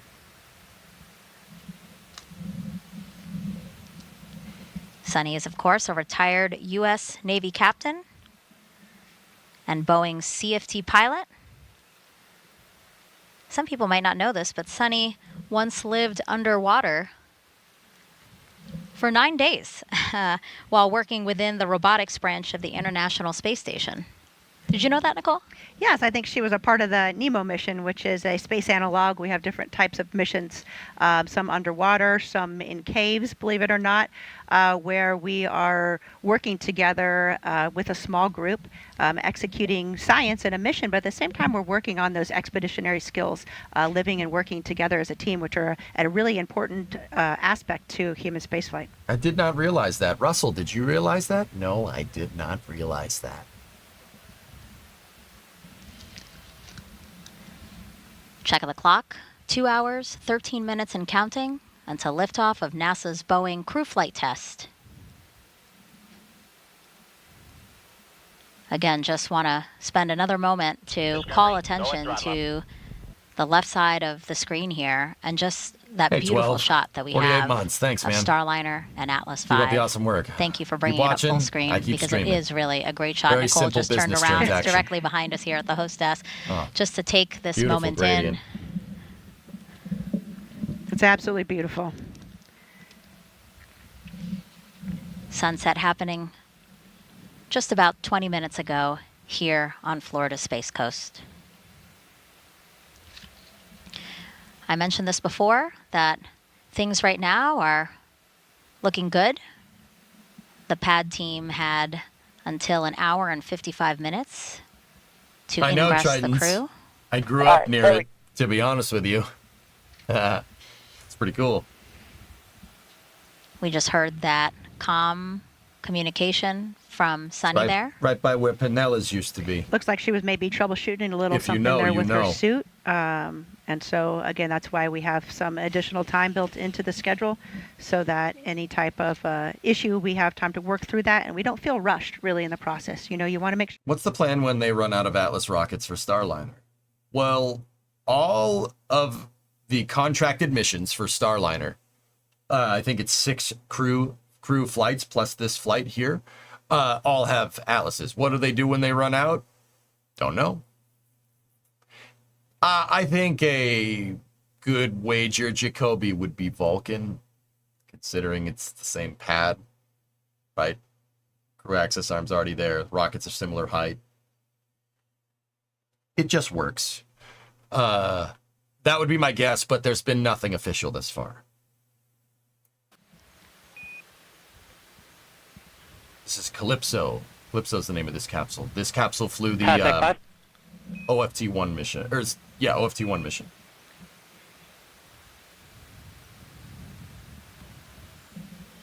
Air to ground 1 is one channel, one way of communicating. Air to ground 2 is a secondary line as well. Again, you've heard our commentators mentioning that they're monitoring, listening to the launch teams who are working this mission.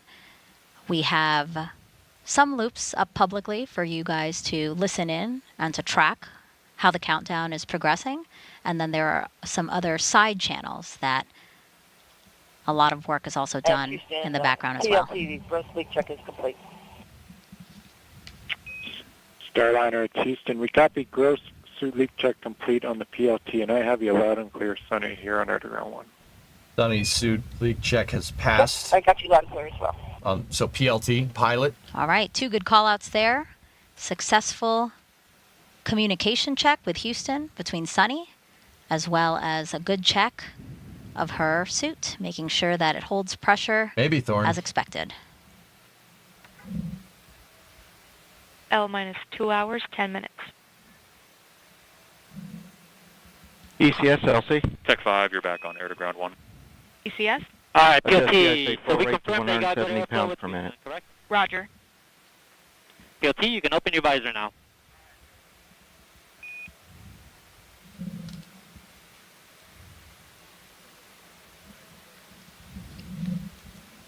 All Blue right, Origin is Sunny Human opening her Rating visor Systems after a username. We don't know what they're successful. working on. Perform comp check on ICOM with CDR.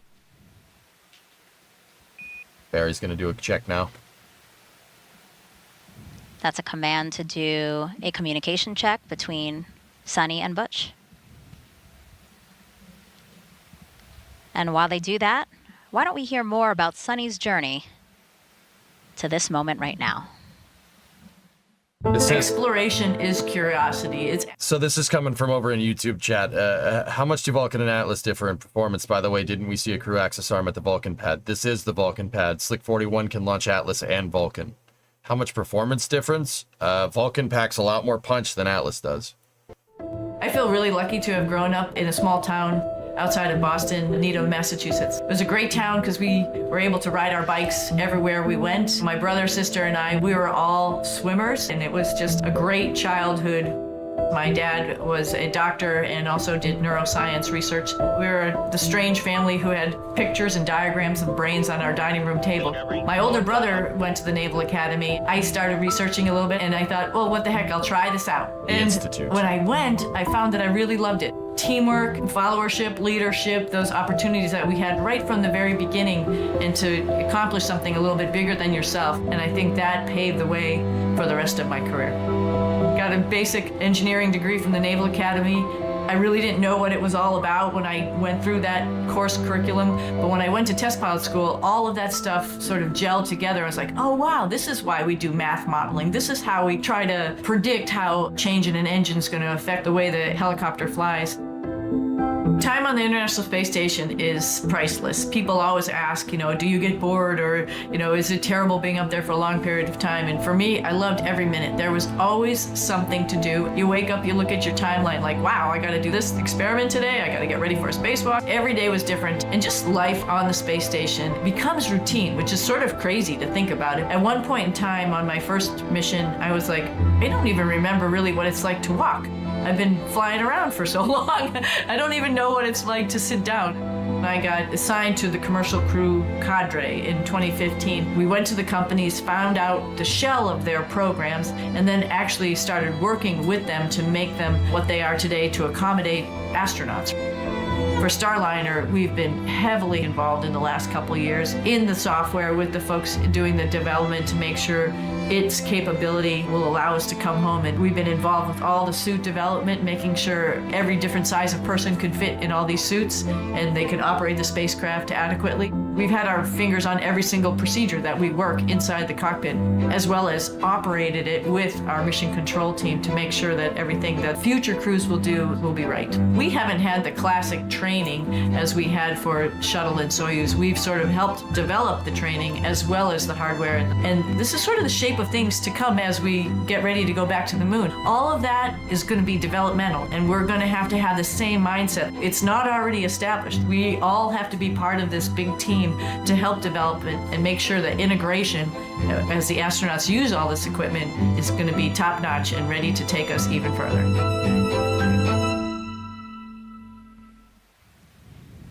If you feel inadequate after hearing astronauts' life stories, don't worry about it. Everyone feels that way. It's okay. Just, I'll have you know, I made my bed today. Okay. All right? I too can accomplish great things.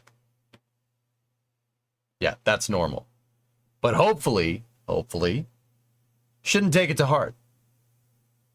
You know why? Because I look at this and I don't get discouraged. I'm like, wow, that sucks. I'm going to do that. That's not the right way to think about it. You think about it all wrong. You're thinking about it all wrong. It's the wrong tone. No, seriously, look at it and get inspired that people can do stuff like this. It's pretty awesome, dude. Pretty awesome. You just got to put foot to tail. Take it one step at a time and keep going. You could do this stuff, especially if you're young and watching this.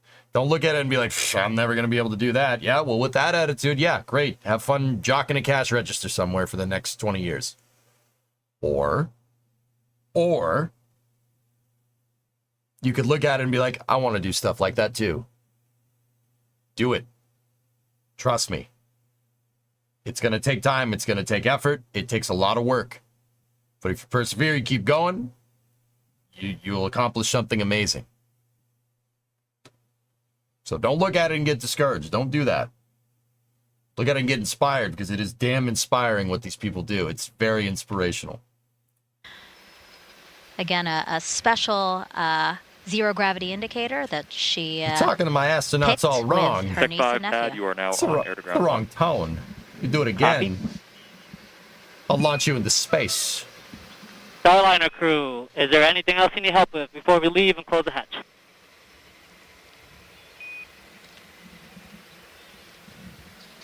There you go, 70.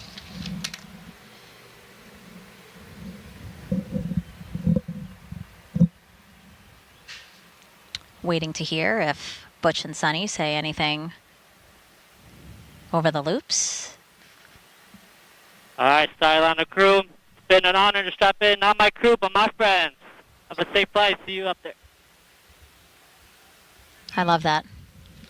Sounds like strap-in, everything went well. And you weren't imagining, I did see a smile on Sunny's face, and I could see Norval tethered there in the middle. And again, I love that comm check again to say they're friends. Dee, you've been saying this throughout the broadcast, really, but Butch and Sunny have been working so closely with everyone who is needed to make this mission possible that they kind of all just feel like family. Absolutely. You know, we've Family. been working with them for years. Family. They've been a part of, just as Nicole mentioned, all of the processes, all of the training, making sure that the spacecraft works as it is supposed to. And of course, now they're both on this flight test where they're going to do this mission and confirm that. So, you know, we have gotten very, very close with them. And this is an exciting moment for us to see this. And looking forward to seeing them lift off and begin this mission. Talk about this one's going to the ISS. You know, it's interesting because you think of, you know, Butch and Sunny, of course, are the astronauts on top of the rocket right now and the ones going to space, but they really do represent, you know, that huge family of NASA and Boeing and everybody that's worked so hard to get to this point. Go ahead, AC. Okay, evaluating the SRV, we're most likely getting above the call cycles of this valve. We still have 2+ hours to go, so most likely exceeding the call value. We do not have a path to proceed further at this point.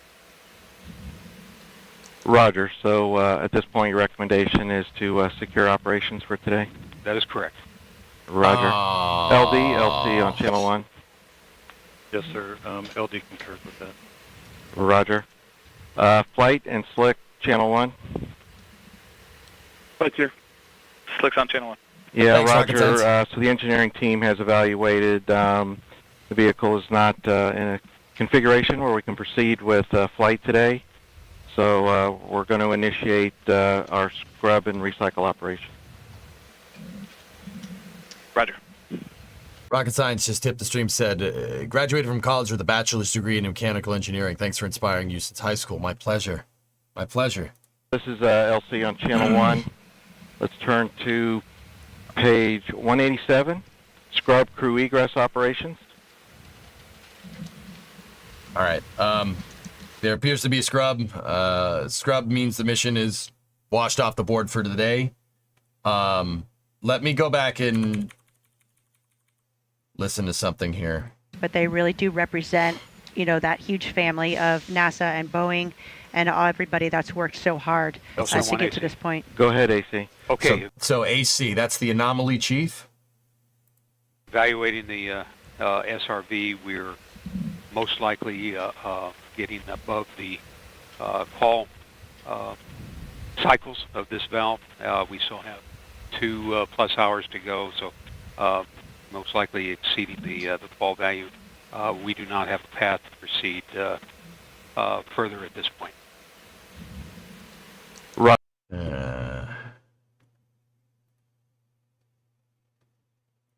So they said there is a valve cycling issue on the solid rocket booster. Not exactly sure what that means. Roger. So at this point, your recommendation is to secure operations for today? That is correct. Roger. LD, LC on Channel 1. Still far, the SRB is not made by Boeing. Roger. Flight and Slick, Channel 1. Of an abundance of caution, we are not going to... Let me back it up a little bit. Relays Dylan Rice to walk us through what we know so far and what we can expect moving forward today.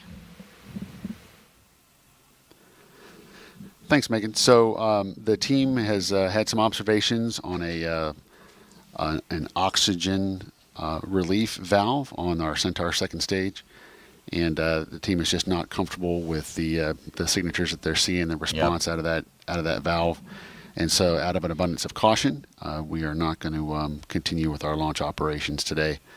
And as you heard, the Chief Launch Conductor Doug Lebo call the team there and have the team prepare for scrub operations and to prep for removal of the crew from Starliner. So next steps, the team is going to be maintaining the configuration of the rocket, and we'll begin the process of egressing the crew.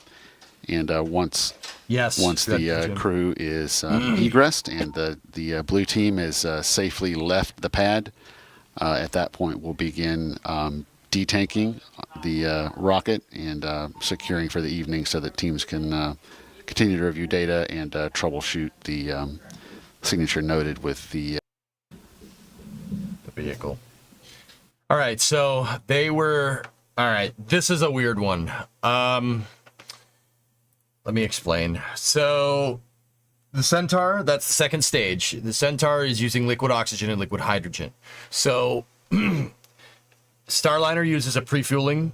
It pre-fuels before they put the crew on there. So that means the rocket was filled up with fuel and oxidizer. First and second stage, solid rocket boosters. Obviously, they've been fueled for a while now. You don't fill them up on the pad. That's just weird. So during Atlas CCB tanking and Centaur tanking, you'd fill them all. They've started filling those things up like 4 or 5 hours ago. Now, at the Atlas CCB, which is the first stage, the center part of the vehicle, it's this part right here. You notice there's 2 solid rocket boosters on either side. This part right here, that's the CCB. It's semi-cryogenic. So this part right here that doesn't have any ice on it, that's its RP1 tank, so kerosene and liquid oxygen. Semi-cryogenic. But if you notice, there's a vent line right here. Now, that's not where they had the problem. The problem is up here in the Centaur second stage. Centaur is using liquid hydrogen and liquid oxygen. Now, whenever you do a pre-fueling, right, before crew ingress, right, you have to, well, obviously fill them up, right? And then once the fuel tanks are filled up, you have to top it off. You have to go into what's called a topping cycle. What is a topping cycle? What does that mean? What are the EJ? You just said some words. Well, yes, I did, but let me explain. Okay. Because these propellants are cryogenic. So on the first stage, you had one propellant that wasn't cryogenic. It's just diesel fuel for the most part. Well, jet fuel, if you really want to be technical. It's refined jet fuel, so refined kerosene, kind of like Jet A, a little bit different. So you have jet fuel, which is not cold. It's just jet fuel. And then you have liquid oxygen. Liquid oxygen is very cold. In order for oxygen, which generally exists as a gas down here, you think that's air you're breathing now. It's mostly nitrogen you're breathing for the technical people, right? Oxygen exists as a gas. It doesn't really like to exist as a liquid. So in order to keep it stable as a liquid, it has to be very, very cold, right? Just like there's a certain temperature where water is liquid. And then there's a certain temperature where water becomes gas, 100°C. And then there's a certain temperature where water freezes and becomes a solid, 0°C, right? Or 32 Fahrenheit, 212 Fahrenheit for freezing and boiling, right? So liquid oxygen is the same way, only in order for where oxygen becomes a liquid, it's actually super freaking cold. So if you notice, you got some ice on the vehicle here, right? Now, because these are at high pressure and they're extremely cold, you're also screwing with the boiling point of your liquid oxygen. The long story short, the propellants like to boil. So you have to go into a top-off cycle. You have to keep topping it off, right? You have to keep topping the thing off. You have to make sure that you're filling it up with fuel, because if you don't, you just fill it up, you plug it, and you say, all right, let's go get lunch. You do that, all the propellant will boil off, and you run the risk of overpressurizing your tanks. Not good. Those tanks on the Centaur are called balloon tanks. They can pop. You do not want that to pop. That would be bad for the people on board. So what you have to do is, not only are you topping off liquid oxygen from the bottom of the tank, you're venting gaseous oxygen, the boiled off commodity, out the top. That right there is where they were seeing some problems, right? Why? Okay, so how would you see a problem? Like, what does that mean? What's going? What? Well, I can think of a pretty dang good scenario here. If what you're putting in doesn't match the rate of what's coming out, you might have a little bit of an issue here, right? Now, they said they were having some oscillations with one of the valves, okay? Now, if you're having oscillation problems with your valve isn't opening and closing to make sure that you're venting the gas correctly, you're running the risk of overpressurizing your Centaur tank. You definitely don't want to do that. You damn sure don't want to do that when they're on board. That's why they said, nah, something's going funky here with that valve. That valve isn't opening and closing correctly. It might be nothing, but do you want to run the risk with two souls on board? I wouldn't. That's not smart. I would not do that. So that's why they said, nah, cut it. We'll do it tomorrow. Now, obviously, to go and figure out what's exactly wrong with this valve, they have to make sure what they're seeing on the computers is actually what's going on. So in order to do that, you got to get somebody out to the dang rocket, right? One thing I would advise people not doing is working on a fully fueled rocket. That's also a very bad idea. You don't want to be screwing around with a rocket that's fully fueled. So in order to make sure that they can figure out what's wrong with this valve, they have to detank. And if they have to detank, you scrub. There's no point in trying to launch. The launch window is instantaneous. And if this problem can't be solved, it couldn't have been solved in the amount of time before T0, there's no point in trying. Just do it tomorrow. The ISS isn't going anywhere. All right, a 24-hour scrub is no problem. That's not a great deal of time, considering all the effort that it took to put these two in these seats here and get this whole thing made and done correctly. All right? So these scrubs do happen. And I don't think I need to say that your balloon tanks popping like balloons would be probably not a good thing. So if they're valve oscillations, if they're vent valves, to vent boiled off cryogenic propellants are being a little funky, you don't want to risk like potentially depressurizing the tank on the way up or overpressurizing the tank on the way up. That would be bad. That would be very bad. So, yeah, that's why they said, nope, nah, we're not going to do that. And, you know, you say out of an abundance of caution, like I said, if it's 24-hour scrub, heck, if it's even a week scrub, it's not that big of a deal. A week is nothing. It took years to get this capsule where it is right now and get the crew ready to go. It took years. This is the culmination of years of effort. You can wait another week or another day. It's not a big deal, right? You don't want to roll the dice like that with spaceflight. That's how people get hurt. Same time tomorrow. It depends on the severity of the issue here. If it was me, I would want to. Okay, so what the anomaly chief is probably doing, he's probably coordinating with the teams here. He's probably coordinating with one of the pad teams, and you got to get eyes on that valve. You got to see what it's doing. What they would really want to do is verify that the telemetry that they were seeing in mission control is exactly the same as what's actually going on.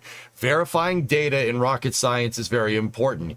Oftentimes, you don't have eyes on the rocket. Not even the people on board the rocket have eyes on this thing.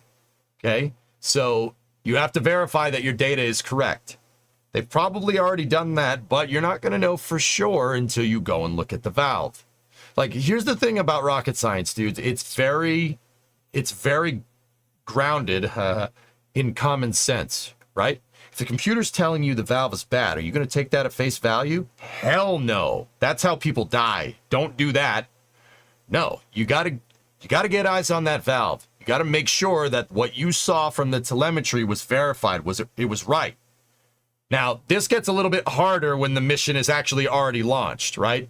But when the vehicle's on the pad, you can verify it. I would want eyes on that valve to make sure that it's right. To make sure that what you saw on that computer, on the computers in mission control, matched exactly to what that valve was doing. And in order to do that, you got to get somebody near the rocket.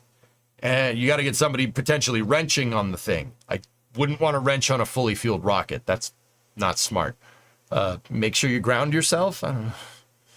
You know, so in order to do that, you got to detank. That's the first thing I do. After that, if you verify that that valve is doing exactly what the computer says, well, now you can figure out a solution. Now you can start to try and figure out why. Now, here's the real kicker, and this is what I mean. I don't know. If they can verify what's going on, you can verify that this is what's happening. What your computer said with the valve oscillations is corroborative to exactly what the valve is doing, right? So that means your telemetry is good. Now you got to figure out why. And there's always a reason, guys. Always. There's always a reason that nothing happens by chance with rocket science, all right? We put that rocket there. There's nothing naturally occurring going on here, right? And the only laws here are the laws of physics. I can't change the laws of physics, Captain, right? So if you did verify that your data is right, now you got to figure out what sequence, where you went wrong here in your checklist going up to the launch, right to the point where you scrubbed. You got to figure out what you did differently from every other Atlas launch. What was different? And now there could be something different. Why could there be something different? The fueling mechanism could be different because there's people on board. There could be something different going around here. Obviously, this is a very new version of Atlas V. N22 has only flown 2 times. 2019 and 2022? I think it's only flown 2 times. Right? So this is a relatively new configuration for Atlas. Tori Bruno went through with this video that we looked at of all the systems that are new, designed for just this with the Starliner capsule and people on board, right? So there might be something different. So what did you do differently? And why did it affect it? Why didn't it affect it? Why didn't it affect it on OFT 1 and 2, right? Now you got to start comparing data. This takes time.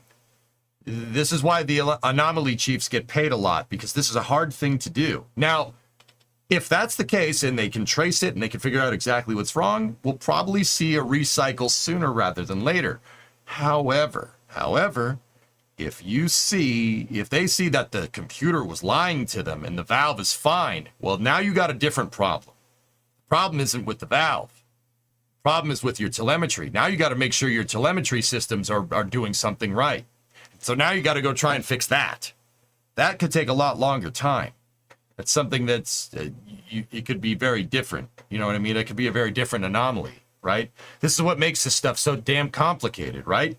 You can't just, it's not just flip it on and flip it off and now it's good, right? Now it's good, all right, send it. Doesn't work with spaceflight. That's how people get hurt. That's really not smart. You don't want to do that.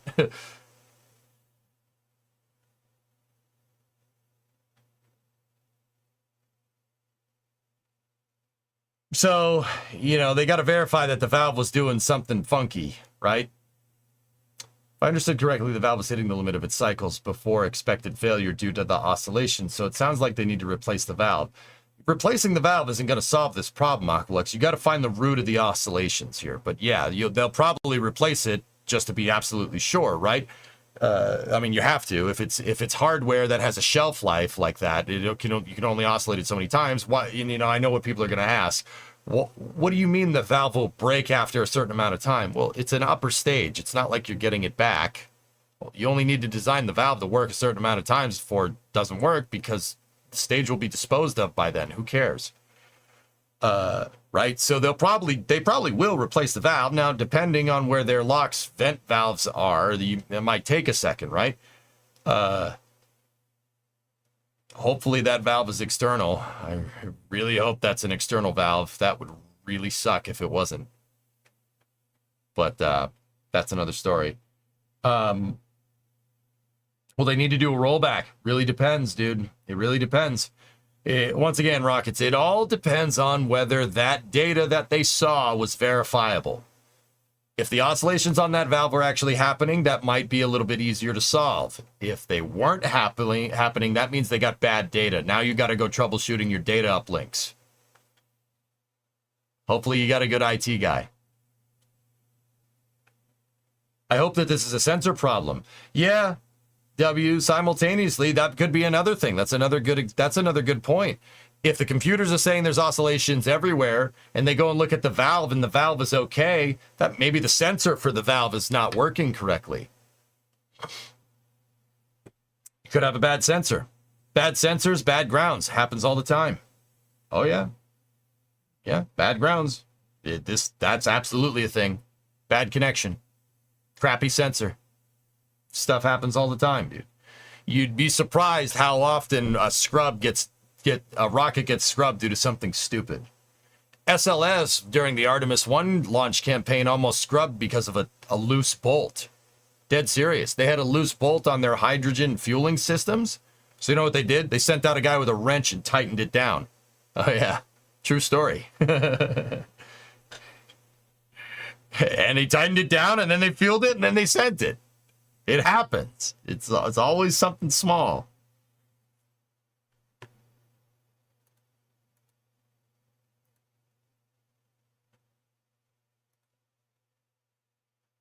YouTube chat only because it's still on the screen. Nobody remembers the amount of times that DM2 scrubbed. It only scrubbed once. And they scrubbed because of weather, Mako. They said the valve was only rated for so many cycles and they were coming up to that point. Likely just an extended window problem. I hope so.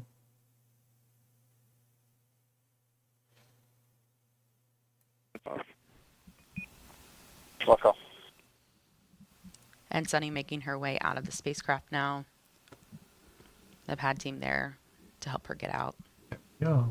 That's cool that they're still showing all this. They're showing egress. Lauren, just like we talked about when we started the built-in hold hey, Sonny. We was a short flight to load the astronauts. This countdown has really been developed to support not only just 2 astronauts but 5, even 7 astronauts on Starliner, right? So the same thing with the egress. It's a FOD cover. When it comes time to pull astronauts out, the time that we've got allocated could support as many supports pulling the black thing with the fogged out glass. That's a cover to make sure that you don't scratch the glass on the helmet. And so, it is possible that we'll be moving much more quickly into our scrub detank operations. But for now, we have got bookmarked at 65 minutes to get the crew off. But probably will not quite take that long, given that we're only pulling two people out of Starliner. And of course, this happened early enough in the countdown that the pad Locks team was still vent valves there. on Centaur Didn't have to DAC wait are for the not pad acting team to correctly. At return least that's and seemingly help what them the get out. problem is. Hey, J-Shelf, 48 months. Thank you. Going through her scrub procedures right now in the white room outside of Starliner. Butch is waiting for the pad team to help him. Yeah, valves again. It's always egress valves. the spacecraft. Ugh. So I know what people are going to say. Well, what do you mean it's valve? We can't develop a valve good enough for this? We can't develop a valve good enough for this? Okay, you design something and then throw it into a pool of liquid nitrogen and see if it still works correctly. Moving around cryogenic commodities sucks. It's really freaking difficult. A lot more difficult than you think. It's not just like a dang freaking water pistol. What do you have? What do you think you have? A freaking water pistol? Like, this stuff, it's really, really, really a pain in the butt to move around, especially hydrogen. Oxygen has this thing of making, believe it or not, pneumatic pressure inside of pipes. You can get geysering with liquid oxygen. Hydrogen doesn't geyser. It just leaks. Yeah, it just leaks. So oxygen, because it's boiling when you move it. I mean, so is hydrogen, to be fair. Liquid oxygen's boiling in the pipe. And when it boils, you can overpressurize the line and you can make a really nice super soaker with liquid oxygen because your pipe exploded. Yeah. And geysering. Yeah, LOX likes to do that. That's not fun. Hydrogen doesn't geyser as bad. The reason why is because hydrogen, liquid hydrogen, when you introduce it to any type, I mean, it's boiling, obviously, or if you introduce it to any type of warm pipe, if the pipes aren't thermally conditioned correctly, right, it turns to gaseous hydrogen. The problem with gaseous hydrogen, or GH2, is that it's absurdly small. So if you have a seal between two pipes, right, and guess you have like a millimeter gap in there, like even a micron gap, it doesn't even matter, like a couple microns, hydrogen will leak out of that. Yeah, because hydrogen atoms are so ridiculously tiny. They're little tiny suckers. It'll be like sand going through a sieve. Absolutely, it'll leak everywhere. And the thing about hydrogen is, you can ask the Germans. Hydrogen likes to explode. It likes to blow up. It really, really, really likes to catch on fire. Yeah, really likes to do that. And here's the thing. When you're messing with rocket engines, if you don't give it a place to set itself on fire, it'll find a place to set itself on fire. And chances are that place is not where you want. Yeah, this is just a small glimpse into moving cryogenic propellants around. It's really, really difficult. Yeah, gaseous hydrogen will leak out of anything. You could have a solid pipe, it'll leak out of it. No problem. Hydrogen will pass through everything. It's so tiny, especially when it turns to gas. And the thing about it is that hydrogen likes to turn to gas very, very quickly. We're talking a couple of degree Kelvin temperature change here will instantly instantly evaporate hydrogen, liquid hydrogen. There's like maybe a 5 Kelvin window where hydrogen exists as a liquid. And on top of that, because, we want to play on super hard mode, right? On top of all of that 5 Kelvin window is near absolute zero. So hydrogen exists as a liquid at like 5 to 10 Kelvin or something. It's something really, really ridiculous. What's that mean? You have to make it really, really freaking cold. And if you change the temperature 1 or 2 degrees in either, let's be real, you're not going in one direction because the other direction is the end. If you warm it up even 1 or 2 degrees, it'll just evaporate immediately. Like pouring water on a hot dinner plate, just right off.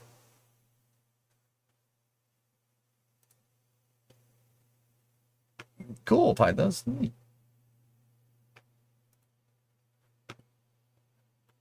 So once again, we're scrubbed because of cryogenic valves here, but it's actually cool. We got to see crew ingress. This is not something that you usually see. So they're in good spirits. Of course, These days are, disappointing for teams, LC but Slick on channel definitely 1. not Go something. ahead, Slick. We're ready for the flight crew and support personnel to perform OSE radio comm checks and to proceed to the ground level. They'll exit the white room and give you a call. Roger. And Lauren, as test pilots, they're very familiar with contingency procedures as well. Because when you're testing a new system, obviously there's always going to be some findings, some of them more significant. What's crazy is that SpaceX makes all the stuff you're talking about so easy. Well, SpaceX only works with liquid oxygen right now. They don't do hydrogen. And Kloppy, the reason why they don't do hydrogen is part of the reasons that I mentioned. Hydrogen is, okay, so let me explain. Why do you use hydrogen? You use hydrogen because you're not going to find a more efficient propellant. All right? Hydrogen is the ultimate efficiency. The problem is it's just very difficult to use. So there's an allure to using hydrogen that SpaceX said, nah, we're not doing that. We'll just use jet fuel. And that's what they do. They still have to deal with liquid oxygen, but believe it or not, liquid oxygen is a little bit easier to deal with. A little bit easier. But yeah, in terms of LOX loading, especially SpaceX with their densified liquid oxygen, which I don't know if you guys watched the welding stream on here yesterday. Remember how I said you had to sacrifice pride for knowledge sometimes? Well, SpaceX did that with densified propellants. They paid that price when the rocket rocketed on the pad. Right? But they learned. And they do make using densified propellants look super freaking easy.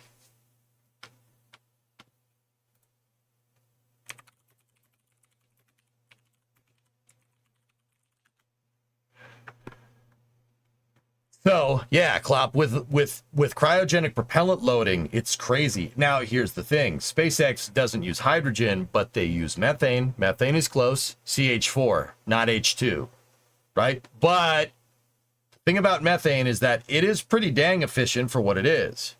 It's not as efficient as straight hydrogen because you got that big old carbon atom there. But that carbon there is there to stabilize the hydrogen. It's a little bit easier to use, right? Now, with that being said, you're right. With Starship, they were able to fuel that thing in about an hour, which is absurd cryogenic propellant management. That's ridiculous. Yeah, they really do make that look easy. Falcon 9 is pretty straightforward stuff, but SpaceX moving fully cryogenic propellants around, so liquid methane, liquid oxygen, and tooling up a Starship that fast is pretty damn impressive. Now, over here on the ULA side of things, now, once again, ULA makes using these Centaur stages pretty dang easy. Using Centaurs are not easy. Did you guys know that the outer skin on a Centaur upper stage is about as thin as a piece of paper? Discovery. They're not called balloon tanks for no reason. Hey, Syrian, 110-month resub. Thank you. Just thanks, 20-month resub. Discovery. Thank you. Go and throttle up. I think it's a mix, Phil. Now, it's about Centaur is it's not a piece of paper, maybe a piece of cardstock or construction paper. Now, why? Because that Centaur relies on residual pressure to stand up straight. It needs to be inflated. Actually inflated, like a balloon, to stand up straight. Now, do you see why having trouble with the valve oscillations on the vent lines could be an issue? That would be bad. You don't want it to pop. That would be not beneficial to anyone. I'm sure somebody would find that funny, but it wouldn't be us. Right? How can they be so thin? That can't be true. Oh, check it out, think. Look up stainless steel balloon tanks. Oh yeah, that's Centaur. The Centaur tank walls.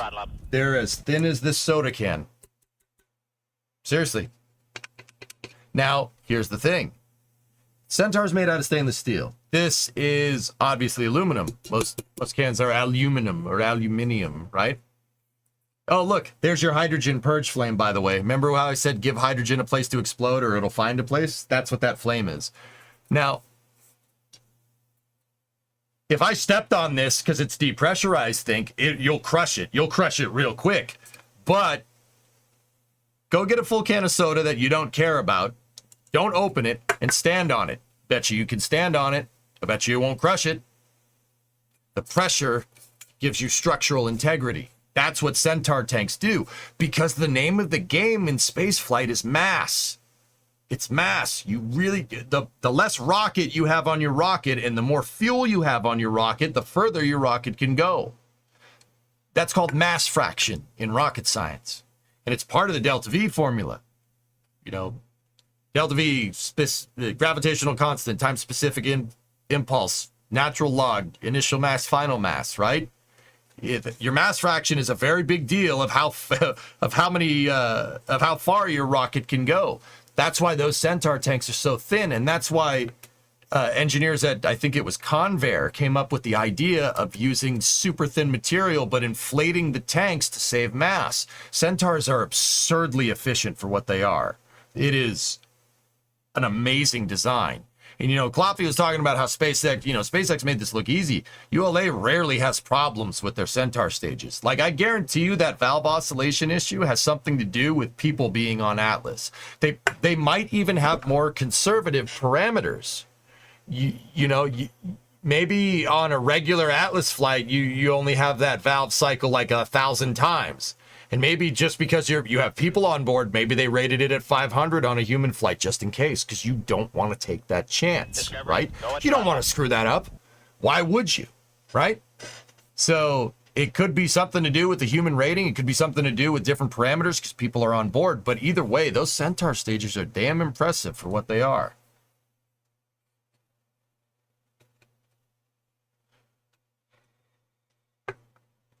Big C, 28-month resub.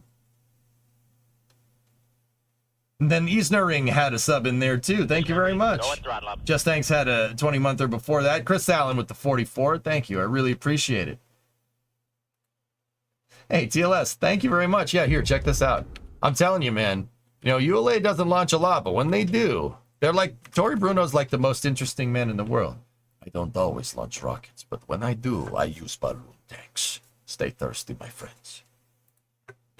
Yeah, check it out. Discovery, go at throttle up.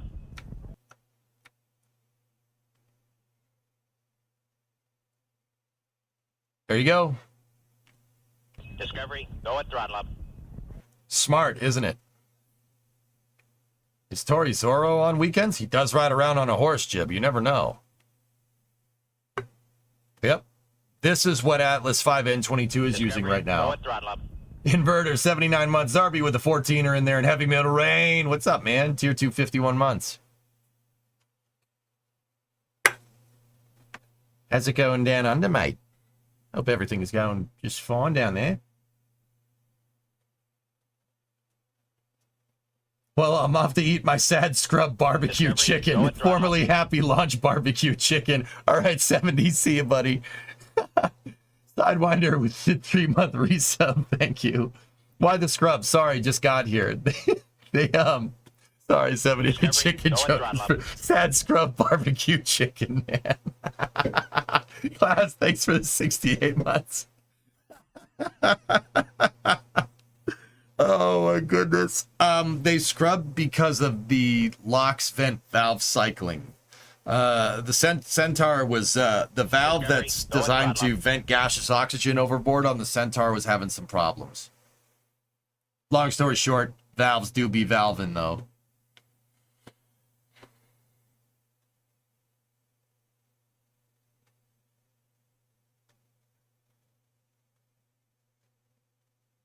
Valve, why did it have to be a valve? It's always a valve. It's always something stupid. Always. Every time. Never fail. Talon, 96 months. I wouldn't hesitate to fly on an Atlas V. Atlas V is one of the safest launch vehicles ever devised, dude. So as far as you know, Starliner was all normal during the launch attempt. Only Centaur had the issues. Yeah? Hey, Swishin, I'll say it once, I'll say it again. Look, man, Starliner has had teething problems, but it had teething problems during testing.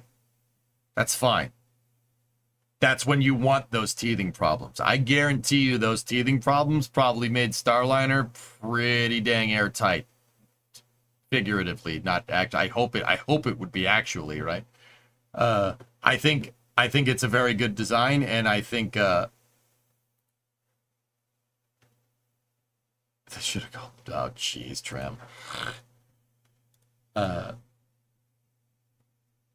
Yeah, Stalfos, that's what I'm saying. There's probably some type of different procedure because the payload is a little bit different than what Atlas V is used to carrying. You know what I mean?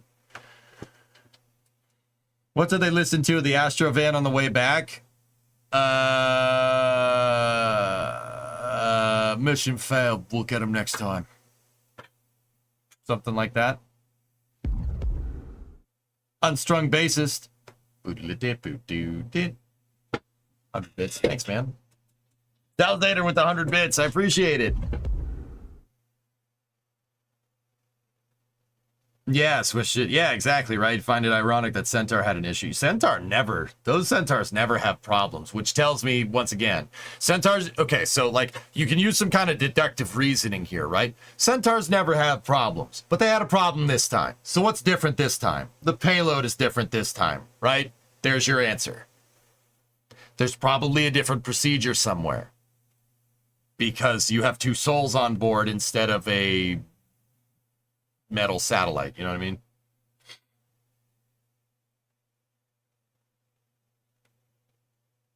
Yeah, Komodo, I would like to remind everybody that's making these low-hanging fruit Boeing jokes that Boeing Space is not the same as Boeing Commercial Airplanes. Those are two different companies, just with the same name, under the same parent company. Yeah. Like I hate to be that guy that ruins the joke. Like, I hope the door doesn't fall off. You're gonna be, dude, that's something no one wants to happen. You know what I mean?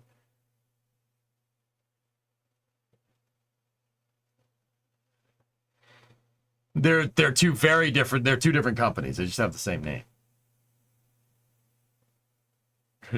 Believe me, you know, everybody that's cracking that joke, I know, I get it. I understand dark humor. That's not juju you want to wish on people that are flying into space. Trust me on this one. You'll feel real bad. You'll feel real bad when it doesn't work. And I'll tell you, I've eaten my words about this before. One time we were watching a Avio Vega launch, right? Vega is a small to medium duty launch vehicle from Avio, so the European Space Agency. And I was like, oh yeah, this rocket is awesome. It passionately launches into space. It never fails. And then it failed. Yep, right in my face. Like, right in my face. Like, I make sure not to say anything like that during the launch. Like, up until the launch. Make the joke after it launches, please. I was a little embarrassed that time. I was like, don't worry, this launch vehicle's great. It's all solid rocket boosters. There's not much that can go wrong. And then the solid rocket booster exploded on the way up, and I felt really stupid after that. Yeah. Whoops. Hey, Jocks, 1 year. Thank you very much. Box cheered 31 bits. Thank you. Yeah. That was oh boy. I was like, well, this is not good. It normally doesn't do that, I swear. So yeah, the crew's leaving the pad. They're heading back to the operations and checkout building. There was a scrub. There was a Centaur valve issue. Centaur gaseous oxygen valve issue. But stuff happens, dudes. What could go wrong? Rocket. Hold my cryolocks. Do you remember the Soyuz flight? Yeah, W, yeah. Wait.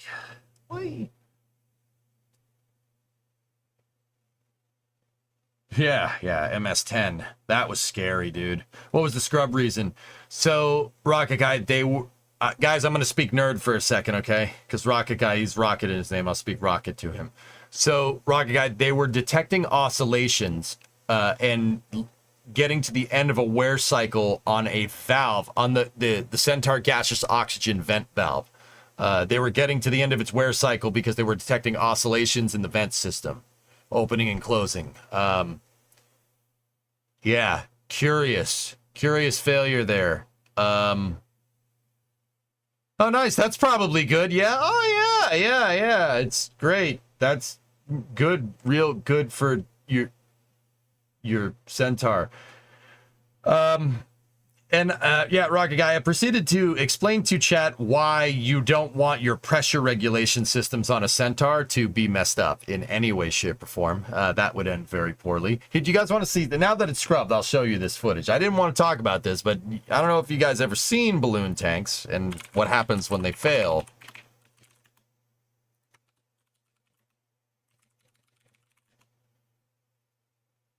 So this is an older, much older Atlas. Don't worry, they worked this kink out a little while ago.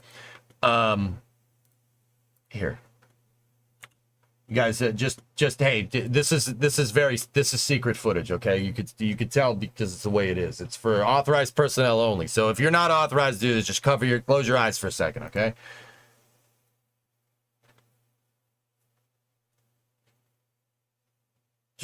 All right. So. You see, this is a much older Atlas rocket. This is not the one that they're flying on. Trust me. This is an Atlas Agena that has an Agena upper stage. The Agena upper stage does not rely on residual pressurization, but older Atlas rockets have those stainless steel balloon tanks. The Atlas V does not have this. The Centaur does, but not, that's the second stage.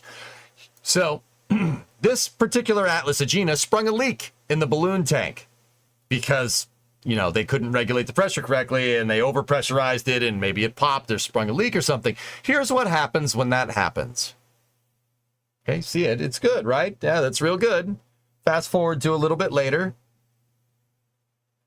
You can see that the ice isn't on the tank anymore. All that oxygen vented because they had a leak, all that liquid oxygen. Here's what happens when the balloon tanks can no longer maintain pressure. Nope, that's not good for it. Yeah, that's, yeah, you see that? That's why those valve oscillations, they were like, no, yeah, we're not doing that. That's why. Because if you can't regulate the pressure inside of that Centaur tank, it'll do that. Or pop. You don't want it to pop, but also, yeah, that's bad. I don't know if you guys noticed. That's not good for it. Well, there's your problem. I know what's wrong with it, man. It ain't got no gas in it. Actually, it does have gas in it. You can see it pop the RP1 tank like a balloon. And oh yeah, see that? That's jet fuel. Oh yeah, that's just jet fuel that you douse the pad in. I'm sure that ended just fine. I'm sure that ended just fine. Yeah, no, it's fine. It's good. It's good. It's just jet fuel. Yep. That's why they saw even a hint of like fluctuations. That valve was approaching its wear cycle. They were just like, no, we're not doing that. Yeah, we can just not do that. We'll just go some other time. Hope no one is smoking at the pad. Yeah, fun fact, it's against the law to do that, Viomeng. Yeah, you can't smoke inside of a blast detonation area. Now, Vio, I'm gonna hope. So pads have like an inner perimeter, right? There's a fence around the pads. It's called the BDA, blast detonation area. The name is pretty self-explanatory, right? There's no smoking allowed inside of that. Now, I'm going to hope that rule is there because humans are smart and realize that smoking around rocket propellants is probably not a good idea. I'm going to hope that that's the reason why that rule is there. We're just going to hope. Cope. Hey, Manvu with the 6-monther. Thank you very much. We're just gonna hope. we're just gonna hope. I can't recall of any pad exploding because of somebody smoking on the pad, but there might be something that we don't know about. So, I'm just gonna hope that was there because we were smart, Sign just reads no smoking. Yeah. Hey, David, with the 17 months. Thank you very much. That part is tops. That part's super secret. If there's a sign, somebody did it at least once. Oh, hopefully it didn't ignite. Yeah, Tara, well, actually, a cigarette can't ignite gasoline and diesel. No, it ignites the vapors. It ignites the vapors. But see, here's the thing. What did I just say about cryogenic propellants? Hydrogen, oxygen. So that's right.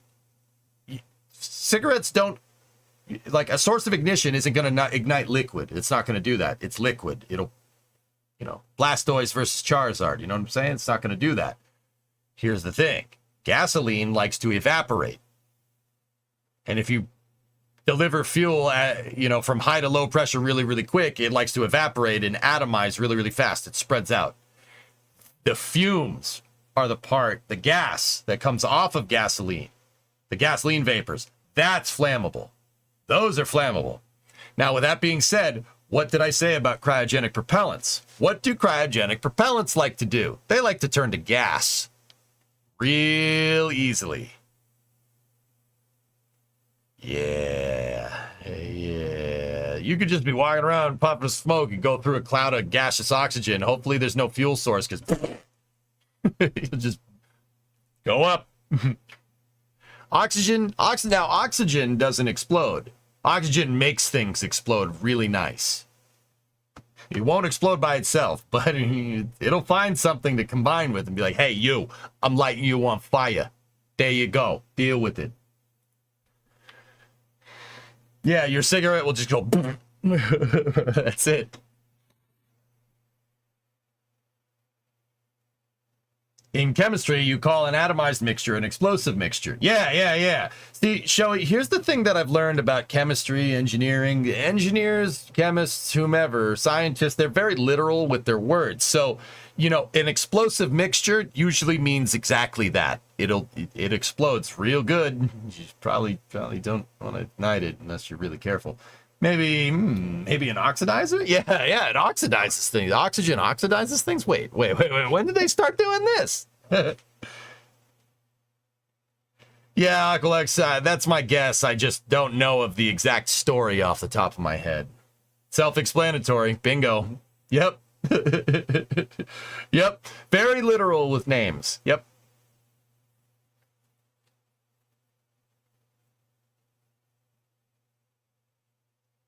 If you walk through a cloud of gaseous O2 with a lit cigarette, would you become the fuel source? We're made out of carbon, dude. Carbon burns real good. Yeah. I probably wouldn't do that. It's probably not a good idea. Charcoal, that's carbon. That's also carbon. In the right conditions, that burns real good. Yeah, you don't want to do that. Those no smoking signs are there for a really good reason. It didn't launch, Reddit. They scrubbed. The reason why we're talking about explosions is because they were having problems with the pneumatic systems on Centaur, the ones that vent hazardous gases overboard. If that sounds important, yes, it is important. Yes, it is important. You don't want that. You're a silicon-based NX captain? Okay, maybe. Yeah, your name might be the giveaway.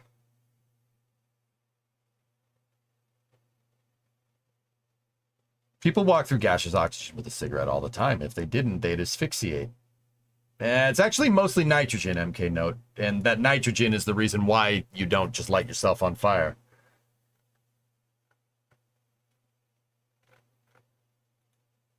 What's the reason for the scrub? Ish, they had a problem with a GOX vent valve.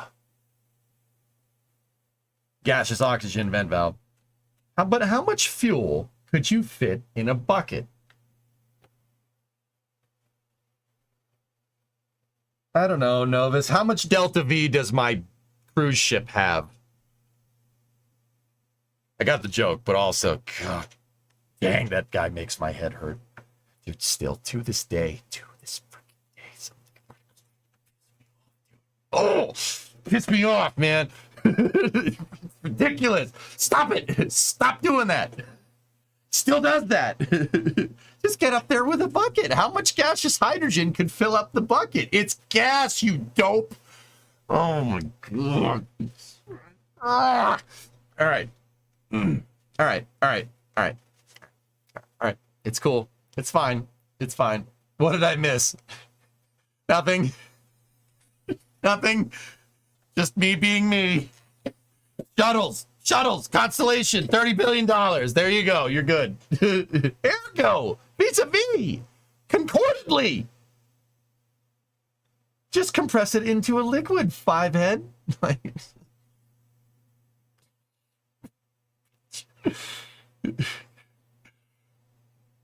Oh my gosh. It made my head hurt, Novus.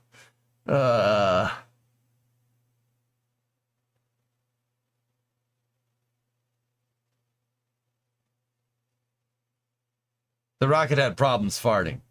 That's, you know what, Invoker? That's what I'm just going to tell people when people ask from now on. It was having some gastric distress. Next, what's up? Now, the funny part of that Atlas incident, the spy satellite sitting on top of the rocket was a placeholder because the NRO, for whatever reason, didn't want to use serial number 1. Love the stash? Thank you. It's pretty good. Pretty good, man. When people ask weird questions, I can just do that. I'm Scruffy, the janitor. Yeah, excuse me for a second.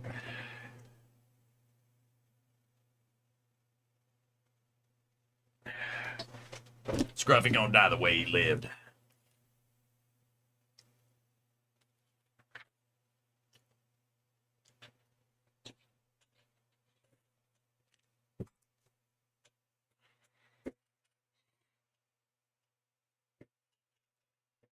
Chroma book. It didn't work as good as I wanted to because it chromed out the title of the book. What are you gonna do? What are you gonna do? What are you gonna do? You see that bookshelf over there? Third shelf down, red leather spine. Figure I put that book there about 15 years ago. Figure it hasn't moved since.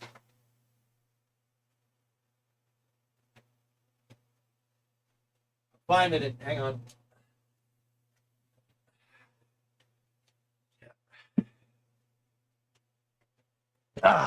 Pythos. I have it. It's not exactly it, but so.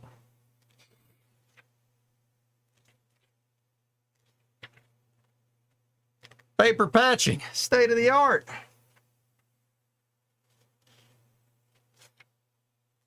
I thought the books were just for decoration. Theo, you didn't just come here for my good looks, though you could have. NASA update. Where at about 8:34 this evening, the launch team decided to stand down from today's launch attempt of NASA's Boeing crew flight test. That was after the ULA team decided to reevaluate an oxygen relief valve that's on the Centaur upper stage. So that's the upper stage of the Atlas V rocket.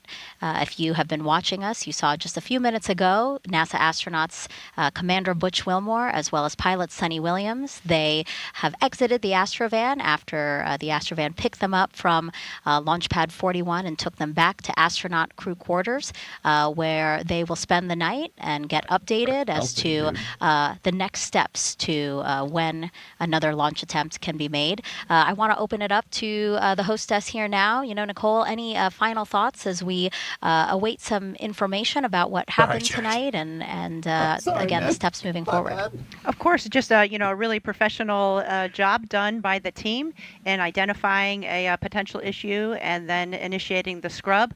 It was executed as planned, and the astronauts are now back at crew quarters, and they'll receive a briefing on the next launch opportunity, and hopefully that is soon. But in the meantime, we'll be standing by, and I know we all feel maybe a little bit disappointed, but this is a human space flight, and that's the way things go. There's a lot that goes into launching humans safely from the planet, and so I think that I just feel, thankful that this potential issue was caught early, way she and goes, that bud. everybody is safe, and we're looking forward to another attempt soon. Yeah, well said, Nicole. And Dee, from Boeing's standpoint, anything you'd like to say? Absolutely. You know, of course, safety is our top priority. So, and this is no different. We really appreciate ULA's partnership throughout the Boeing Starliner program and their work with Commercial Crew. And, you know, we'll fly when we're ready. Right. All right, so with that, we want to pull up on the screen right now the link to the Commercial Crew blog, and that is where we will post the latest information about an upcoming press conference that we do plan to have. We do want to be able to share with you what we do know about the reason why we stood down today from launch. So again, take a look at your screen, blogs.nasa.gov/Boeing Crew Flight Test. Again, that's where you can go to find out when we will have that press conference, which will be on NASA TV. So again, you are watching NASA TV right now, so this is the place where you'll be able to watch that press conference. We're aiming for about an hour or so. But again, we do want to give our teams as much time as they need to gather the most accurate and timely information they can for you. And again, we will share that at that upcoming press conference. But for now, again, we want to thank you so much for sticking with us and watching our live coverage of the first launch attempt of Boeing's crew flight test, NASA and Boeing's crew flight test. But until then, and that press conference, we hope to see you on there for more information about when we can next launch. Have a good night. Thank you, Megan. You have a good night. Bye, Nicole. All right, cool. They can't hear me. Whatever. I don't care. I yell at my television. Sue me. Don't, please. I'm broke. I'm broke! Illness, some people like to read. You know, when you said that, I had a book in my hand, right? Like, just saying. Discovery, go at throttle up. Hey, Nader. The rocket ate way too much Taco Bell. Yeah, it's having some gastric distress, dude. Anyway, all right. That's going to do it for the for tonight's coverage. You guys could go and check that blog thing, or you could just come back here and ask me. I'm usually here during the day on weekdays. Yeah, you could just come here and ask. I'll tell you. I'll give you an update. Or you could go to a blog or something and check out my MySpace and go make sure to visit my Tumblr page. Sick command center, bro. Thanks, dude. I built it myself. Like, see that phone right there? I got it on eBay and Craigslist. Batman is playing Galaga. He thought we wouldn't notice, but we did.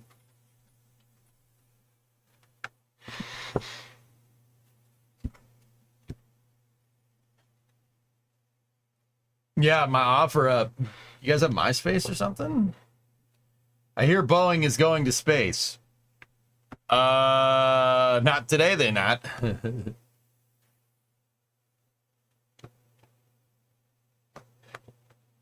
Where's the clip in the middle from? That's SN10.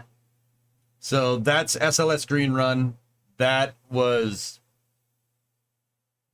What was it, Booster 4? No, Booster 3, maybe. That booster never flew, but it's Raptor gimbal testing. That's SN10. That's STS-134 SRB separation, and that's Starship IFT-3 re-entry footage. Did you ever speak about KSP-2 lately? Oh, yeah, here, I'll do that right now. The thing that's going on with KSP-2 is actually because... And that's what's going on, so, yeah, I don't know what to do. Hired, I haven't gotten anything, but dude, I'm not, let me just say I'm not liking what I'm seeing, you know what I'm saying? You picking up what I'm laying down? You picking up what I'm laying down? I'm not really liking what I'm seeing. Not really liking what I'm seeing, man. Capiche? Any comment on the KSP-2? The freaking YouTube chat asked the same damn question. What the frick? The frick, guys? What do you want from me? That's the same damn question at the same damn time. What the hell? Was this coordinated? This was orchestrated. There was mass cops. It was orchestrated, son. It's ridiculous, man. When they first recommended the scrub, it sounded like they said something about an SRB. Was there a separate issue from the LOX valve? I heard SRB, but it may have been like a Centaur 3 or something. Yeah, because, yeah, that confused me too. Guys, yeah. KSP, I don't know, dudes. I don't know. Discovery, go at throttle. YouTube chat is obviously better. Yeah, Mako, you're just saying that because you got banned from Twitch chat. Be quiet. I'll ban you over there too, son. Papangu. Oh.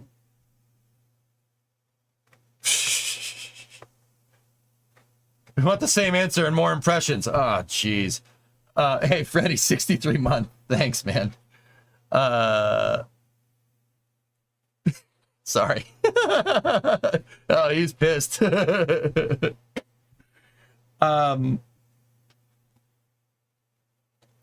So with KSP, dudes, I don't know, man. Take Two said KSP is okay, and Intercept said they're gonna keep working, but I'm starting to see people that I know there start to post up their resume and stuff, and I'm I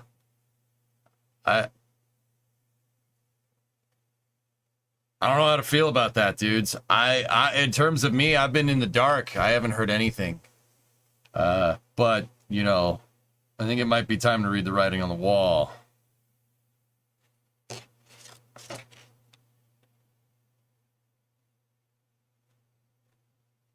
Oh, squish, gross. Yeah. Yeah, dude, maybe.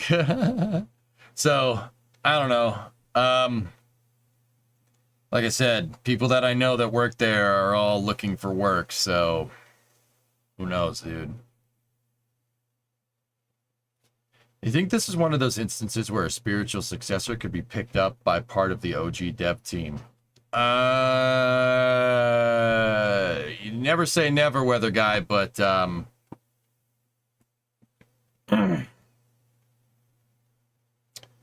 don't know. We're just gonna have to wait to see what happens in June. Mind Drive, I don't have an answer for you, pal. Discovery, I don't have an answer. I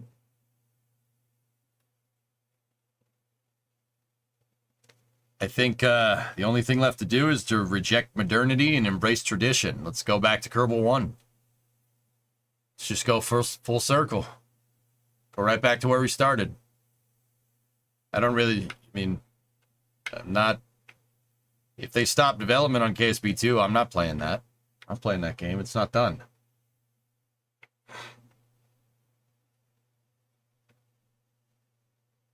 Yeah. So, we'll see. Yeah, there you go. Can you go to Mars in Kerbal 1? Pre-breakfast, there isn't Mars in KSP1. The reason why is KSP1 uses a lot smaller solar system to make it a little bit easier. The Earth in real life is really difficult to get out of the grav well. That's why they scrubbed for a valve maybe being bad here for a second ago when we saw that Starliner mission, right?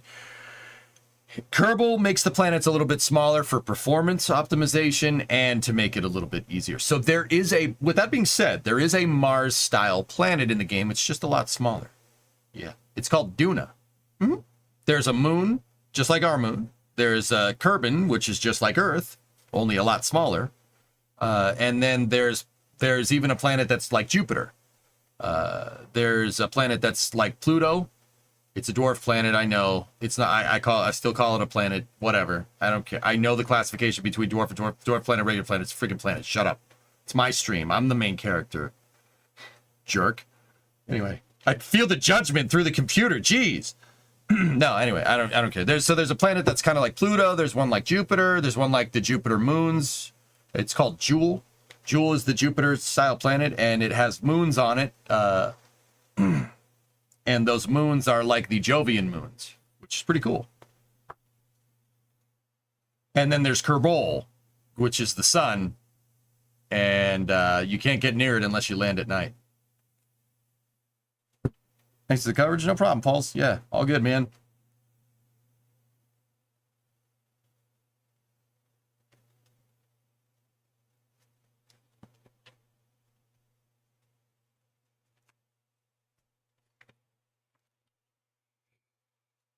Dude, nice. Anyway. All right, dudes. I think I'll pack it in here. Have you tried Juno? Juno doesn't light a fire under my tail, Lumen, for some reason. And it's not a bad game. It's just...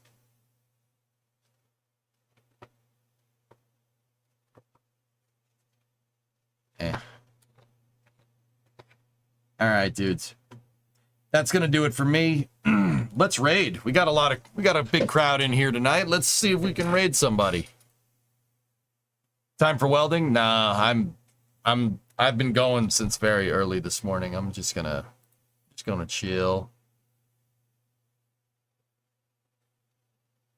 You know what we're doing? We're boosting the Kerbal category. Rocket Guy. My buddy Rocket Guy, who is an actual rocket scientist, taught me a lot about rockets. That's him talking in the background there. He's playing KSP right now. Let's go see what my boy is up to. You guys have questions about rockets? Ask him. He's a good dude. He'll answer your questions. He wants more people to learn about rockets. That's how he stays employed. I think. Maybe. You know, I don't know. Go ask him questions. He's a rocket guy. You know, we got started on the wrong foot. You know, Eric Johnson. You know, Space Administration. Chat. Do you like the Elton John song "Rocket Man"? Oh no, because it's you. You're the Rocket Man.